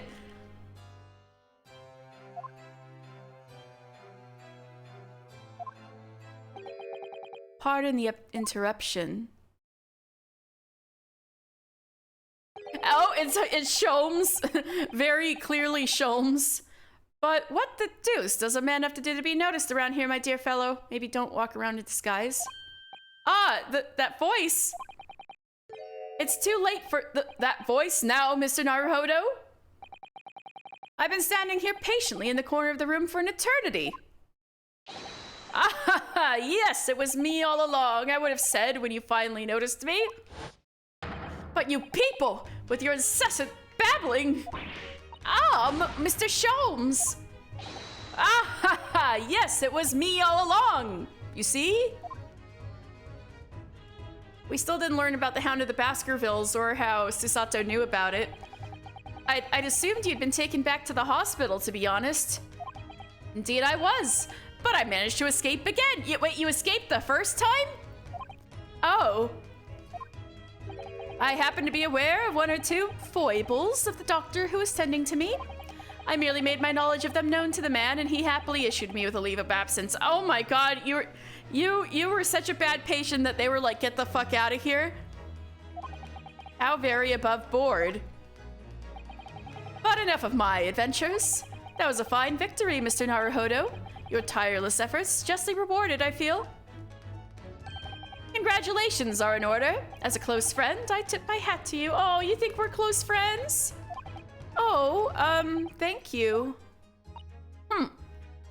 Some great detective you are. Great at being cold as ice, maybe. Have I irked you in some way with Miss Lestrade? Oh yeah, is this stuff gonna start coming up? While you've been having a snooze in your nice soft bed, some of us have been fighting for our lives. Ah, well, that bullet did cause me to lose a substantial amount of blood, it's true. So I have indeed been feeling somewhat cold, perhaps not cold as ice, but well, have a feel. Could you take your hands off my neck, please, Mr. Schultz? He's literally like, my icy fingers put it on him. Oh my god. And in some way, I suppose congratulations are in order for you too, Miss Lestrade. What's that supposed to mean? Why so half-hearted? Well, naturally, it isn't my intention to alarm you, but as an acquittal in a trial with that particular prosecutor is perhaps a little precarious. Oh god, that's true. Well done, Mr. Sholmes. Not alarming in the slightest. Oh, the Reaper, you mean? Was anyone who's found guilty in a trial he was working and winds up dead anyway? Is that it? The very point I was trying to make. As exemplified by the fate of Mr. McGilded, in fact. Ah, but of course, I pay no attention to such irrational drivel myself. Yeah, well, it don't bother me. Oh, really? Of course not. The way I see it, the Reaper's a bit like him upstairs. Him upstairs? You mean like God? Yeah. Him upstairs knows what's what, right? He knows what people are like on the inside. He won't have got the wrong end of the stick. There are some coves like that bog trotter what are rotten to the core. At the end of the day, him upstairs makes sure they get what they deserve. I suppose that's one way of looking at it. Divine justice is one thing, though. The Reaper taking matters into his own hands and claiming lives is another. Well, we just proved that he didn't murder McGilded. Well, I ain't like the McGildeds of this world, so I ain't scared. I got principles, see?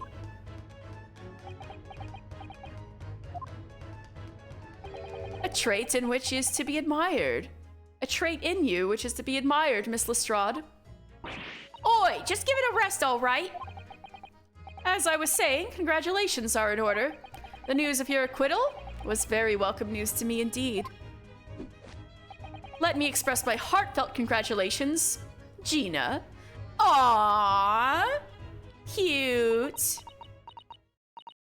Well, there you are. Hurley, how long have you been? Just look at faints again. How long have you been here? Honestly, I went to the main entrance especially to meet you there. Ah, Iris, my dear, I do apologize. But wait until I tell you what happened. This pair made utter fools of themselves. What happened? As you know, I have a penchant for disguise. I was hiding in this room dressed as a bailiff. But these dolts didn't notice my presence at all. They had no idea. Can you imagine, Iris? Would you credit it? I'm not sure, really. I beg your pardon. I'm sorry, Hurley, but you just don't have the weighty presence you seem to think you have. Oh! Get him. In fact, you really ought to be careful about that. It's gonna land you in trouble one day. It's because he wasn't clinging to the curtains like a cat. Oh my god, it's so true. If you were in some suspicious position, perhaps, people would notice. And they would know it was you. I'll be careful. Ouch. Anyway, it's such a shame. I was hoping to throw a party for Jimmy tonight, but you won't be able to come, will you? Don't look like I'm gonna be going nowhere for a while. You're the judge's patter. I got stuff to make amends for, apparently. All them offenses. What was it again? Breaking and entering, taking the bog trotter stuff, what was in the lug, and blah blah blah. Yes, I think you'll find that basically being a pickpocket is the main offense. But diving ain't an offense, it's a job, innit? I don't think so. Still, it has got me thinking all this. Maybe I should start looking for another line of work. I mean, you didn't start off as a lawyer, did you, Odo? Well, no, but I was never a pickpocket. Well, anyway, I reckon I could make a change. I'm gonna do something for all them lot like me at the slums. Something that makes a difference for them. That's a wonderful idea, Ginny, and I'm sure you can do it.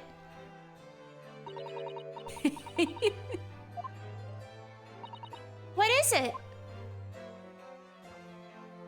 Are you crying again? Oh. Nothing. Miss Gina Lestrade. The prison carriage has arrived, ma'am. Come with me to the rear gate at once. Right. Well, looks like I'm off then. Yes, goodbye, Gina, and good luck.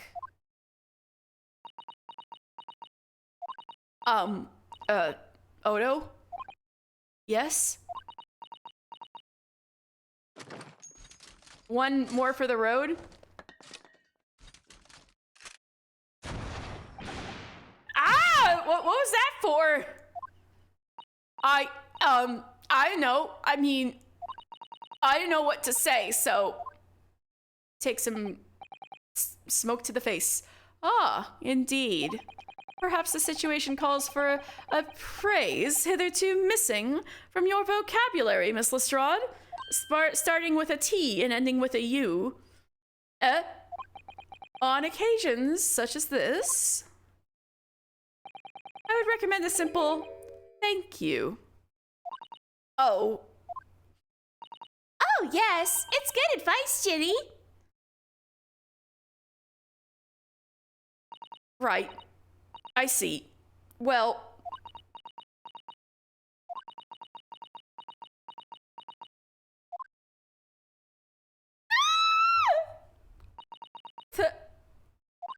Thanks, Odo. Ah! Ah! Thank you for everything what you've done. For believing in me. Ah! Gina!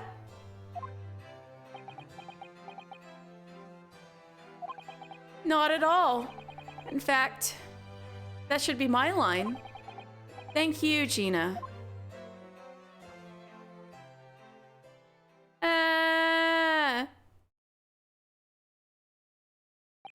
Well, there she goes. I wonder if I'll ever see her again. I'm sure you will. Well, well, quite the indomitable pick purse. Oh, I nearly forgot. I bought a paper outside. It's a special edition. Ennis trial is all over the front page. Pickpockets, innocence proven. That was fast.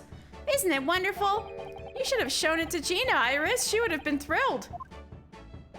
Oh no, how silly of me. Ah, but anyway, would you like the good news or the bad news? Not again. Well, what do you say, Bruno, Hurley? As usual, I think I'd rather get the bad news out of the way first.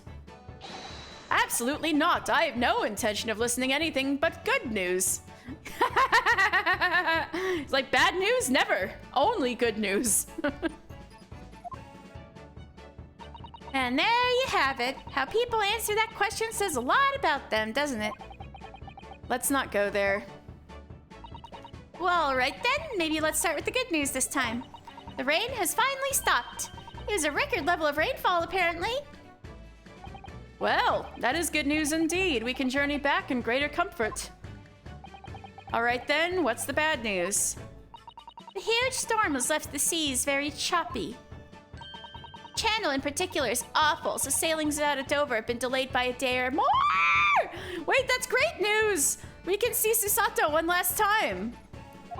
Wait, Dover? That's right. If we head to the station immediately, we may still make it in time to wave Susie off. Let's go! But, there won't be a train, surely. We couldn't be that lucky. Who do you think I am, Mr. Naruhodo? Mr. Sholmes? I rushed to Victoria Station earlier and made arrangements for a special express. That's so nice of you. Thank you, sir. If we hurry now, we shall be there in time for dinner. And I know of a fine restaurant that serves the most delicious baked sole. Get some fish. I don't. The great detective does it again. Indeed he does. I happen to be aware of the number of the rail transport director's foibles. Wait, you threatened him into giving you an express ticket? I knew there had to be a catch. What? I merely made my knowledge of them known to the man, and he happily laid on the locomotive. Elementary! Just an idea, but it might be wise to stop manipulating people that way. What are we waiting for then? To London, Victoria.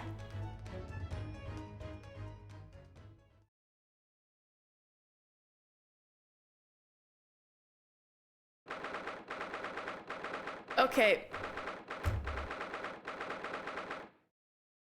I'm gonna let you guys, I'm gonna keep you guys on the edge of your seat for a little bit, giving the emotional goodbye to Susato, but, I've really needed a break, but I was just too into the trial that I just kept going and going and going and going and going. Like, my throat is a mess, for one thing, so I'm gonna make some tea and refresh, and I'll be back in a bit to finish this off for real. Sound good? All right, I'll be right back, you guys, and then we will conclude The Great Ace Attorney.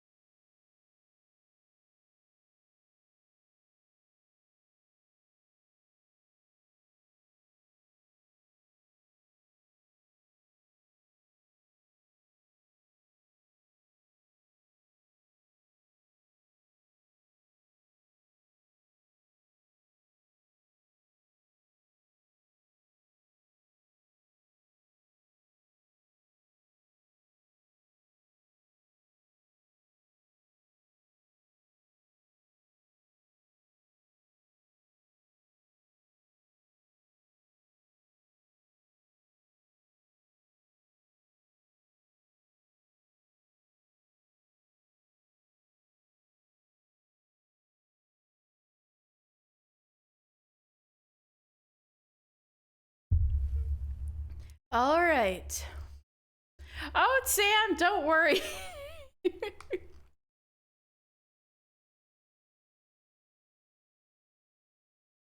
Every case is long, it's true. The Vat and Seek's backstory cases, oh god, that we haven't even gotten to yet.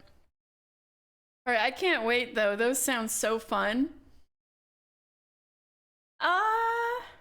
Well, I've got, well, I'm glad to have you here, of course. And I've got the VODs. I'm definitely gonna upload all of these VODs by the time I'm on my YouTube. Same YouTube as the, I can't wait. I'm totally gonna stream that too when I get back from my trip. All right, my tea is cooling down. Hey, I've got tea and jam. Good for the, setting. Although it's not on, the jam's not on toast, it's on rice cakes. However, I do have to say, this is really freaking delicious. I really recommend, cherry jam on rice cakes. It's really good. I'm gonna take a bite.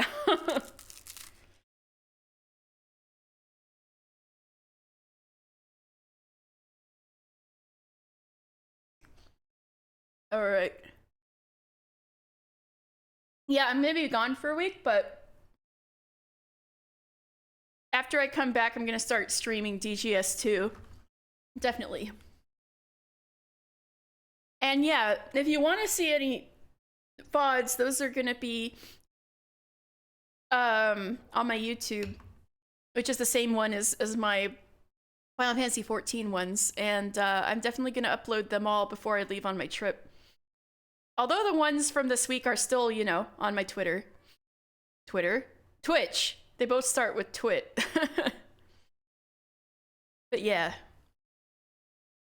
All right, and Stella, I just got back on. You really want me to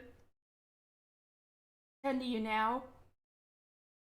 You could have yelled at me when I was actually, you know, getting my tea. Oh, silly cat. All right. So let's... Oh, that's so sweet, Sam. Thank you. This game has been getting a lot of people out of the woodwork. Like, yeah. A lot of people, cool people have been in watching. And I'm playing Daigyakuten Saibon finally after all these years. Stella, stop that. All right. 18th April, 5:32 a.m., Port of Dover, Quayside. That took somewhat longer than I had anticipated. No shit. This isn't dinner time. This is like early in the morning. Are you? Oh, we love a silly detective. We love a Katie stream. You're so sweet, Sam. Thank you. Yeah. Aw. Susie's boss must be able to lead now. He's like, all right, we'll be there in time for dinner. It's 5 a.m. Miss Susato, where are you? Ah, there she is. Must be because the light was there. Over there, look. It looks like she's reading something.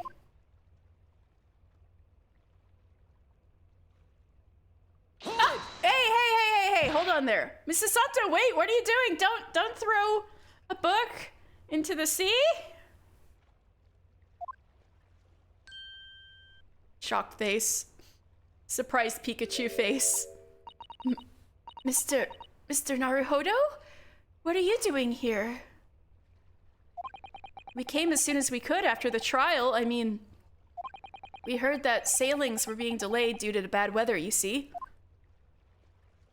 Oh, I see. Then tell me, how did Gina's trial go?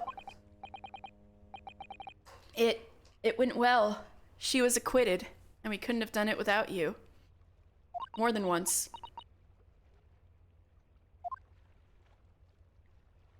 Oh, when she gives me those eyes, it's always like makes me cry.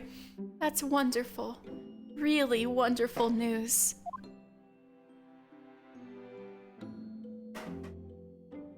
What the hell is she playing with? The book you were about to throw into the sea. It was your encyclopedia of British law, wasn't it? Oh dear. I was hoping you hadn't seen that. I'm not worthy of practicing law in any way now. So, I was saying my final farewell. What, because of the door? You were saying goodbye to law? You? Susato-san? Would I be correct in assuming it's because of the peephole, Miss Susato? I deliberately altered a scene of the crime, and then I tried to hide the fact. What I did was utterly unforgivable. That reminds me. How did you even come to have this, Susie? On the evening of the incident, Mr. Sholmes had invited Gina together, if you remember. Oh yes, we had a wonderful time. Well, Gina gave us a little introductory lesson, didn't she? To the art of pickpocketing, I mean. Oh, so that does come back. Oh, that was so much fun. I stole Runo's armband. Yes, please don't do that again, Iris. That band's very important to me. Well, if it's so important, you should pay more attention to it. You didn't notice for ages. On a whim, I thought it would be fun to see if I could take the cat flap-a-mat, so I put it up my sleeve. Hey, pretty nice that you could put that in your sleeve without it looking like it was all bulky everywhere. Really? And then I rather forgot about it until I found myself in Mr. Windibank's shop with it later that night. I see. And then... bang. Ah! Mr. Sholmes! Mr. Sholmes! Leave me, Mr. Naruhodo. Right.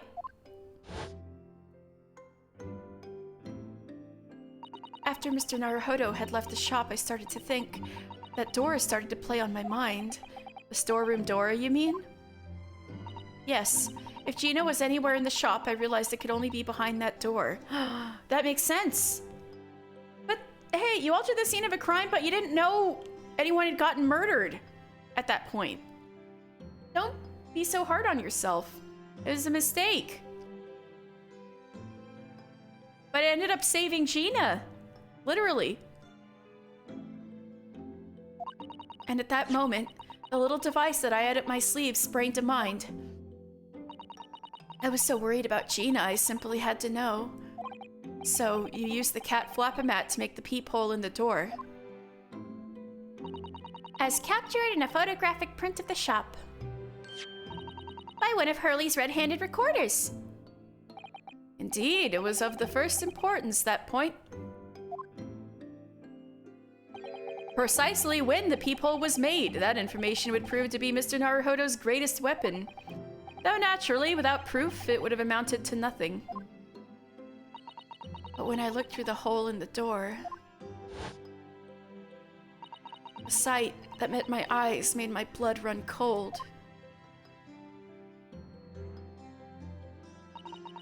Thoughts started to run through my mind.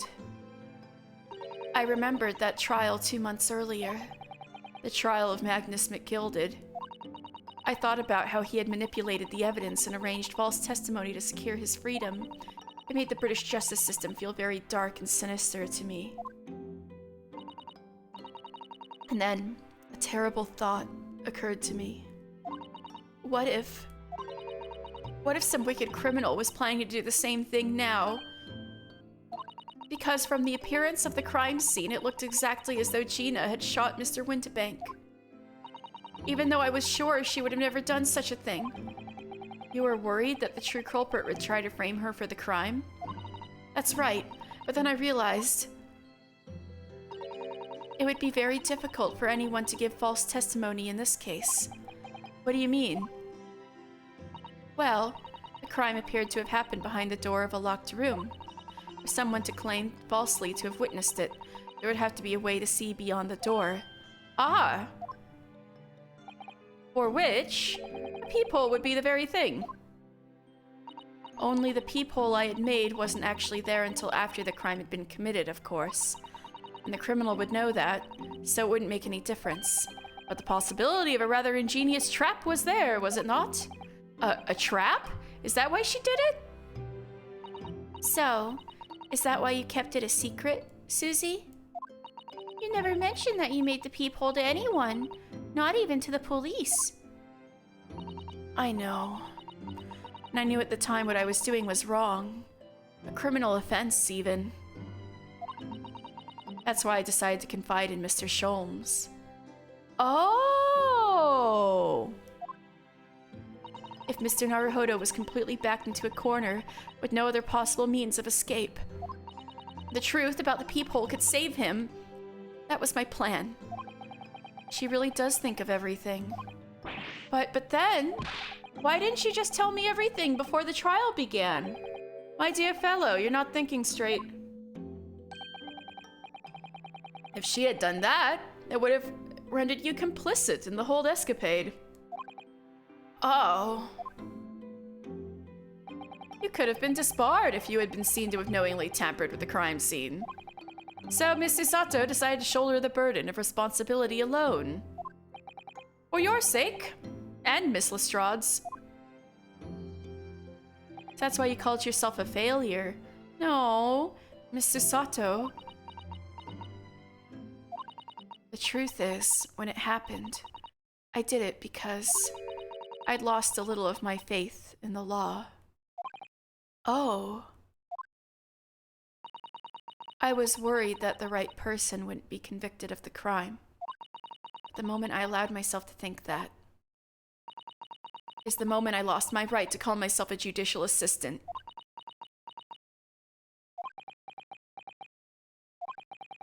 What you did isn't comparable to what he did. Brayden is the one who lied in the witness stand, using that peephole as a way to implicate Gina. And besides, if the peephole inconsistency hadn't existed, I'm not at all sure that she would have been acquitted in the end. Mrs. Sato, what you did saved Gina's life.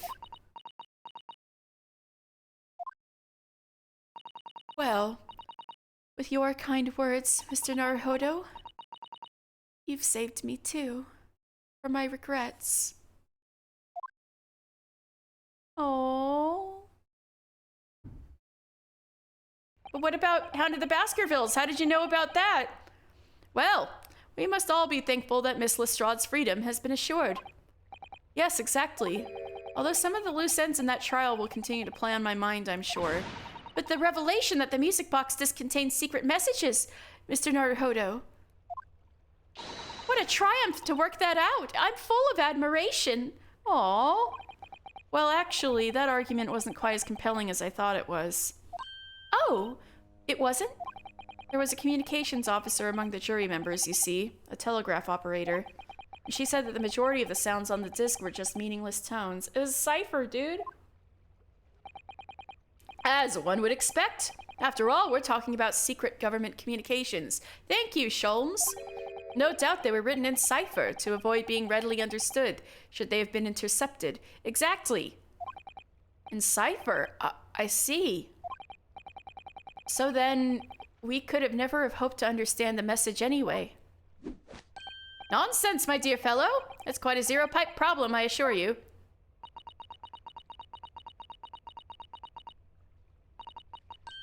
Oh, is she breaking the cipher? Asogi? Iris is breaking the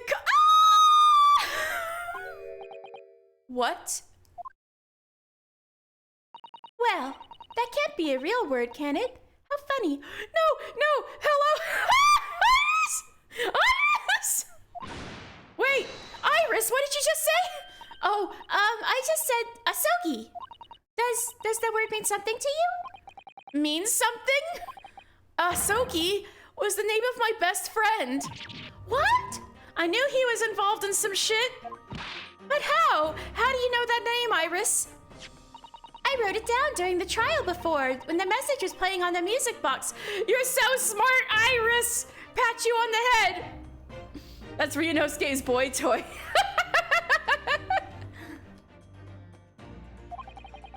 She transcribed it on the fly? She really is a genius. I thought the message probably wouldn't be written out in plain Morse code, so I tried various ways to interpret it. But whatever I tried, the words just didn't seem to make any sense. That is, in English, at least. It was in Japanese. Oh.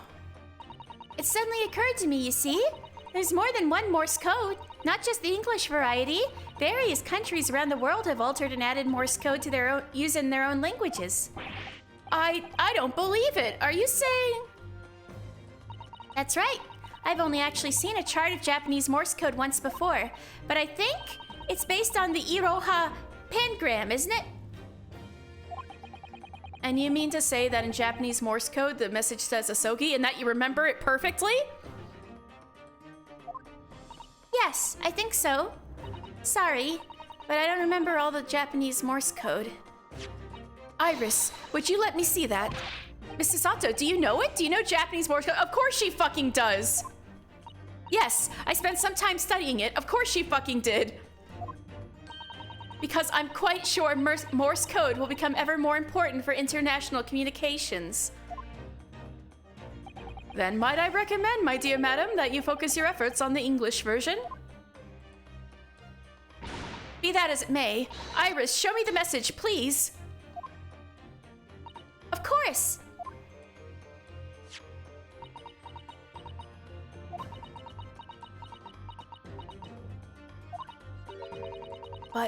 But what can this possibly mean? Whatever is in that long sequence of supposedly meaningless dots and dashes has made the color drain from Susato-san's face. There's no doubt that this message is written in Japanese Morse code. So the British Empire has been using Japanese for its secret communications? I don't understand the reason why, but the message appears to be a list of 4 people's names. 4 names? The first is Kei Asogi. Kazuma Asogi.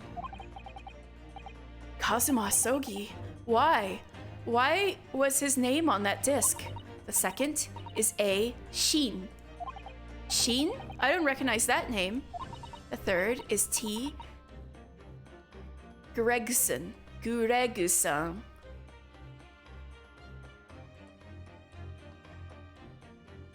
Gregson. T. Gregson. Gregson? Ah, it would seem Tobias Gregson is the 3rd man on the list. And what is his name doing in a secret government communication as well? And the last name... What's the matter, Mr. Sato? It's just so strange. So unexpected. Oh, what is it, Susie? Don't keep us in suspense. The last name is J. Wilson. What? Wilson?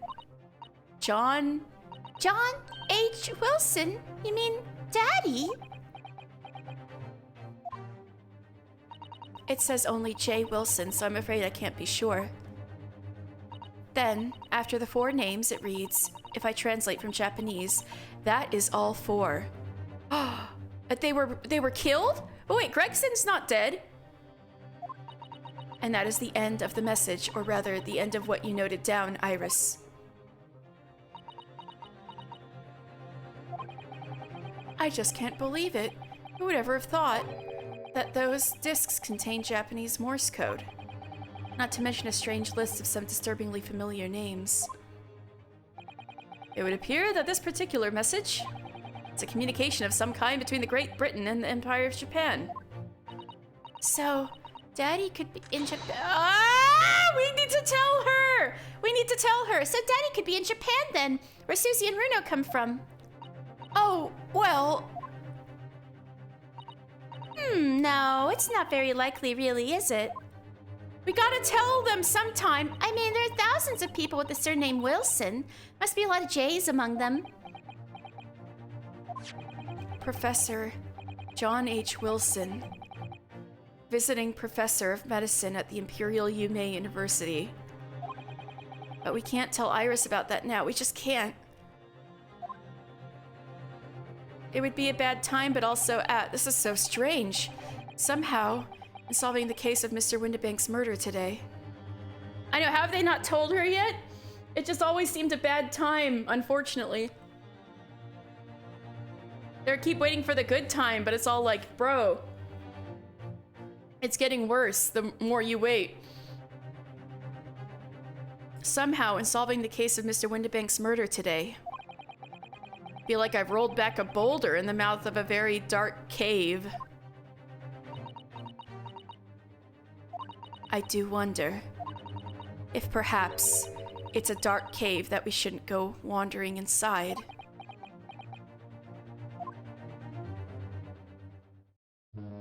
Oh, fuck. And you gotta go just like that. But wait! Wait, Susato, how did you know about the Hounds of the Baskervilles? Tell us before you go! Oh dear, the ship is going to set sail soon. Yes, it seems so. I'll sail on that steamship first to the port of Dunkirk in France. Then I'll change to a larger passenger vessel bound for Japan. You're really going then, Susie? We wish you safe passage, Miss Susato. How did you know about the Hound of the Baskervilles? Thank you so much. I wish all of you the very best. Miss Susato, I had hoped to have you always at my side, to guide me and support me. Mr. Naruhodo, please come back soon. As far as I'm concerned, you really are the very best judicial assistant in the world.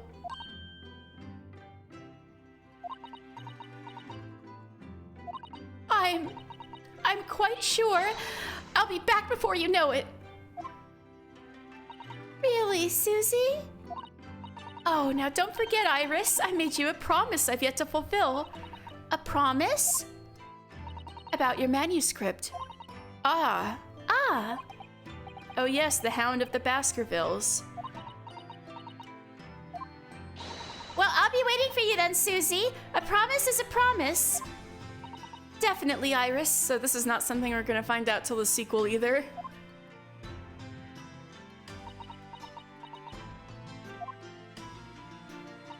Mr. Naruhodo. Yes? Do you remember the first time we met? Yes, of course. On the SS Buryo when I was dragged out from that wardrobe, still half asleep. No! Y'all met each other when you were accused of murder. If I remember rightly, you threw me halfway across the cabin with a Susato takedown. You know very well that I'm talking about after that. It's strange, but being thrown together as we were in that case, I somehow felt straight away that you were the perfect person to continue Kazuma-sama's great legacy. Miss Susato. And my instincts were right. I really want to believe, no, I'm sure that I'll be back soon. Farewell until then. I thought she was gonna say, I'm sure that you'll be a great ace attorney. That's what I thought she was gonna say. I killed the mood. Okay. I'll be back soon. Farewell until then.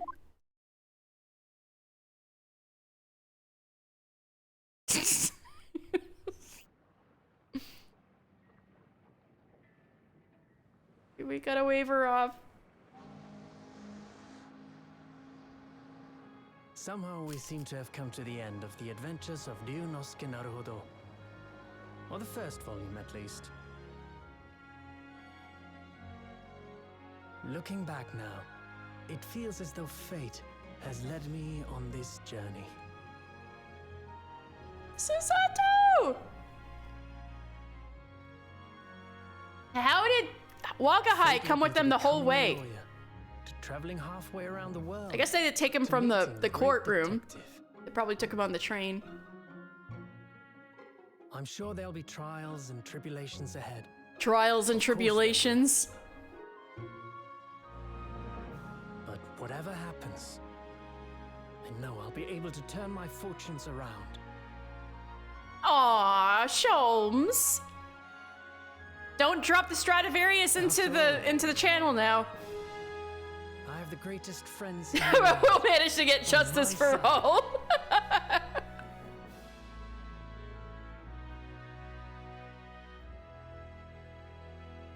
He and Susato have some dual destinies. She's got to come back.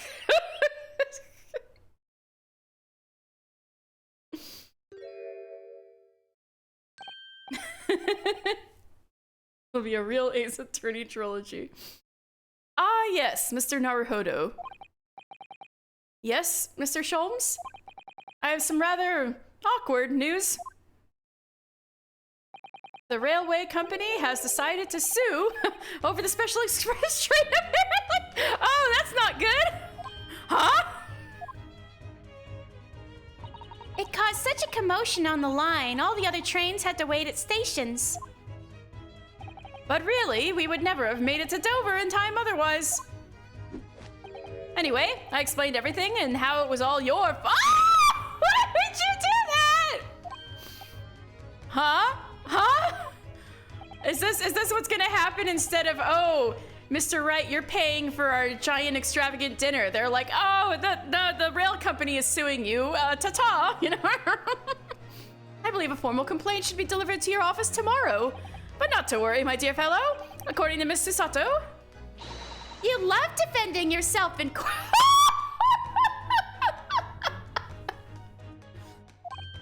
Huh? It's all right. I'm perfectly happy to testify. He really didn't look like the sort of man who'd do something so outrageous. See?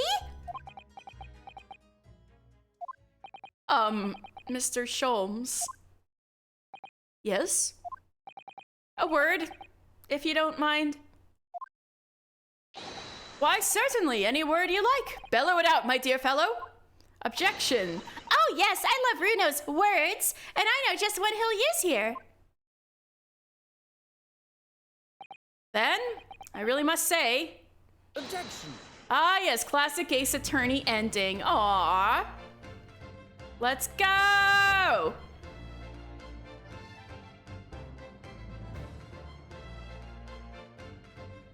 Yeah! Thank you, Shutakumi! One of the best storytellers in gaming. Let's go! Oh my god, I can't wait for the sequel. I need to know the shit going on behind the scenes. In the following weeks, hundreds of music boxes arrived to Baker Street. Something was afoot, though it transpired I ordered them all myself. So I advertised them for sale with used by Mr. Sholmes to solve an important case. And the money I've earned? Consulting detective work pays a pittance by comparison. Oh my god. Kazuya Nuri, thank you for doing such a good job.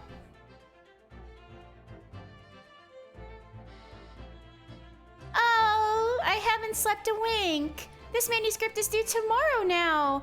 When I'm this busy, Hurley usually cooks me breakfast. Well, cooks is an overstatement for some dry toast and insipid coffee. I do miss Susie and her lovely Japanese breakfasts. Aww. Also, thank you for the music. Witness, your testimony is riddled with contradictions. Exactly. Rarely do rare Koban coins hide under rare stakes themselves. Well, I don't know, sir. Knows his father is an innocent man. Or are you calling my son a liar?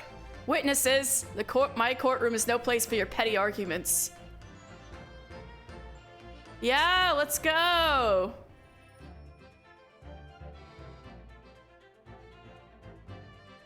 Having delivered the Russian dancer to shore in Shanghai, I laid low on the steamship for a while. But last night, I apprehended an extremely suspicious Japanese national on board. I've done nothing wrong! All I did was give Wagahai's offspring refuge in my pocket.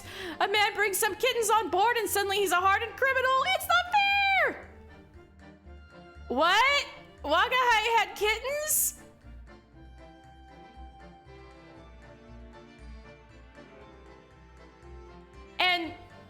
And he's in more trouble. Poor Soseki's in more trouble. I thought you'd like Kosonaga. He seems your type. Scientific investigation will be the gold standard for policing in the new age. I dream of a world governed by the tenets of order and discipline. Where are the birds? Like a great clock, in fact, whose hundreds of parts match together with perfect unison. Where are the birds? Now, if you'll excuse me, I have but 2 minutes and 37 seconds until my next appointment. No birds, damn it.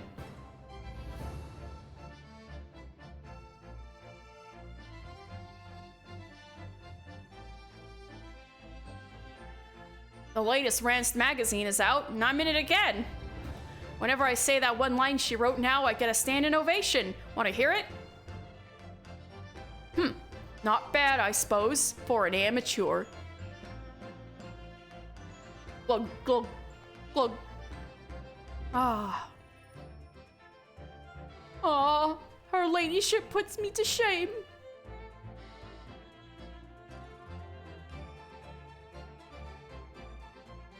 Y'all did such a good job.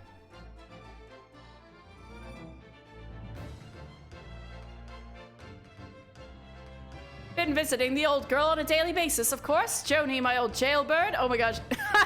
Must say, battling with those bally stairs every day has done wonders for the dicky peg. The what? Managing rather well in the housework, too. Got this maid business taped up, I'd say. Hope the gossiping neighbors don't realize the man of the house is his own maid. Oh, you've been doing the housework yourself. Got it.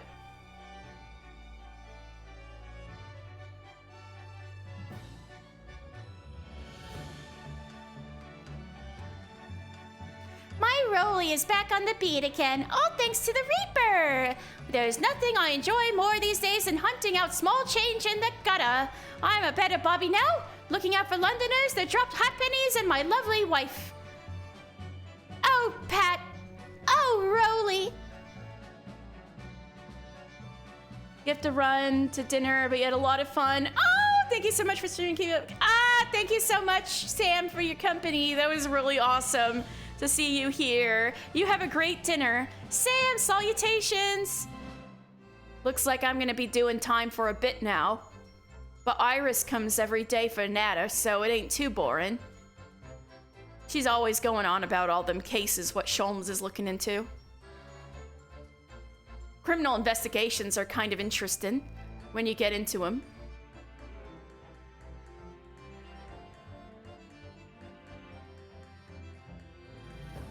All right.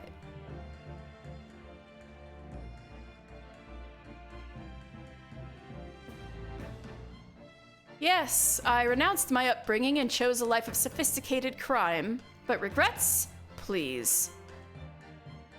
Give over, bruv. That ain't the Ash we used to know. We got time in here to plan the comeback of Milverton and Skulkin's Malk run, right? The three Muskawatsits? Milking the neighborhood for all it's worth. That was cute. I was wondering what was going on, then saw Sam in the chat. Yeah, there's Sam and Sam. Yeah, exactly.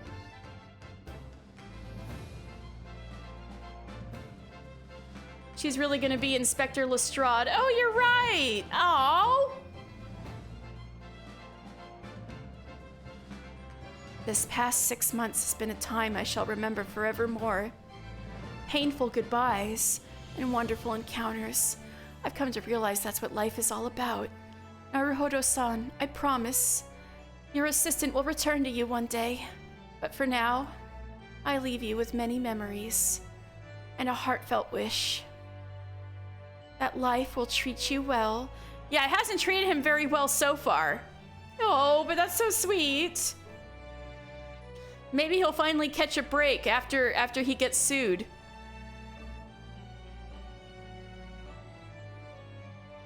Oh, they're so cute! Ah! They're adorable! They're adorable!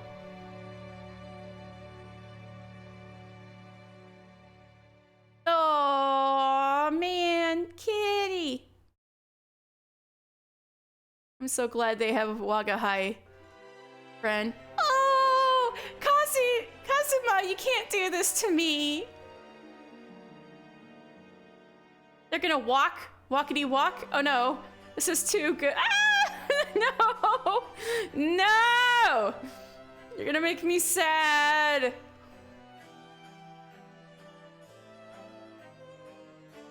Oh, this is such a cool way to go about it, though.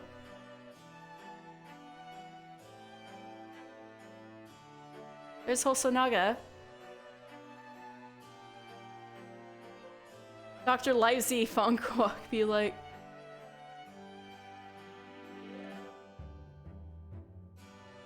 There's Josiah Brett. So there's a lot of unanswered questions. I think she was out to assassinate him, and we need to find out why. She was involved in whatever shady business is going on. I think Susato's father is also involved in whatever is going on. And I guess this is all stuff we're gonna find out about next time.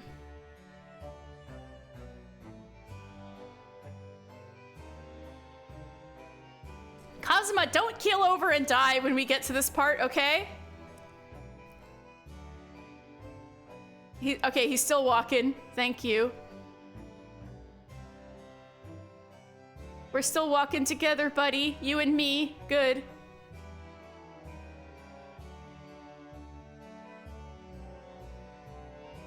No! Stop that! You stop that! No!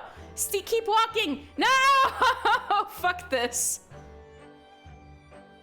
No! How dare you?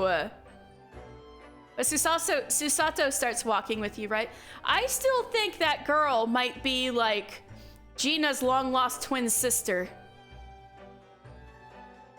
But Gina has no idea because she thinks she's an orphan. Yes, Susato, start walking with me. I got the sword. Here it is to you.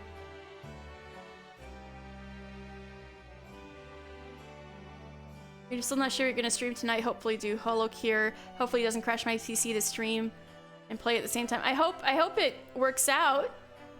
That sounds fun. Oh, it's a bullet hell game. Oh man. Okay. I can see how that'd be intense. Yep, Susato starts walking with him. Oh, they're so cute. Look at Susato walking. She's so cute. Oh, they had typefaces special. They were good typefaces.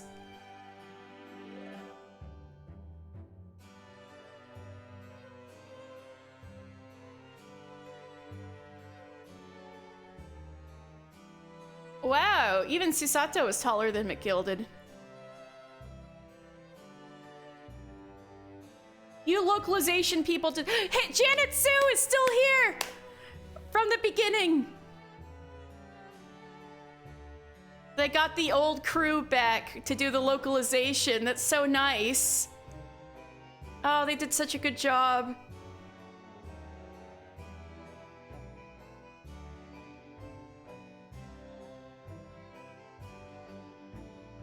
Oh, now Herlock Sholmes is walking with them. Aww. How sweet.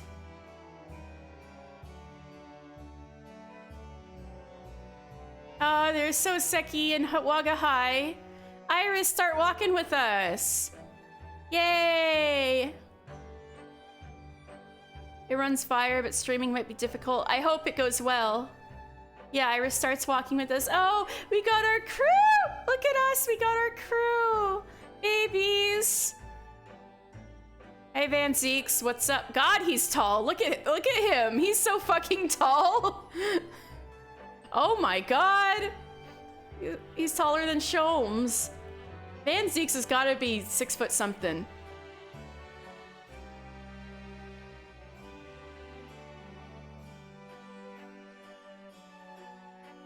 Gina! Gina, are you walking with us too, or are you just shooting off fireworks for us? Gina's smile, though, ending it off with that. Research assistants and interviews? Musical Box Museum. Oh, that's so cool! They credited research. Oh, that's so cool.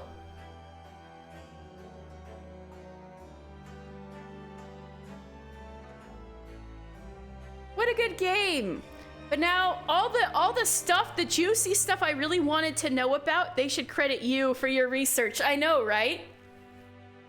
There they go. Do the little dance. Oh, that was so cute. The Great Ace Attorney Adventures. Finn. Yay, we did it!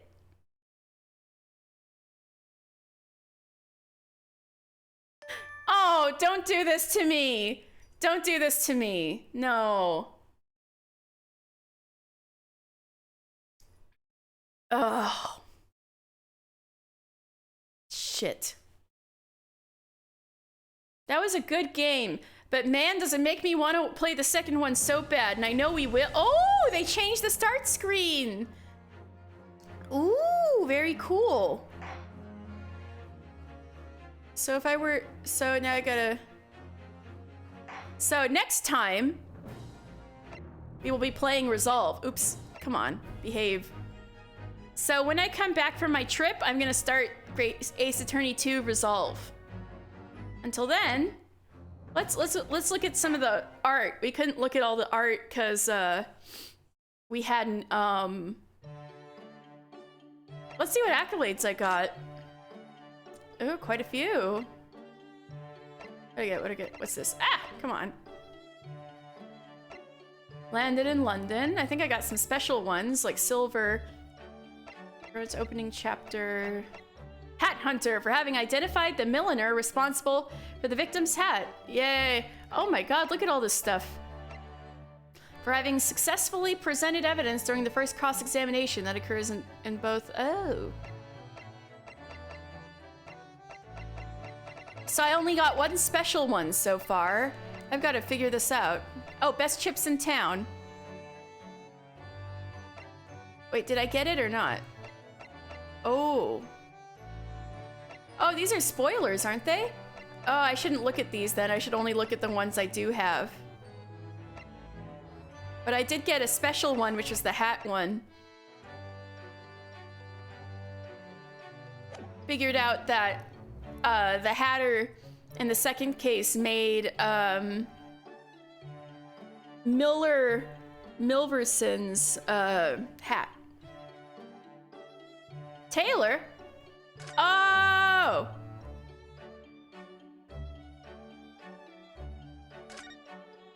Iris's homemade suit? Oh my god, looks so cute! I can turn on costumes. Outfits are only available for use in the Great Ace Attorney 2? Oh.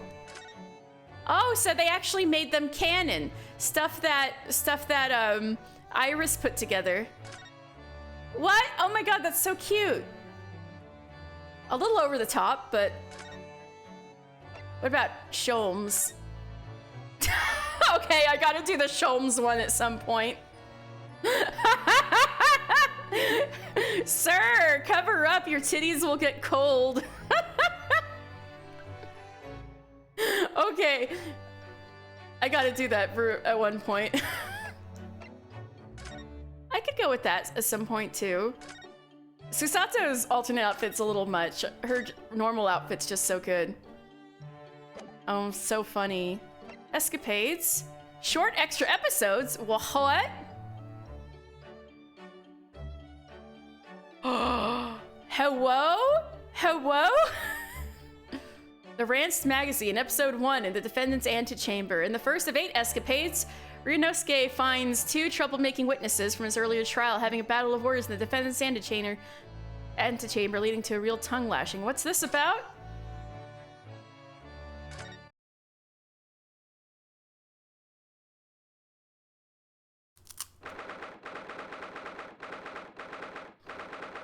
November, 3:08 p.m., Supreme Court of Judicature. Defendant's Antechamber, 5. Just look at my priceless treasure now. Myself, I have scrubbed and scrubbed, but the repellent odor of meat will never be repelled from its resplendent surface again. But you have it back in your possession at least. You should be grateful, old man. How dare you! Excuse me, but I'd just like to get that Zabuton cushion there if I could. Rest assured, you miserable military malefactor, this is not over. Incarceration awaits those who would defraud a senior citizen for his priceless treasures. Watch your tongue, old man. Mark my words, I won't. Sorry, Sergeant, but could I just get at that Sabatone cushion there as well? Oh. I won't go to jail, never. Imagine if I did. The very next day, my boy would starve without the chain of command in place to provide for him. Using the child to protect yourself? Myself, I call that an abstinent cowardice. Oh, really? And who just employed the old, poor, defenseless senior citizen tactic? The only way to fight an enemy who's using underhand tactics is with a tit-for-tat strategy. Sorry to interrupt again, but I just need to get at that Western-style cushion there on the sofa. Are you building a pillow fort? What's going on, Ryunosuke? And I like how,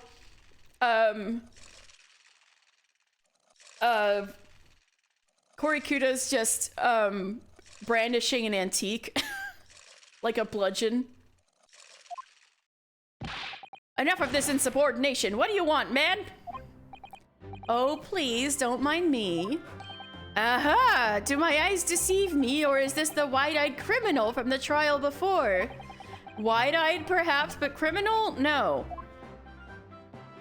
What is this unhealthy fascination you exhibit with the seating arrangements of others, Why were you peering under the cushion of this upholstered seat? Oh, well, the thing is... Any luck? Did you find it? Oh, I missed you!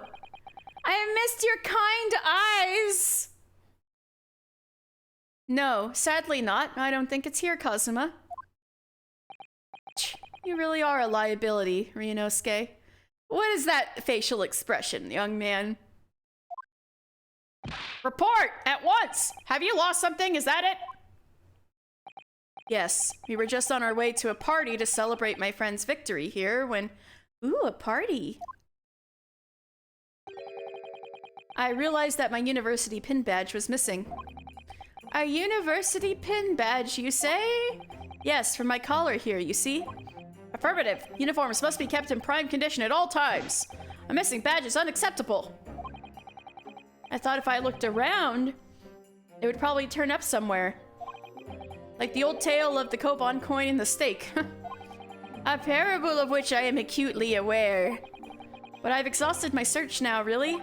The only logical conclusion is that someone must have stolen it. Don't look at me! I don't just find any old metal objects irresistible, you know? Imagine what would happen if little Trooper Ido here swallowed something like that. I'm afraid we'll have to give up, Ryunosuke.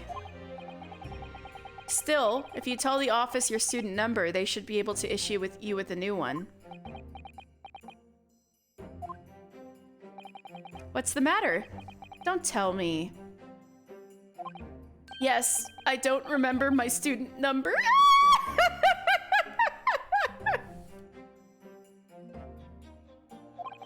I don't believe it. I mean, this is the second time you've lost your badge, isn't it? Third, actually. Oh no. If you didn't think you could remember it, you should have made a note of it somewhere. I told you until I was blue in the face the last time this happened. Oh, scolding him. Ah, yes, I do seem to remember someone telling me something along those lines. It was you, was it? You can't even remember who told you that you needed... you can't even remember who told you that you needed to remember it? I was about to say, sometimes both Sholmes and Ryunosuke seem to have short memories. Well, student numbers are 6 digits, Kazuma. Who could remember 6 whole digits? I could. Yume isn't exactly a long-established university, you know. All of our numbers are still rather low. In fact, they only use the last 3 digits. Well, that might help, I suppose. That might help? Ryunosuke, it's only 3 digits you needed to remember. Just 3. Sorry, my brain is such a disappointment. You've been under a lot of stress today. Yes, well, anyway, young man, myself, I was greatly impressed with you in the courtroom today. Oh, you mean me? A lawyer already before you even graduated and such a loyal friend to this one. This one? What's that supposed to mean? Oh no, I still have much to learn. And you won't get the chance to learn it. In fact, that was brought home to me in no uncertain terms only last year. Yes, what happened last year? I would love to know. My Achilles heel was spectacularly exposed by my best friend here. Indeed? What? By me? This is the first I've heard about it. Yes, by Ryunosuke Naruhodo. You can't have forgotten, surely. It was last summer at the speech contest. Oh no, this can't be the serious thing. All right, what is this? The speech contest? Ooh, that. Contestants had to take the stage and deliver a public address on any subject they chose. We were competing to give the most compelling and powerful speech. And yours was great. It made a huge impression on the audience. Obviously, since I was a budding student of law, I was determined to win. And sure enough, one by one, my opposition fell. When I reached the final at last, I came up against you. Oh, I guess Ryunosuke had a good speech. Yes, so you did. Not being rude, but when I first laid eyes on you, I thought to myself... Wait, is this when they first met? This is when they first met, isn't it? They met as finals at a speech contest? Ooh. This cheeky, wide-eyed no-hoper is out of his depth. He's gonna be a pushover. That was your first impression of your best friend?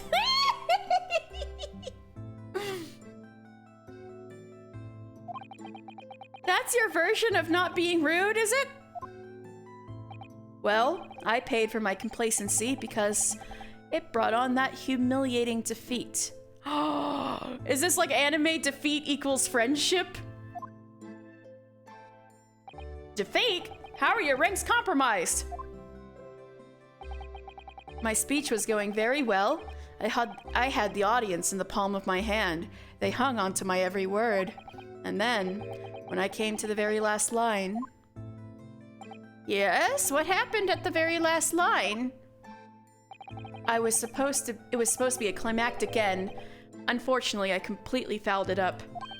Never! You mean you stumbled on your words? Spectacularly.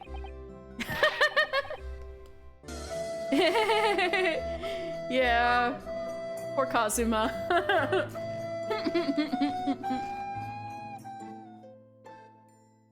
Pour one out for Kazuma.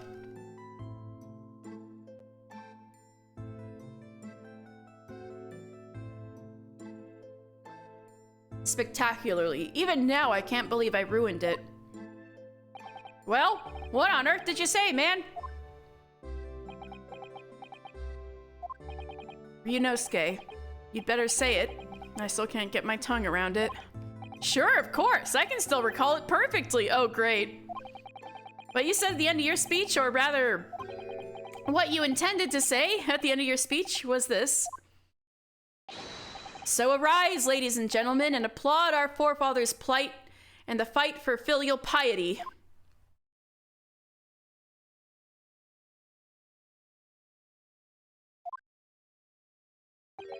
And what went wrong? What indeed? Myself, I see no problem with the pronunciation of these paltry words. In that case, old man, I invite you to say it yourself. Very well then, I shall. Ahem, ahem. So arise, ladies and gentlemen, and applaud our forefathers' plight and the fight for filial pile. It's impossible! He accidentally wrote a tongue twister for himself. Oh. The arise, ladies and gentlemen part I delivered perfectly. The next part had me floundering for a whole 5 minutes. Oh no! It took him 5 minutes. His Achilles heel is tongue twisters? By the end of it, I was on my knees in front of the podium, a blabbering mess. Oh, poor baby. And that's when the audience started to heckle you. Arise, arise, they were shouting. Hell on earth. But then, of course, this man went and delivered his word-perfect speech with a perfect ending. How did it go again? Let me see. So, my dear fellows, the message is simple. Treat your father and mother with respect. Something like that? So, the exact same thing, except with much easier to say. I mean, talk about stating the obvious, but the fact is, I lost to that speech. Tongue-tied is the only way to describe it. Well, it is quite tricky to say, I agree, that final fight for filial piety, especially. And ever since that day, I've had this question whirling around in my head. Why did our forefathers choose such an awkward phrase? Was it to mock their children? I mean, it should never have been called filial piety in the first pace. Ah!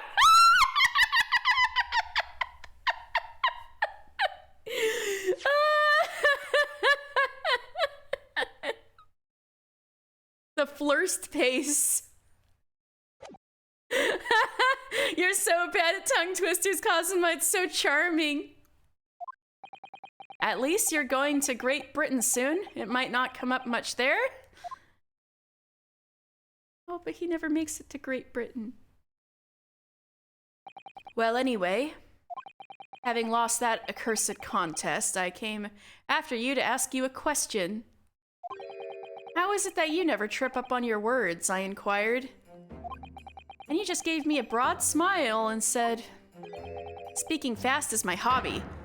I mean, really? What kind of hobby is that? You mean I've been acting Ryunosuke correctly the whole time? Good. So when I say his words fast, I'm actually being canon. That's good. Do you think you could take your hand off your sword? Besides, it's just a way to pass the time. What, talking like you're selling a car? I know there's like barely any cars yet, but after that, you started talking at me 10 to the dozen, like you were possessed almost. Honestly, you can't imagine the shock I suffered that day. You really can't. You're right, but it was the start of a beautiful friendship. It was your guys' meet cute. And it was horribly embarrassing for you, which makes it adorable. You're right, I really can't. Speaking fast, it's just the sort of hobby I'd suspect a civilian like you to waste his time on. Well, you have to practice, of course, but there are some simple things to start with. Like this famous one, for example. Swift samurai sword swipes silently sideways. So he's excellent at tongue twisters.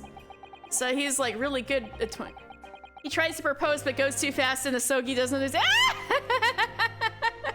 Ah, yes, even a decrepit tongue in an alien frame such as mine can find its way around that one. I've no doubt. It's just a bit of fun, really. I can't imagine anyone who'd struggle to say it. Isn't that right, Kazuma? Swift samurai sword. Gah! A blabbering mess by word 2. It's not just a samurai. Every good soldier needs to be able to handle a sword. That's why I've been busy teaching Ido the finer points of swordplay. None of this wordplay nonsense, Private. Come to think of it, not long after that, we started to attend lectures together, didn't we? How romantic. And we got into that debate about family values at the Sukiyaki place on campus. Do you remember? Aww. Yes, your argument was full of jokes and puns and wordplay as usual. I remember it well. Aww. Oh, was it? In any case, I swore that I would never let myself forget the shock you gave me back then.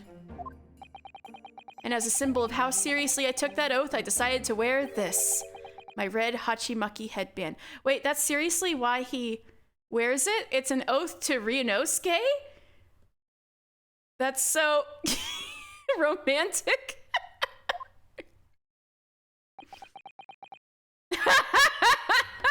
Gay. Even Korikuna's like, hmm? He's so proud of it. Look at him. He's so proud of it. Sorry, Kazuma. Yes? You've lost me there, I'm afraid. I don't see the link. What does your red headband have to do with your oath? Because it will always remind me of that smug look on your face as you uttered those tantalizing words. What words? You mean another tongue twister? I practiced and practiced until my tongue bled. But in the end, I mastered it. Mastered what? Well, I think it's time you heard this, actually. Listen carefully now.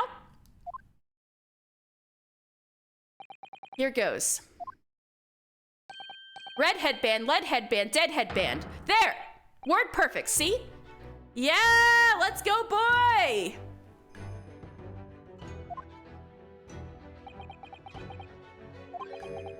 Nobody's impressed.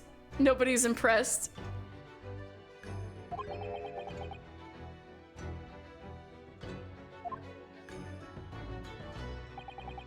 I'd actually been meaning to ask you about that. About the story behind your headband, I mean. It all has to do with you, Ryunosuke. Well, now you know, so that I'll never forget the shock and humiliation of that day. That's why I wear this red headband every single day without fail. Well, I don't know exactly how much of a shock you think you had back then, but it can't be more than the shock you've just given me now. What do you mean? Well, I'm sorry to have to tell you, but the tongue twister I said didn't go the way you seem to have remembered it. Huh? It's just as famous as Swift Samurai Swords, so I can't believe you don't know it, really. It goes, red bread pan, lead bread pan, dead bread man. Oh. He got it wrong, and that's why he's got the headband? I'm sure there was a lot of localization that went into this. There's a lot of Japanese tongue twisters. Wait, what? Red bed bed red It seems I've knocked some wind out of that headband of yours. It's not too late, Private. You could always start wearing a red bread pan on your head instead. Even this is starting to twist me up. Your youthful vigor is manifest, young man. Your cheeks are glowing redder than your hachimaki. Ah! Why do so many words have to be so similar? So, looking forward to Great Britain then? Where you'll have to deliver speeches in court in English? I suppose. I can always shell seashells on the seashore.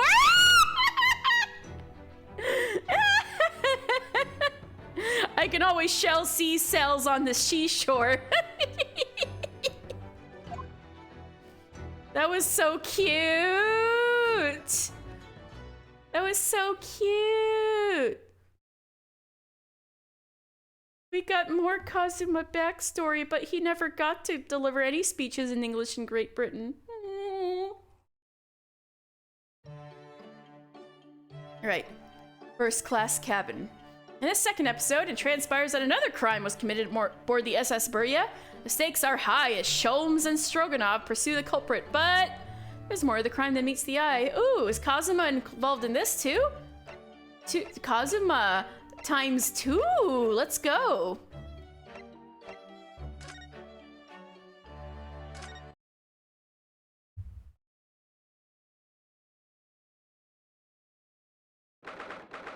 January 6th, 6:23 p.m. SS Burya, first class cabin.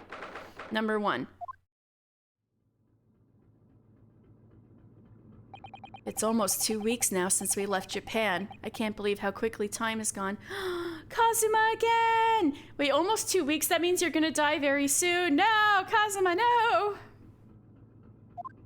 So, our next port of call will be Shanghai.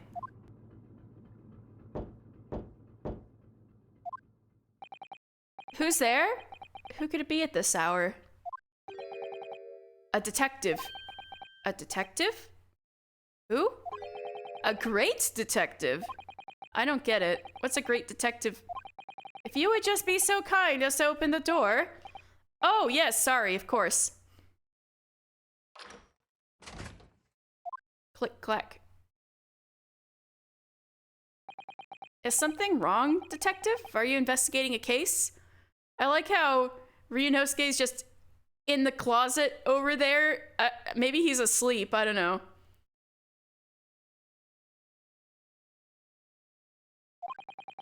Wherever a great detective goes, great cases occur. Indeed, I am the root of all evil.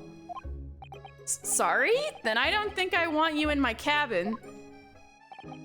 Under our very noses on the steamship, a terrible theft has just occurred. What? You noticed, I presume, the brief power failure a short while ago? Oh, yes, the power couldn't have been out for more than 10 minutes, though. Indeed, yet that was ample time for this wicked crime to be perpetrated. I see. Well, clearly it's a case that needs investigating. Precisely. The culprit ran away in this direction, down the first-class cabin passageway here. Really? The thief came this way? I'm quite sure of it. It may have escaped the attention of the dim-witted crew, but not of the great detective. To that end, I would be obliged if you would allow me to investigate here in this cabin. Well, don't look in the closet, please. My friend is in there. He's been stuck in the closet for some time. How curious. Is there some reason why it would be inconvenient?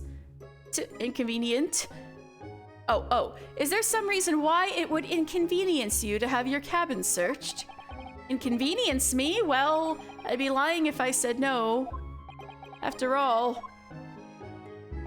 there's a stowaway in that wardrobe right over there.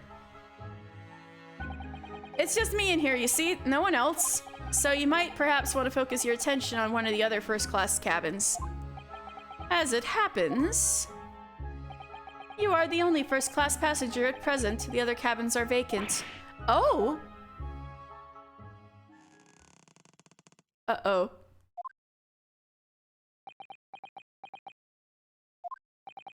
Did that rather tragic rumbling of the stomach rise from within you, my good fellow? Of course. As I said, I'm the only person in here. It's not long until dinner time now, so perhaps we could do this afterwards? I do apologize, sir, but it is of the first importance that the investigation is not delayed. Now, if you'll excuse me. Wait, where'd he go? No! How did he suddenly move all the way over there? One of his many talents. Yes, without a doubt, if the culprit were to be hiding in this cabin, it would have to be inside this wardrobe. I shall need to examine this wardrobe thoroughly. I presume you have no objection? I do! I'm sorry, but I'm going to have to decline. Really, you won't find any... Achoo! God damn it, Ryunosuke! Did those two rather tragic sneezes arise from your good self? Of course they did. As I said, I'm the only person in here. You have a curious knack of talking while sneezing, then. Twice, no less. This is going to be a tough one to argue.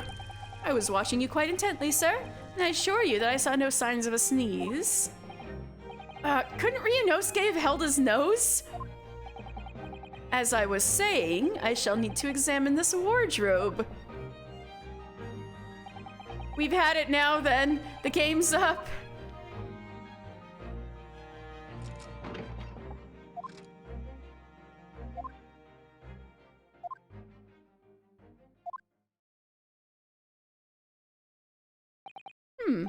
Nobody hiding in there. Where the fuck did he go? What? You seem surprised.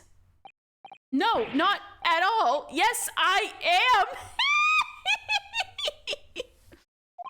He was in there for sure. I shut the doors on him myself.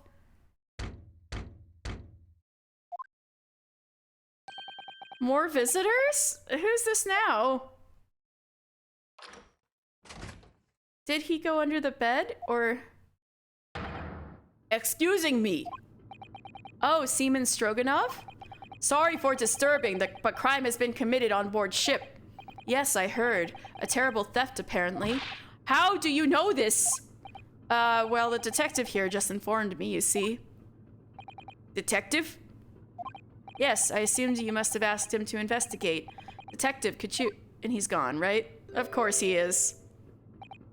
Where did he go? I must ask you to cooperate with investigation into this crime. Fully. Uh-oh, he's glaring at the wardrobe already.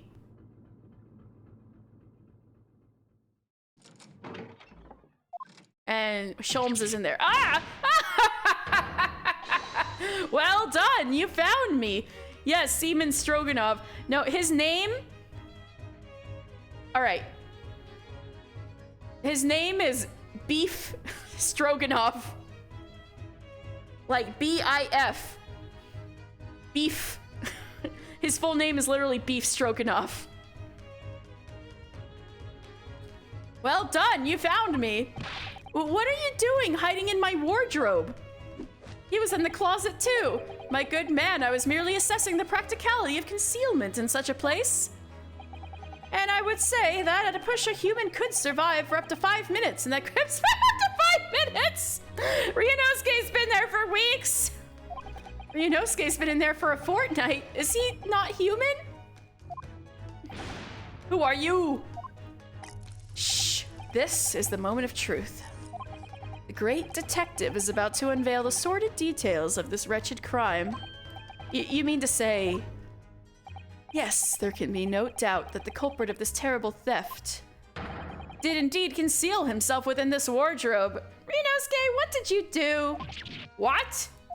But that's impossible. He couldn't have done. God damn it, Kazuma, shut up. Because my best friend was in there the entire time. Or at least I thought he was. How can you be sure of this? Elementary, my dear fellow. The criminal left behind the most revealing evidence. How else could you explain these 3 bones? Ah! What the? He's right. Look at those gnawed bones in there. And 3 of them. Ah! The criminal has escaped this time, but I will find him and crush him. Can I ask you something, detective? Why, yes, of course. I'm always delighted to answer an inquiring mind. In this terrible theft, what exactly was stolen? Aha! What else? But some steaks on the rib bone. Oh, those steaks on the rib bone, just like in those T-bone steaks, like in the 3rd case of the first Ace Attorney game. Huh? Did you say steaks on the rib bone? For this evening's dinner, 3 rib steaks were stolen from ship's kitchen only short time ago. There was malfunction with generator and ship was without lights for 10 minutes. Chef who saw criminal said he ran away down first class passageway. And now I am on his tail. I'm afraid to say, dear fellow, that your man is no longer in this cabin. But how? Through the cabin door, no less. Having devoured his haul in this wardrobe, the culprit discarded the bones and concealed himself behind the cabin door as you came inside. Then, when attention was turned to the wardrobe, he seized his chance to escape through the open door. What? Make haste, my good man, after the culprit. I shall follow presently. Something troubles you, sir? I think maybe criminal is not running away at all. What are you suggesting? It was Herlock Sholmes who ate the steaks, wasn't it? And he left the bones in there just now. Now I know where dog is buried, Mr. Asogi. Me? Da! When I think that you are culprit, everything is falling in places. The criminal that disappeared from the first class passageway, the bones in the wardrobe.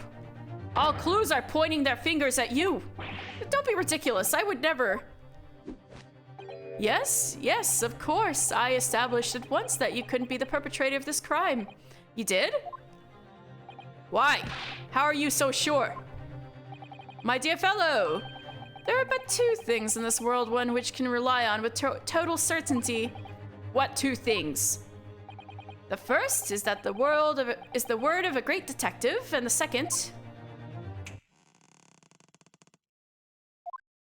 is the tragic rumbling of an empty belly. Ah, not again. When I first entered this cabin, there did arise from this gentleman a belly rumbling so odiously tragic that it confirmed beyond all doubt that the man had not eaten a single rib steak in some time, let alone 3. Why do I have to suffer this humiliation when I've done nothing wrong? Curses! I will catch this thief! He cannot have gone far! Indeed, assuming he decided against a post-meal constitutional swim. Well, if you will excuse me now, my apologies for upsetting your evening. Detective, one moment, please. Yes? That was a most remarkable deduction. Perhaps you'd be kind enough to tell me your name? Ah, it has quite slipped my mind. You've been talking with the one and only Herlock Sholmes. So he and Kazuma did meet. I see. Well, I'm Kazuma Asogi. I'm a student on my way to Great Britain. Pleased to make your acquaintance, Mr. Asogi. Oh, and before I forget... Yes? I feel I should warn you. Live cargo is strictly forbidden on this vessel. So you would do well to conceal the stowaway currently lying low under your bed as carefully as possible. I knew it was under his bed. Oh, under the bed? I knew it! And you're the one who stole the steaks, aren't you, Sholmes? I bid you farewell, then, Mr. Asogi. He's uncovered our secret. I suppose I should have expected nothing less of a great detective.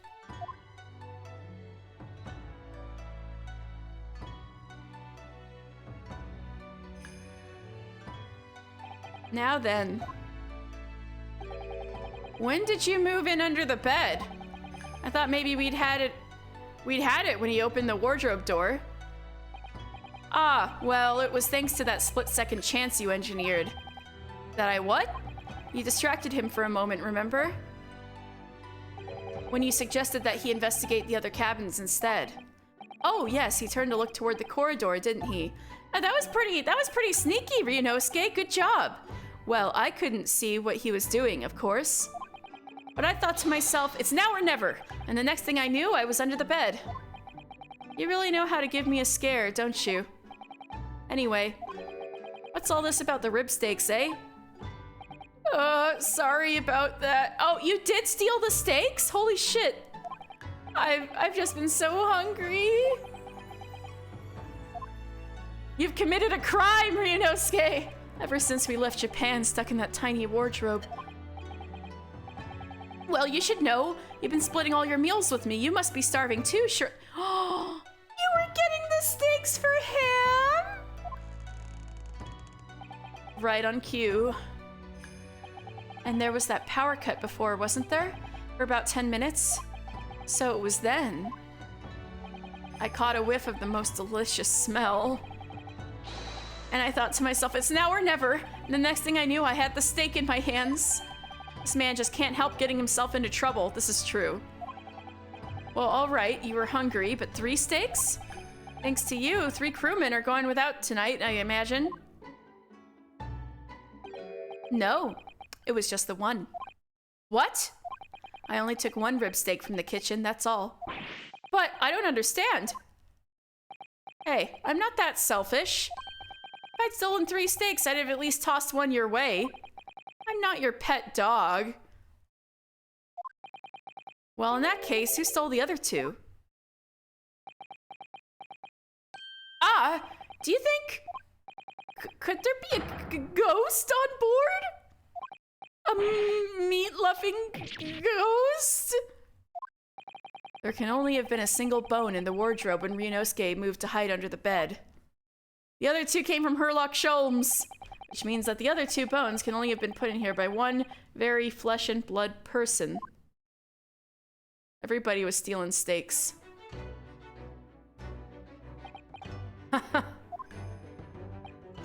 What's so funny? We're on a haunted ghost ship.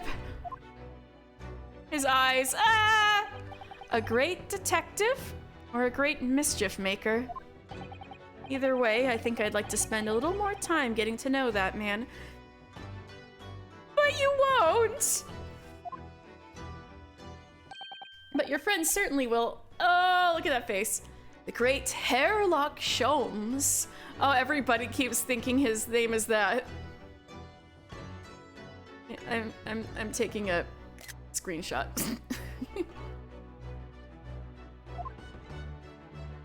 I miss you, Kazuma.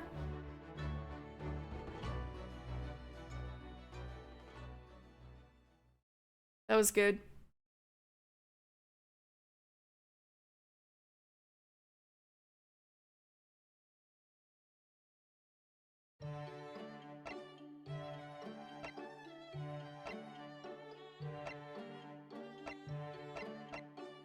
Yeah, all these are for the first game, aren't they?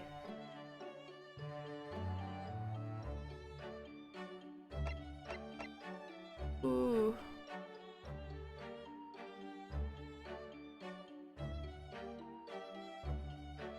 Oh man, I am getting a little tired. All right, let's take a break to look at the pictures. Voice clips. Let's look at,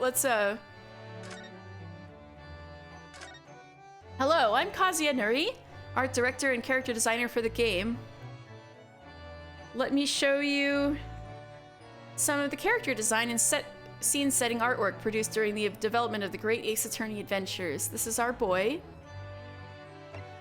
Here's the hero of the whole show, Ryunosuke Naruhodo. The main concern here was to strike a good balance between a period look of someone out of Meiji Japan and a believable ancestor of the protagonist of the main Ace Attorney games, Phoenix Wright.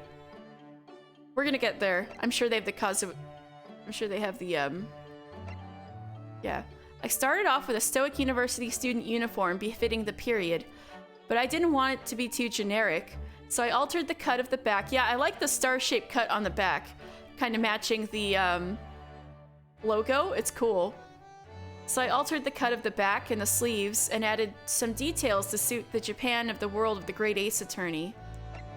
The buttons on the back accentuate and draw the jacket to make smart, svelte lines.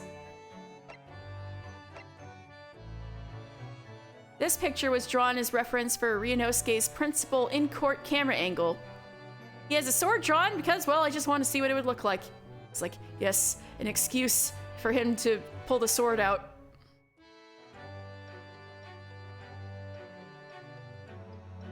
Oops. This is Ryunosuke's traveling to Britain outfit.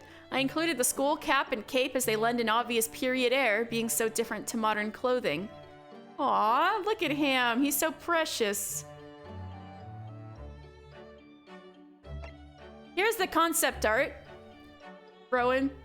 These sketches are from the very first proposals. No scenarios had been written at the time, so I had Ryunosuke younger than he ended up, and his hairstyle was based more heavily on his descendants than on something faithful to the period.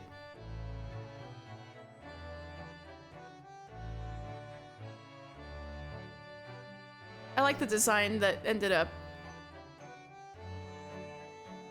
Onion hair, I know, on the right.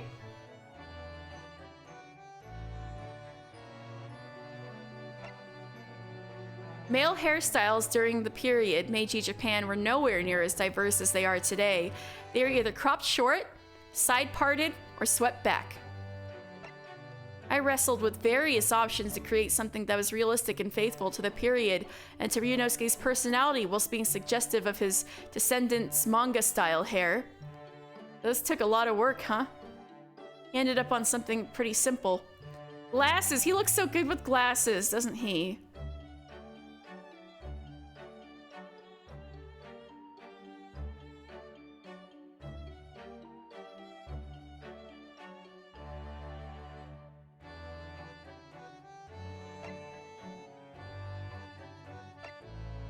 remember drawing these sketches as a way to distract myself when I was stuck on the hairstyle. It turns out they came in useful for explaining how the game works in the game proposal documents, and this is what the hairstyle you ended up with. Pretty subtle in the end. It's good stuff.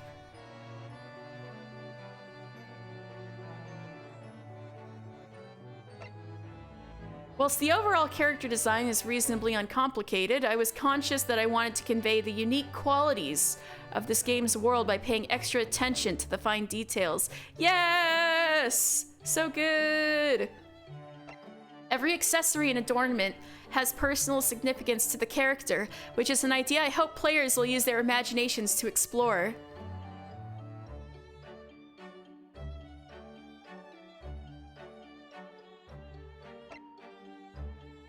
All right, let's see. So the top is his cuff button. Middle is his school badge, the one that he lost. And I was wondering about the pin that looked like a number 2, you know? The sword, that was Asogi's. Wait, I just realized! Rowan, look, the sword!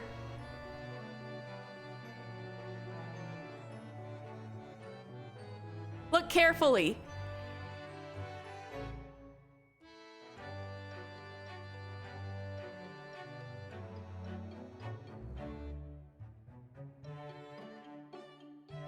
He tied the headband. Oh, okay. The headband is tied. He tied Asogi's headband to the sword, so he kept the headband too. I wonder if he had to specially request it. Oh man.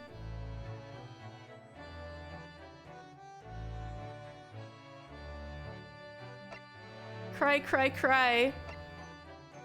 Oh, here we go with Susato. Hello, I'm Kazuya Nuri, art director and character designer for the game. Let me show you the character design, and yeah, this is the same. This is the female lead, Susato Mikotoba. She's so cute. Look at her.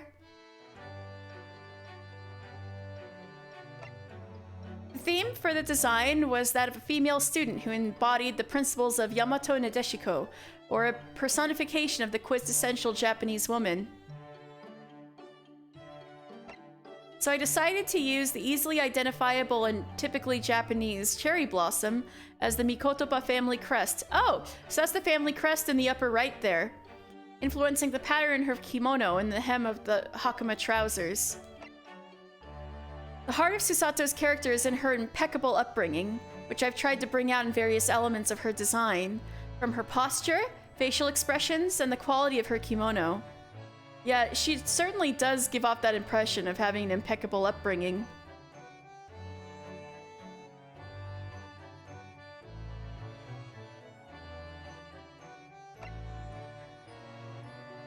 I designed Susato's wrap to complement Ryunosuke's traveling clothes. Knowing it would only appear in an anime cutscene, I decided to keep the design overwhelmingly simple with the exception of the clasp. The clasp is cute, though.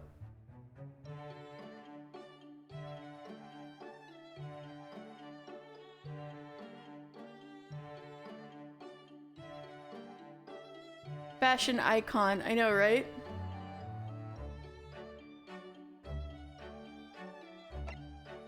I wanted Susato's hair to be styled appropriately for the period, whilst at the same time being a little out of the ordinary. I ended up with something that looks relatively simple in silhouette, but is actually quite complicated. Yeah, that sure did the trick. This frontal portrait was drawn while the kimono pattern was being finalized. I tried a great many different designs before arriving at the final one in order to find a pattern that didn't draw excessive attention. You did such a good job on her design, Nuri-san. This is so cool. You did such a good job.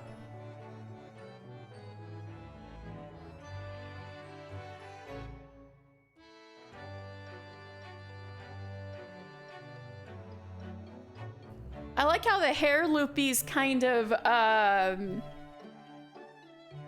draw back to Pearl a little bit.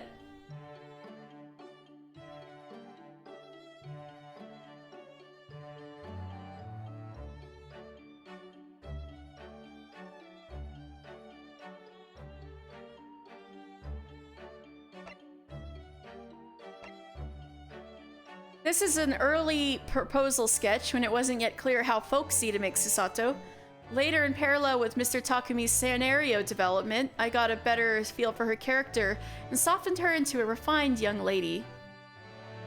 And she looks really young here.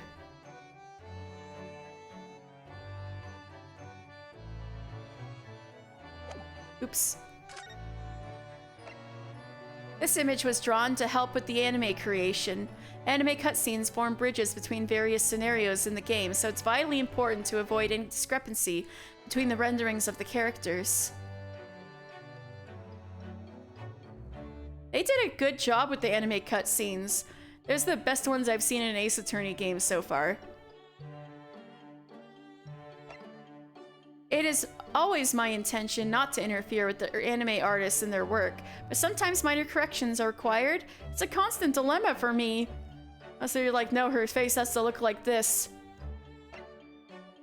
Also factoring into Susato's design was how she would appear alongside Ryunosuke. In the end, I think the contrast in conduct and bearing between the two helps establish her as a memorable female lead.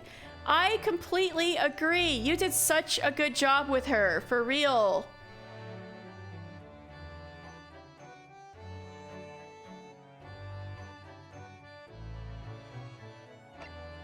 Ah, yes. Holmes. Here we have the great detective himself, Herlock Sholmes. But how is I going to come up with a design to satisfy the required unique take on the classic detective?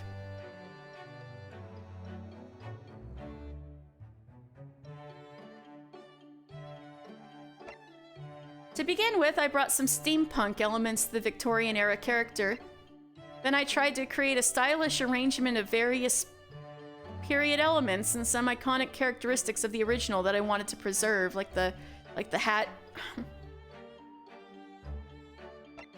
Sholmes' personal crest combines the cogwheel motif of his consulting detective business and a simple flower design of Iris's crest, so it is meant to be a flower. It's a really memorable design, and whenever you see it on a contraption, you know it's like Sholmes's, so that was a really good job. The cogwheel symbolizes the Industrial Revolution taking place in Britain at the time. There are also overtones of the relationship between Sholmes and Iris in the motif, with Iris, the flower, at the center, being protected by Sholmes, the cogwheel, around the outside. Oh, that's really sweet, actually. Aww. I was careful to preserve the essential features of the great detective, such as the deer stalker and the pipe, arranging them into a character that would be instantly recognizable to all. You did such a good job!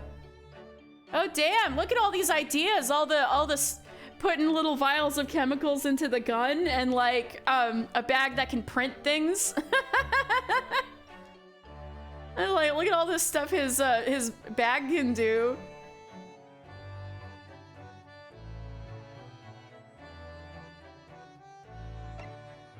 Sholmes' equipment is an exception to the rule that consists of technology belonging to a much more modern era than the game's setting, and takes fantasy elements from the world of the Great Ace Attorney.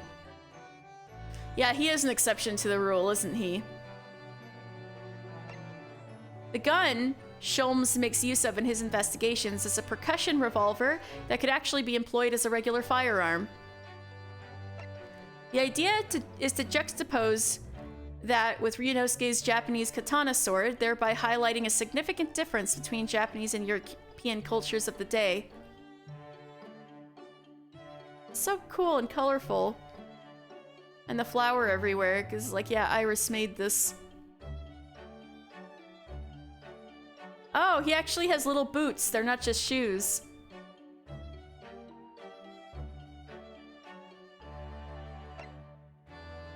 When Sholmes's goggles are turned on, the shape at the center of each eyepiece lights up and rotates. It's supposed to conjure the idea of a lens attachment on a camera to complement the detective's investigations. Sadly, that couldn't be realized for Sholmes' in-game animations at this time. Aww, that would have been cool. They just kind of turned simple.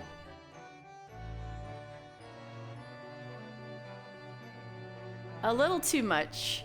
Aww.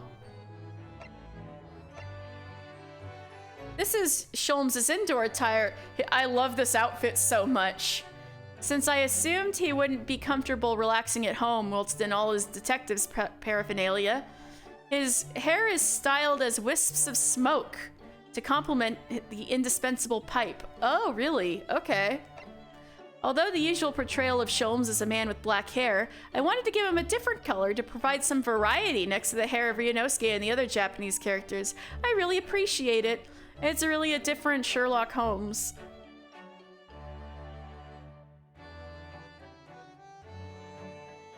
Yeah, I like his home outfit a lot. This is, oh, look at the silly man. This is oh yeah, the Crystal Tower. We never found out about the exhibition either. I bet that's all set up for the sequel too. This is a sketch I did for the initial proposal document. The image of Sholmes in the midst of analyzing evidence played a crucial part in portraying the souped-up role forensic investigation was to play in this game. The actual character design was not fixed by this stage, even though the general direction had been decided already. Aww.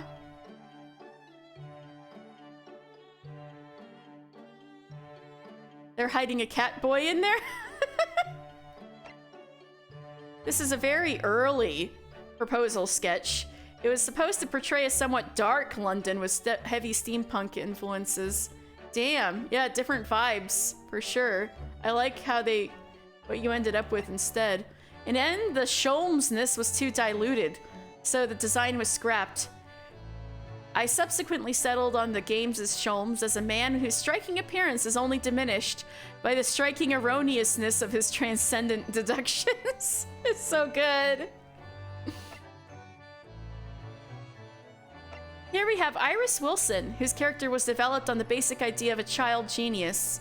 There she is! Oh, she's so cute! Iris brings together a number of rather eccentric elements in the game world in a subtle and controlled way. Little backpack! At first glance, her hairs appeared to be tied up in a cute style that combines elements of ribbons, bows, and hearts, but in fact, her fringe follows a golden spiral, a logarithmic curve based on the golden ratio. She's got golden ratio hair? Yo! This girl is a fractal. What appears to be ribbons of hair tied in a bow from the front are revealed from behind to be a Mobius strip. A type of surface with interesting topological properties signifying Iris's infinite possibilities. Holy shit! Bro! So a number of secret mathematical curiosities have been deliberately hidden in this young child genius's innocent appearance. Holy shit! That's so based! I love this. Man, Kazuya Nuri was really popping off with this game. I decided to make use of a flower plant motif in Iris's character design. Yeah, the blaster. Oops. This was partly inspired by the long history that the use of herbs and plant aromas has in Britain, but also because the idea of blending herbal teas fits naturally with Sholmes' chemistry-based investigative techniques. Holy shit, good point. The goggles, gun, and knapsack are a set that match Sholmes' accoutrement. I never really noticed that she had a froggy backpack. That's so cute. The goggles in particular were part of the initial design, and always intended to not just be a cute addition, but to lend a dubious air to Iris's appearance, to make people think there's more to her than meets the eye. And that did just the trick. Iris and Sholmes' invention. Oh, there's the froggy backpack. I guess it's more of a heart, but still. The greenness is froggy enough. Iris and Sholmes' inventions are, as a rule, far more advanced than the science and technology of the era in which the game is set. The Thermos flask would have been considered a magical bottle at the time, but in the game's late Victorian setting, Iris and Sholmes have already developed one and make use of it in their everyday lives. Yeah, the early thermos. Oh, it even says that in Japanese up there. Iris's magical bottle.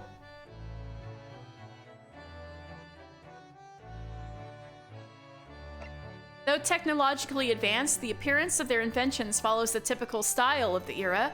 Iris even carries a gun she's developed, the Aroma 1. Oh, that's the name of it? In her knapsack. That's so cool. These are the felt doll charms that Iris has attached to her knapsack. Oh, I gotta make these. Oh my god, they're attached there on the edge. That's so cute. Oh my god! These are the felt doll charms that Iris has attached to her knapsack. They're a bear and hare based on Iris and Sholmes, and were originally going to be very instrumental in the story and be shown in a lot of close-up detail. No! They got scrapped. Their importance got scrapped. I gave a great deal of thought to their construction whilst trying to make them as fun as possible. They're a particular favorite of mine, and now they're relegated to just a detail on her backpack. No, I gotta make these, even though nobody's gonna recognize them.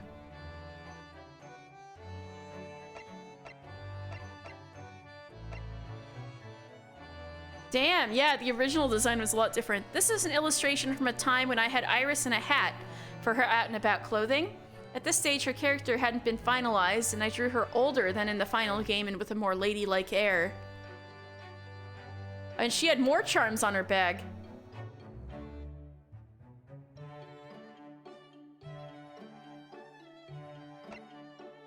These sketches were done when I was exploring some elements of a magical girl to incorporate into Iris's character design as a way of giving her more punch.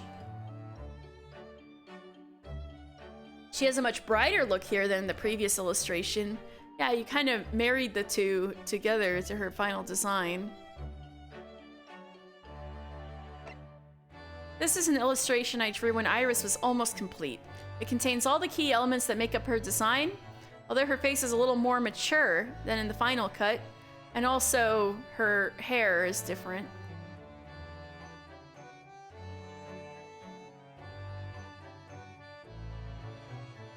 In the end, I gave her a slightly brighter and more bubbly expression, and included some additional ladylike touches to produce the young Miss Wilson you all know from the game. Oh yeah, I went through some of Kazuma's before, so I'll hurry through this a little bit. I was talking about his family crest. That he has Western influences. And he's happy about that. Alright, I didn't talk about this. These are some sketches I did during a transition phase when we were considering who should have glasses. There was a meeting about who should have glasses. Eventually, we settled on that being Satoru Hosonaga. Ouchie doesn't count. Whose design, yeah, because Winston Payne is like, it doesn't count. Whose design I was also working on at the time. So Kazuma ended up with just his Hachimaki headband instead, but for a while, competition for who would become the bespectacled one was fierce. Would you become the bespectacled one, Kazuma? He almost was. He would have been rocking the glasses and headband combo. The bespectacled one. With the combination of the headband and glasses, Kazuma took on a far too studious look. So although I was pleased to have explored the possibility, this was the drawing that convinced me it wasn't the right approach. Ah, interesting.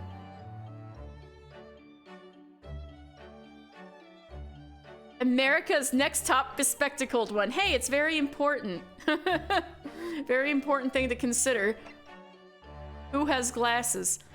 This sketch was done when Kazuma's design was almost finalized. I was hoping to draw both Ryunosuke and Kazuma side by side wearing matching hats and cloaks. Oh, that's a picture I'd like to draw one day. Oh, you want to draw the matchy? Since Kazuma plays such an important role in the story, I put a lot of energy into giving him a striking appearance that immediately reveals his dependability and kind-heartedness, as well as his relentless determination. Oh, he's a favorite, huh? I like the random Geta in the left-hand corner. I really hope he makes a memorable impression on everyone who plays the game. Well, according to the amount of fan fiction there was of him, mission complete.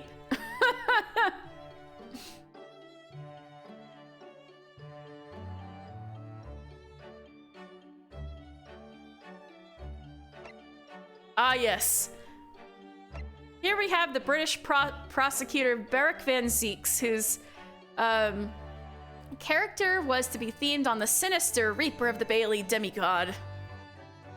Ooh, this was drawn in 2014. Ooh, 8 years ago. This was drawn up. He's got his own sword, so I guess they match. He's got his own family crest with swords. Despite the God of Death theme suggested for the design, I decided to avoid taking that too literally, except for the wine bottle. The wine bottle label has like scythes on it and stuff.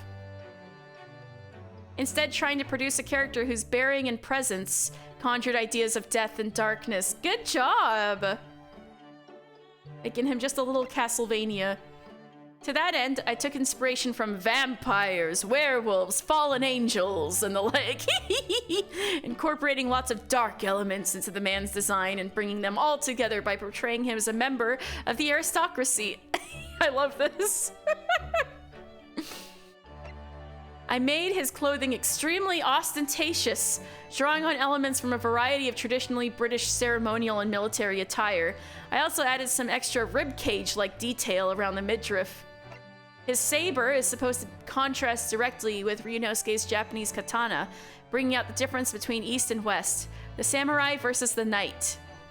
How interesting.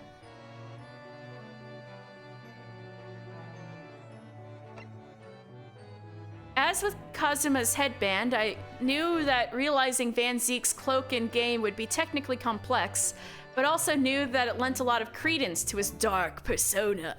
So I was quite insistent about it. They almost didn't want to include his cloak in the game. He's like, no, you must. And he'll just throw it off. That's it. The end result was the aristocratic prosecutor's flamboyance and Dracula-esque darkness are both instantly appreciable. They were. Everybody kept calling him Dracula. And I'm very grateful to the staff and their determination in achieving that goal. He was like, please, please, the cloak, I'm begging you. Give him the Dracula cloak. And they finally did their best to make it happen. I'm so proud of them.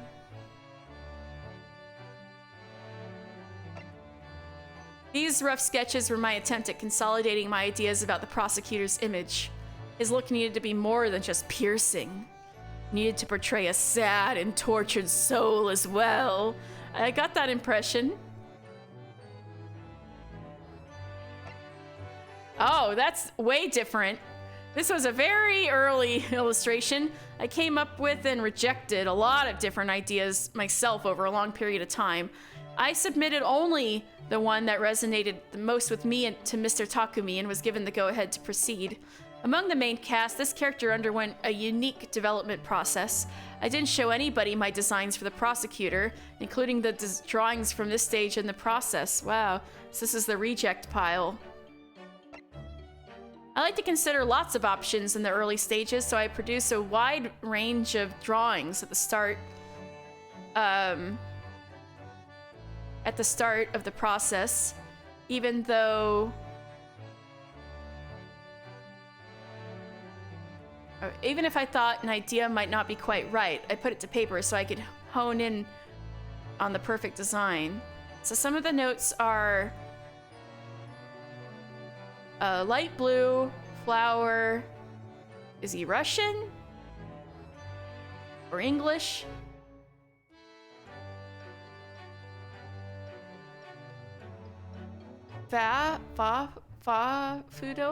Kudo?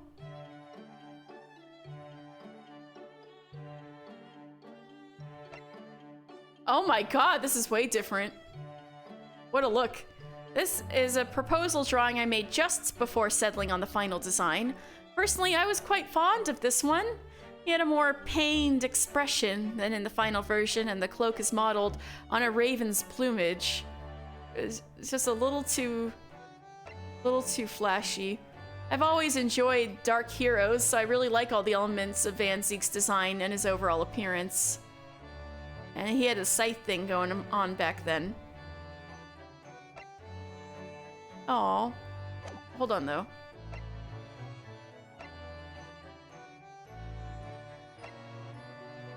I wanted to look at his final design again. A rib cage, huh?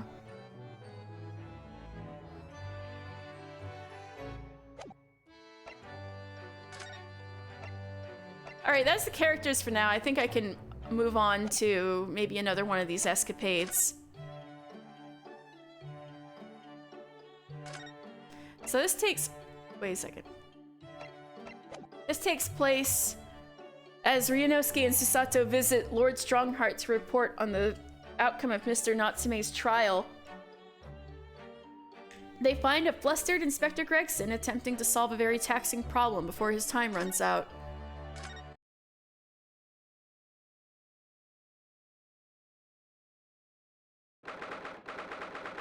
February 26th, 9:17 a.m., British Supreme Court, Lord Chief Justice's office. Here we are again.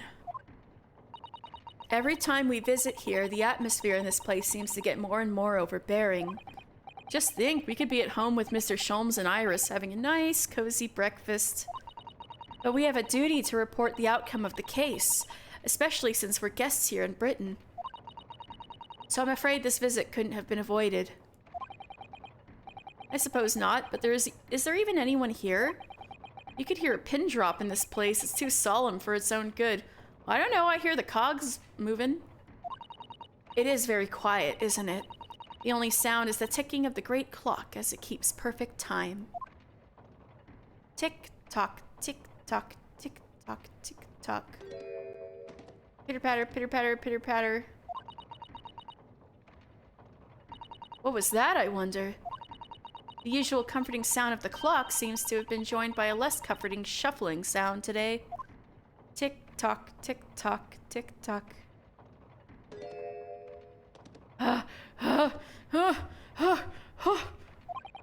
You're right, something's disturbing the rhythmical ticking. Sounds rather like an unfit middle-aged man running from pillar to post clumsily. Who are you calling unfit? Oh, Inspector Gregson, what are you doing here? What am I? Isn't it flaming obvious?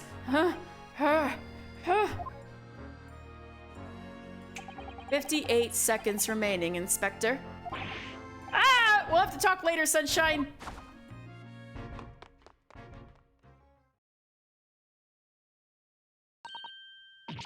Good morning, Lord Strongheart. Wow, he's really looking fiercely at his pocket watch today. And good morning to you. Business so early in the day? Oh, yes, well, I mean, it's about the other day, we are to deliver our report, Lord Strongheart, as our dealings with Mr. Natsume are now over. Ah, yes, the little Japanese man. I've already cast my eyes over Van Ziek's report. I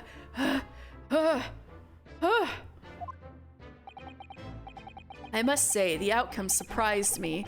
I thank you for a job well done. You are too kind, my lord.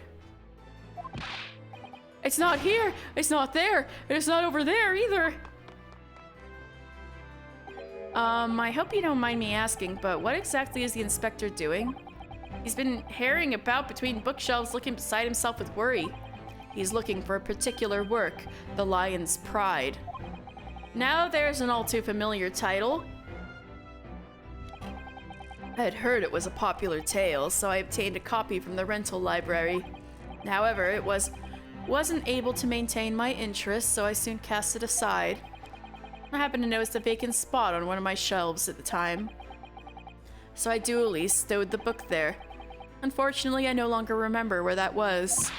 Nope, not there, not here either. Come on, where are you Lightens hiding? So why are you sending Gregson to look for it? Poor guy, the book is due back today. Ah! You're making Gregson find it so you didn't have to pay your late library book? Oh my god. So I feel like this is an abuse of power. The book is due back today, so I've asked Gregson to locate it for me with his investigative prowess. Inside 5 minutes. The bird's flying. I must say, I've never seen anyone working so hard to find something. He's like a man possessed. Ah, yes, that's because his month's salary is staked on the outcome. This is definitely abuse of power. At whose instigation? Let me guess. The stony-faced lord. And the 5-minute time limit? What's the significance of that? There is none. Just my vulgar, mischievous spirit showing itself, I'm afraid. This is too mean. Oh, by your own admission. Ah! I can't. My feet. Are killing me. 5 seconds. 4, 3, 2, 1. Time's up, Inspector. Which means that next month you will work unpaid and have no days off. Holy fuck. We need to get the labor laws in now. Get the legislature on it. No days off. Oh shit.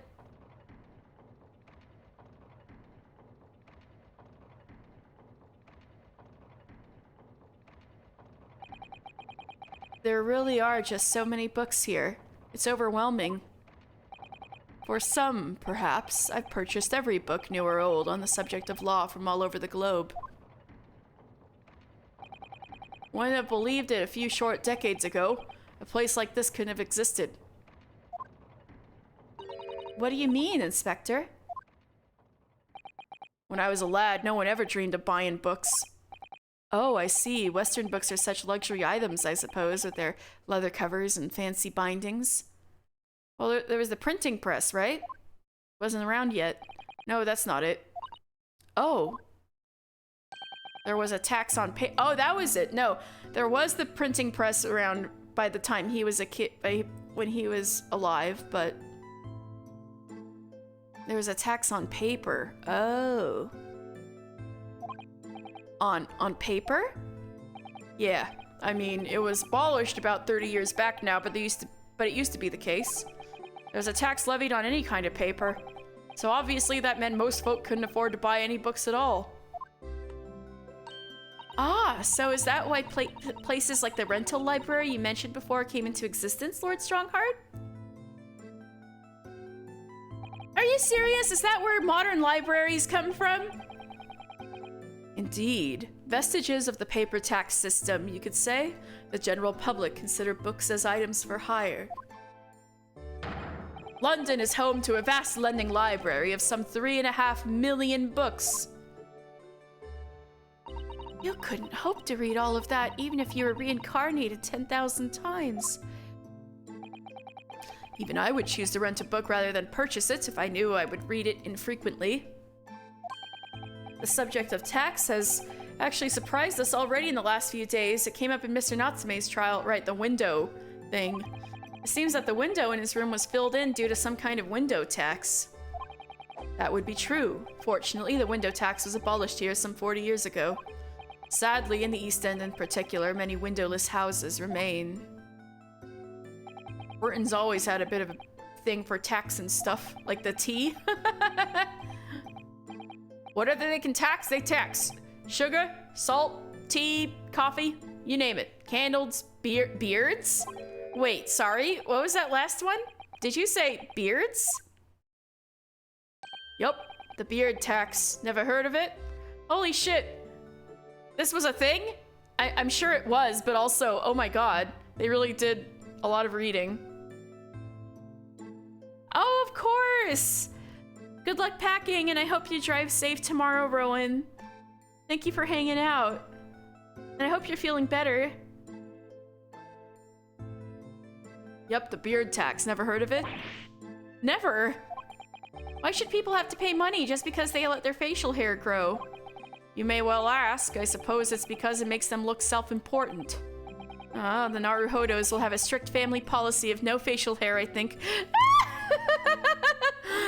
Yeah, and sure enough, Phoenix Wright never grows a single facial hair. Oh, wait. No! He broke the family policy in Apollo Justice.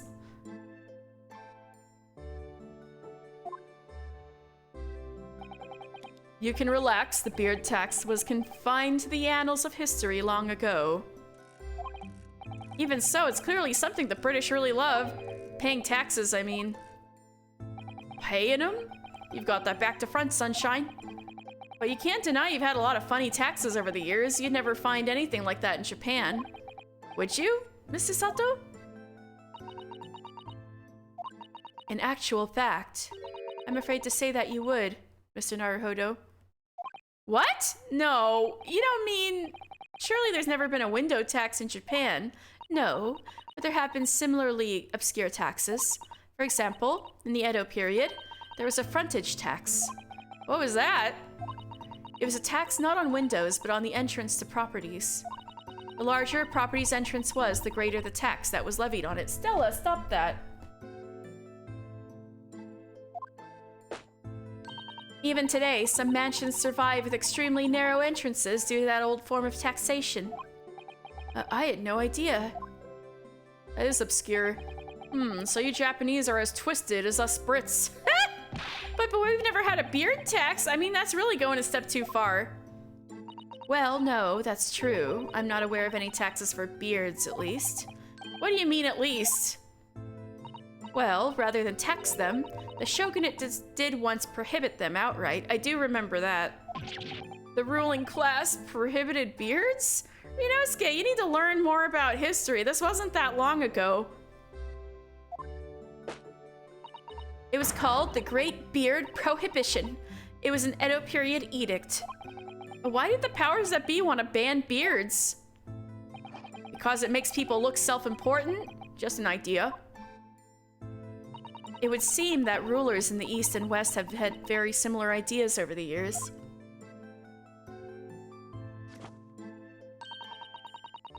There have been other unusual taxes in our history, even in our current Meiji period. There have? For example, though it was before either of us were born, there was a rabbit tax. There was a tax on those adorable fluffy creatures? Like the one who makes mochi sweets on the moon? Aww. Yes, and it was an extremely large tax too. The government demanded extraordinary sums of money. This just gets stranger and stranger. What was the reason for that bizarre tax then? Well, after Japan opened its doors to the world, there was an unprecedented rabbit boom in the Meiji capital. A boom? Yes, keeping rabbits became hugely popular, and new species were traded at exorbitant prices. This happened a few times. That was a thing with goldfish, too. People were even swindled out of all their money for exotically colored rabbits. Like colored chicks, I suppose. Yeah, colored chicks. Goldfish. I guess rabbits were a thing too. Hard to imagine though, rabbits are so timid and quiet. Wouldn't have thought one could bankrupt you. So in response to this worrying social vogue, the government imposed a rabbit tax. I suppose they couldn't just ignore the problem. And it worked because the rabbit boom came to an abrupt end. 6 years later, the tax was abolished. Well, I hate to say it about my own country, but Japan is strange. But there's more. After the rabbit tax was abolished then, of course, society reacted by launching straight into a second rabbit boom. Oh dear, the government didn't think that one through, did they? Your ideas about the world are very much altered by the position you hold in society. If you are responsible for the running of country, you will feel the need to raise revenue keenly. Without a stable taxation system, the whole country would go down the drain. Well, yes, I suppose so, but some of these taxes, that's precisely why ministers of state use their— Stella, don't do that! Don't do that.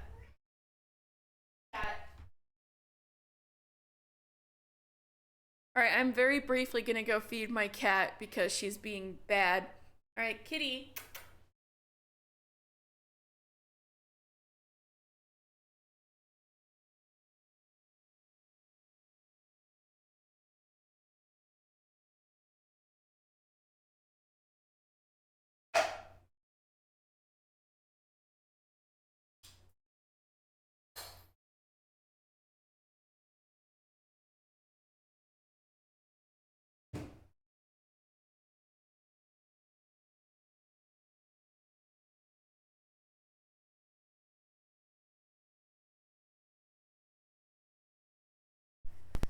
Okay.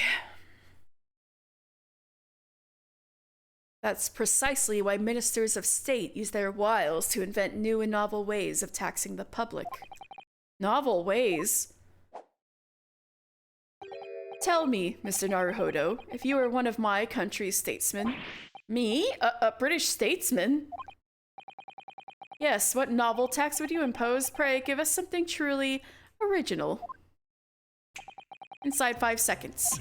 What? Oh, think of something that everyone uses, Mr. Naruhodo, and really squeeze every penny out of the population. That's quite the intense stare. I'm very glad Susato-san isn't in charge. Your time is up. So, what's your answer? Well...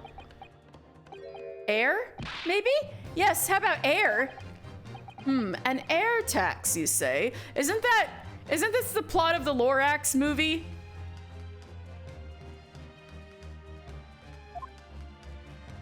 Oh, well done, Mr. Naruhodo. A truly novel and fiendish idea.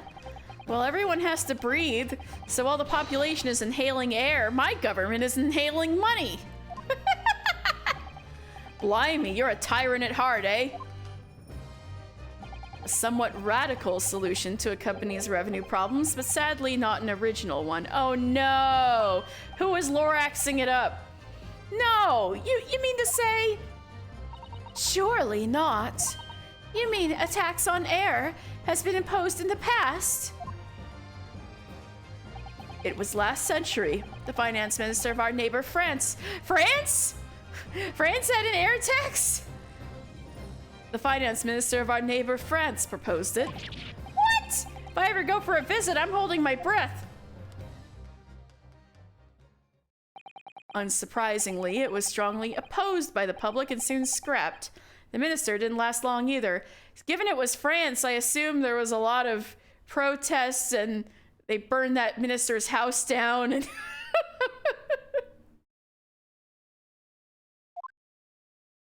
oh dear. Although clearly that would have been an untenable situation. The public at large are a force to be reckoned with. Don't I know it? How about you, Inspector? What new tax would you impose? Let me see. My first thought is a tax on objections. Is that targeted at Ryunosuke? Sorry?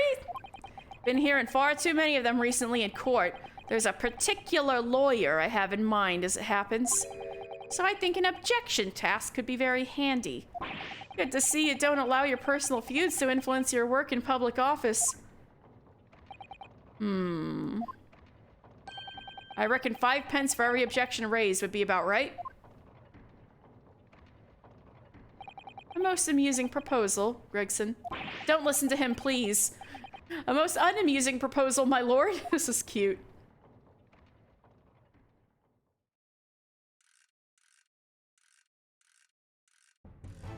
Well done. I think it's your turn now. Sorry, my turn for what? Why, what else? To locate my missing— oh, god fucking damn it. To locate my missing copy of The Lion's Pride. Oh! It's on one of the shelves in this room. Of that, I am certain. Now, I shall give you 10 minutes. And let's stake your student stipend on it, Fail to find the book and you forfeit next month's payment. No! Objection! Your time starts now. Oh, and one more thing. I believe you just said the word objection.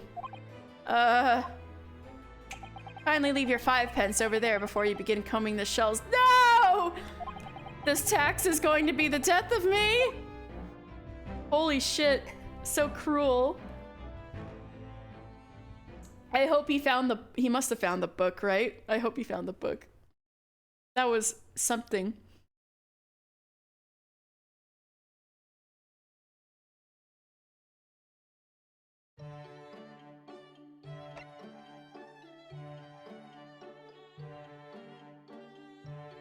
A death threat. Yosuke's been buying too much bric-a-brac. In Mr. Natsume's room, revealed his Japanese scholar was once a teacher of English. Much to say on cultural differences between Britain and Japan. Briar Road. Rolly and Pat Beat.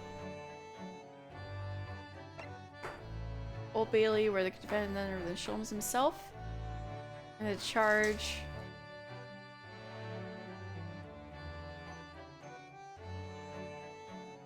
Ooh, man, this is so cool. I just don't think we have room for all of this tonight. I should do these again sometime though. Even though it looks like all of these concern the first game and not the second. All of these are first game story, right? Yeah.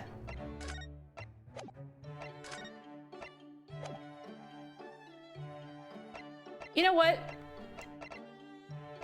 I'll do the 4th one.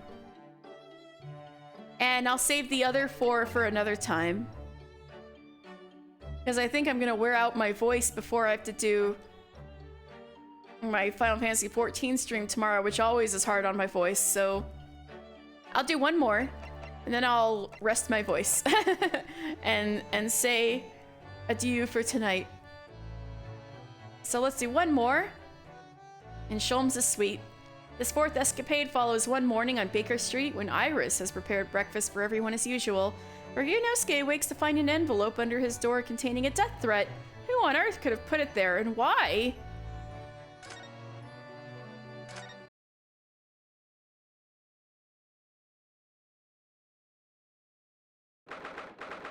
"9th March, 8:23 a.m., Sholmes' suite. Good morning, Iris. Good morning, Mr. Sholmes. Oh, it's morning, Susie. I'll get breakfast on the table for us all. Ah, Mr. Sholmes. Morning. Come now. Why the long face? Oh, sorry. The thing is, I just had a rather strange envelope posted under my door this morning, with some rather strange things inside. What strange things? Ooh, what was it, Bruno? Do I catch the scent of mystery in the air? Nothing so exciting, I'm afraid, Iris. It was just 5 orange pips. I can't imagine what could possibly... What? Orange pips? Mr. Naruhodo? And 5 of them? What's the matter with you? That's a bit of an overreaction, isn't it? An overreaction? Mr. Naruhodo, you don't understand. It's a warning. A notice of imminent danger to your life. What? To my life?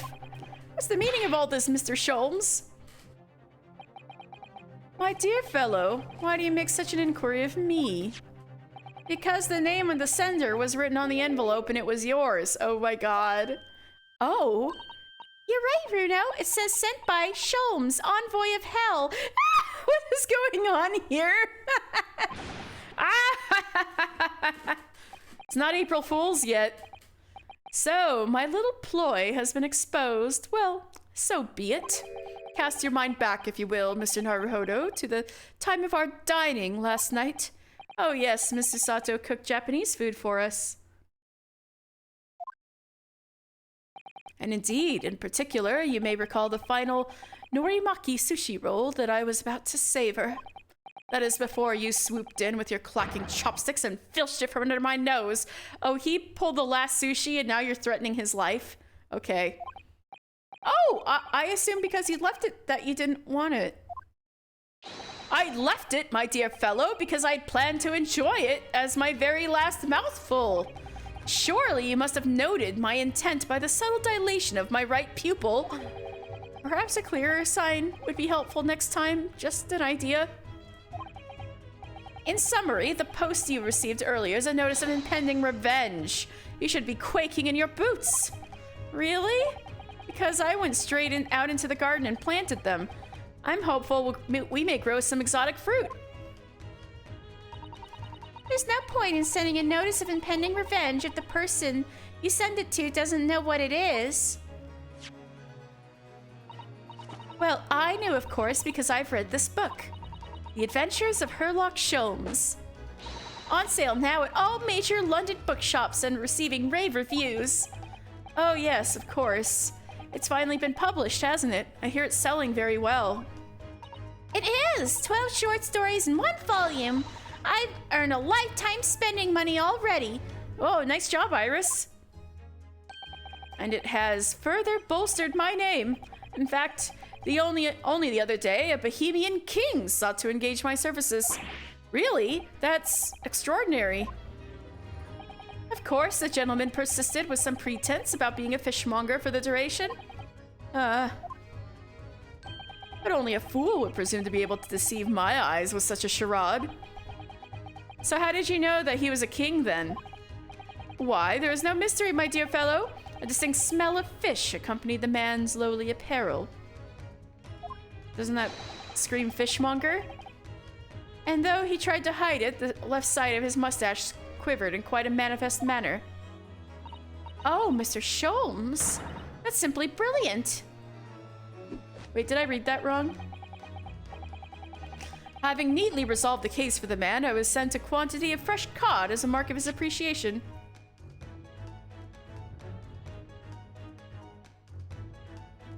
Okay.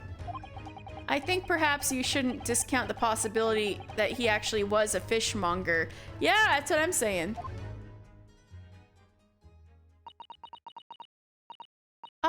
Is that... Can anyone else smell burning? Oh yes, you're right. And look, smoke. I think maybe... Fire! Fire! There's a fire, everyone! Really? A fire? We must all leave at once, everyone, out of the building. The dramatic music all of a sudden. No, wait, I have to go back to my room first. Are you deranged? If you're not asphyxiated by the smoke, the flames will burn you to death. But my Daruma doll, I can't let my Daruma doll burn.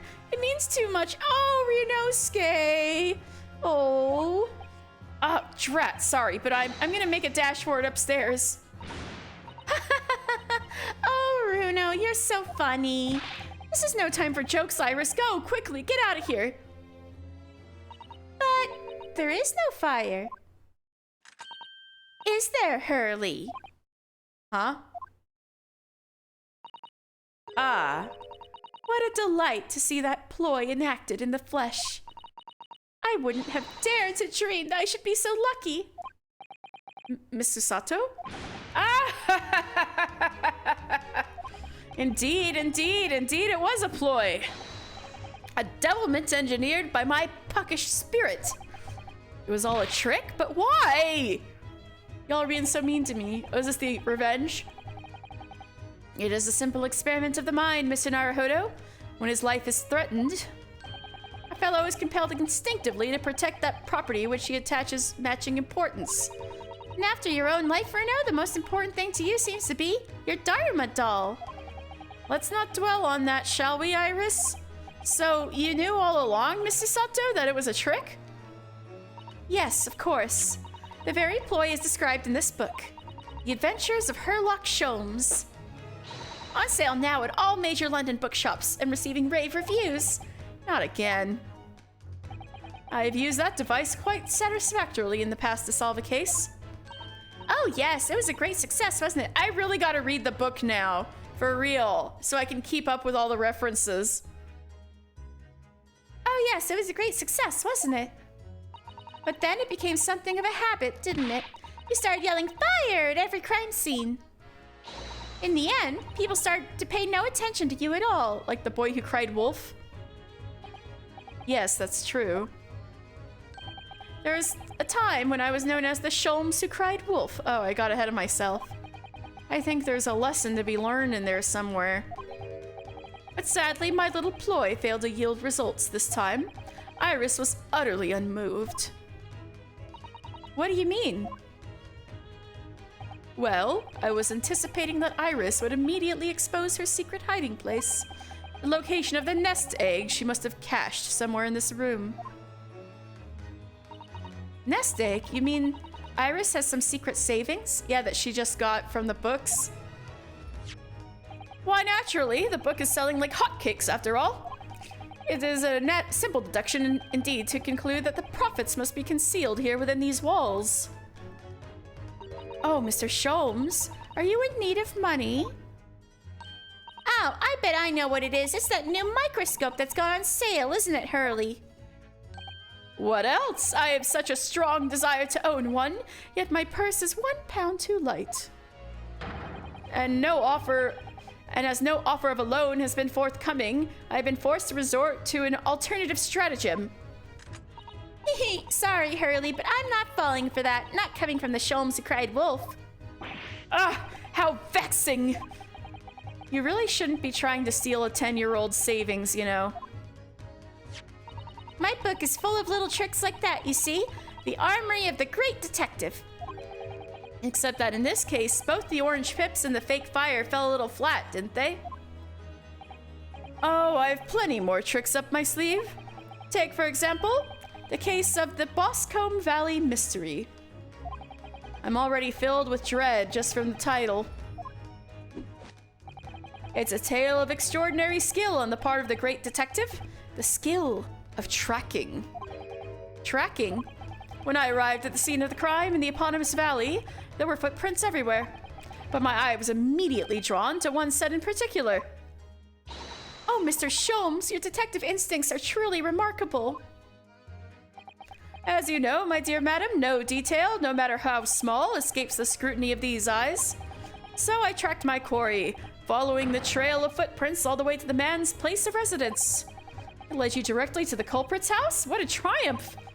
You misunderstand. It led me directly to my own house, my dear fellow. Huh? For the footprints were, in the final analysis, those made by my own shoes. Hurley had left here for Boscombe Valley as soon as he received the telegram about the case, you see. And then he followed his own trail straight back here to Baker Street. Now, Iris, please. You make it sound almost humdrum, but I assure you, it is no easy feat. Tracking of this nature is a skill possessed only by the great Herlock Sholmes. You're right, it really is extraordinary. Quite so. Extraordinary is the word, and let it be the last on the subject. Anyway, needless to say, I subsequently went on to solve the case with various other deductions. Yes, it's the various other deductions that I'm interested in. Ah, well, you shall have to read the book then. I'm sure Iris has penned it with our usual flourish. Oh, absolutely. I put an ingenious spin on the great detective exploits. Must have been very ingenious to make this man sound even remotely credible as a detective. Wait, does it smell like something's burning again? It's actually breakfast this time. We've had enough devilment for one day, Mr. Sholmes. Put your puckish spirit to rest. I assure you, this has nothing to do with me or my spirit. What? Oh no, the smoke is getting thicker. You mean it's not a trick this time? There really is a... Fire! Fire! There's a fire, everyone! Ah! The dramatic music again. Mrs. Sato, where are you going? Stand aside, Mr. Naruhodo. Oh, easy, Mr. Sholmes. What are you? Mr. Sholmes? Why did he just check that bust of Napoleon on the floor? Oh, look at that! And amongst all the broken porcelain, coins, sovereigns, in fact, worth a whole pound each. Come, everyone, we must leave at once. Evacuate the building.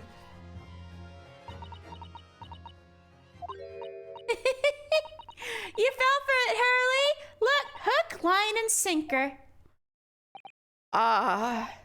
Wait, you mean Iris? I certainly wouldn't have guessed that's where you'd hidden it. Do you mean to say that the smoke was... My own puckish spirit needs to come out and play sometimes too, you know. Let's go, Iris. What? Of course. I know what it is, Iris. It's that indoor herb gardens set that went on sale last week, isn't it? That's what you're after. I want one so desperately, but I'm 4 pounds short. And even though you told me you didn't have any money to spare before, I knew you had a secret nest egg somewhere in this room. You've outwitted me again. They're so cute. You really shouldn't let yourself be outwitted by a 10-year-old child, you know. So, thank you for the loan, Hurley. Oh, but wait. What's the matter? Where's Susie? She's disappeared. She went to grab her most treasured possession. I wonder what it is. Oh yes, that's right. She ran off up the stairs before, didn't she?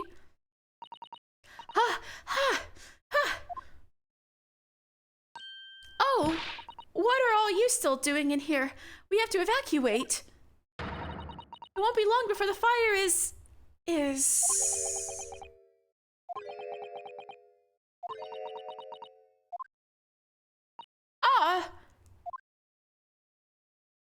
Sorry, Susie. Children will get up to mischief once in a while, you know, but it's all perfectly harmless. Harmless maybe, but oh so devious. I want to know what Susato grabbed, though. Oh well, at least nobody was hurt. Apart from Napoleon and my secret hoard. Now tell us, Miss Susato, what is it that you went so fleet-footedly to fetch? Sorry? Oh, no, nothing. This is nothing. Susie, that's your notebook detailing all of Runo's trials, isn't it? Oh, that was the most important thing. She's so sweet. It's bulging at the seams. What? A testament to the various people you've helped over the past months. Mrs. Sato, Well, I am your judicial assistant after all. How very Susato. I would do anything to ensure the safety of these records. Even risk my life if necessary. Susato! I mean, it's very important to me. It's like a diary of everything we've achieved together. Susato! I'm getting all teary-eyed now. Yes, in stark contrast to a certain someone who'd have fetched his Dharma doll, I must say. That was cute.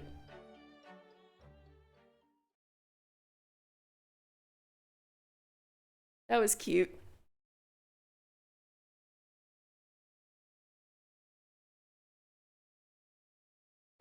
All right. I'd say that's enough for now. So, oh, cute!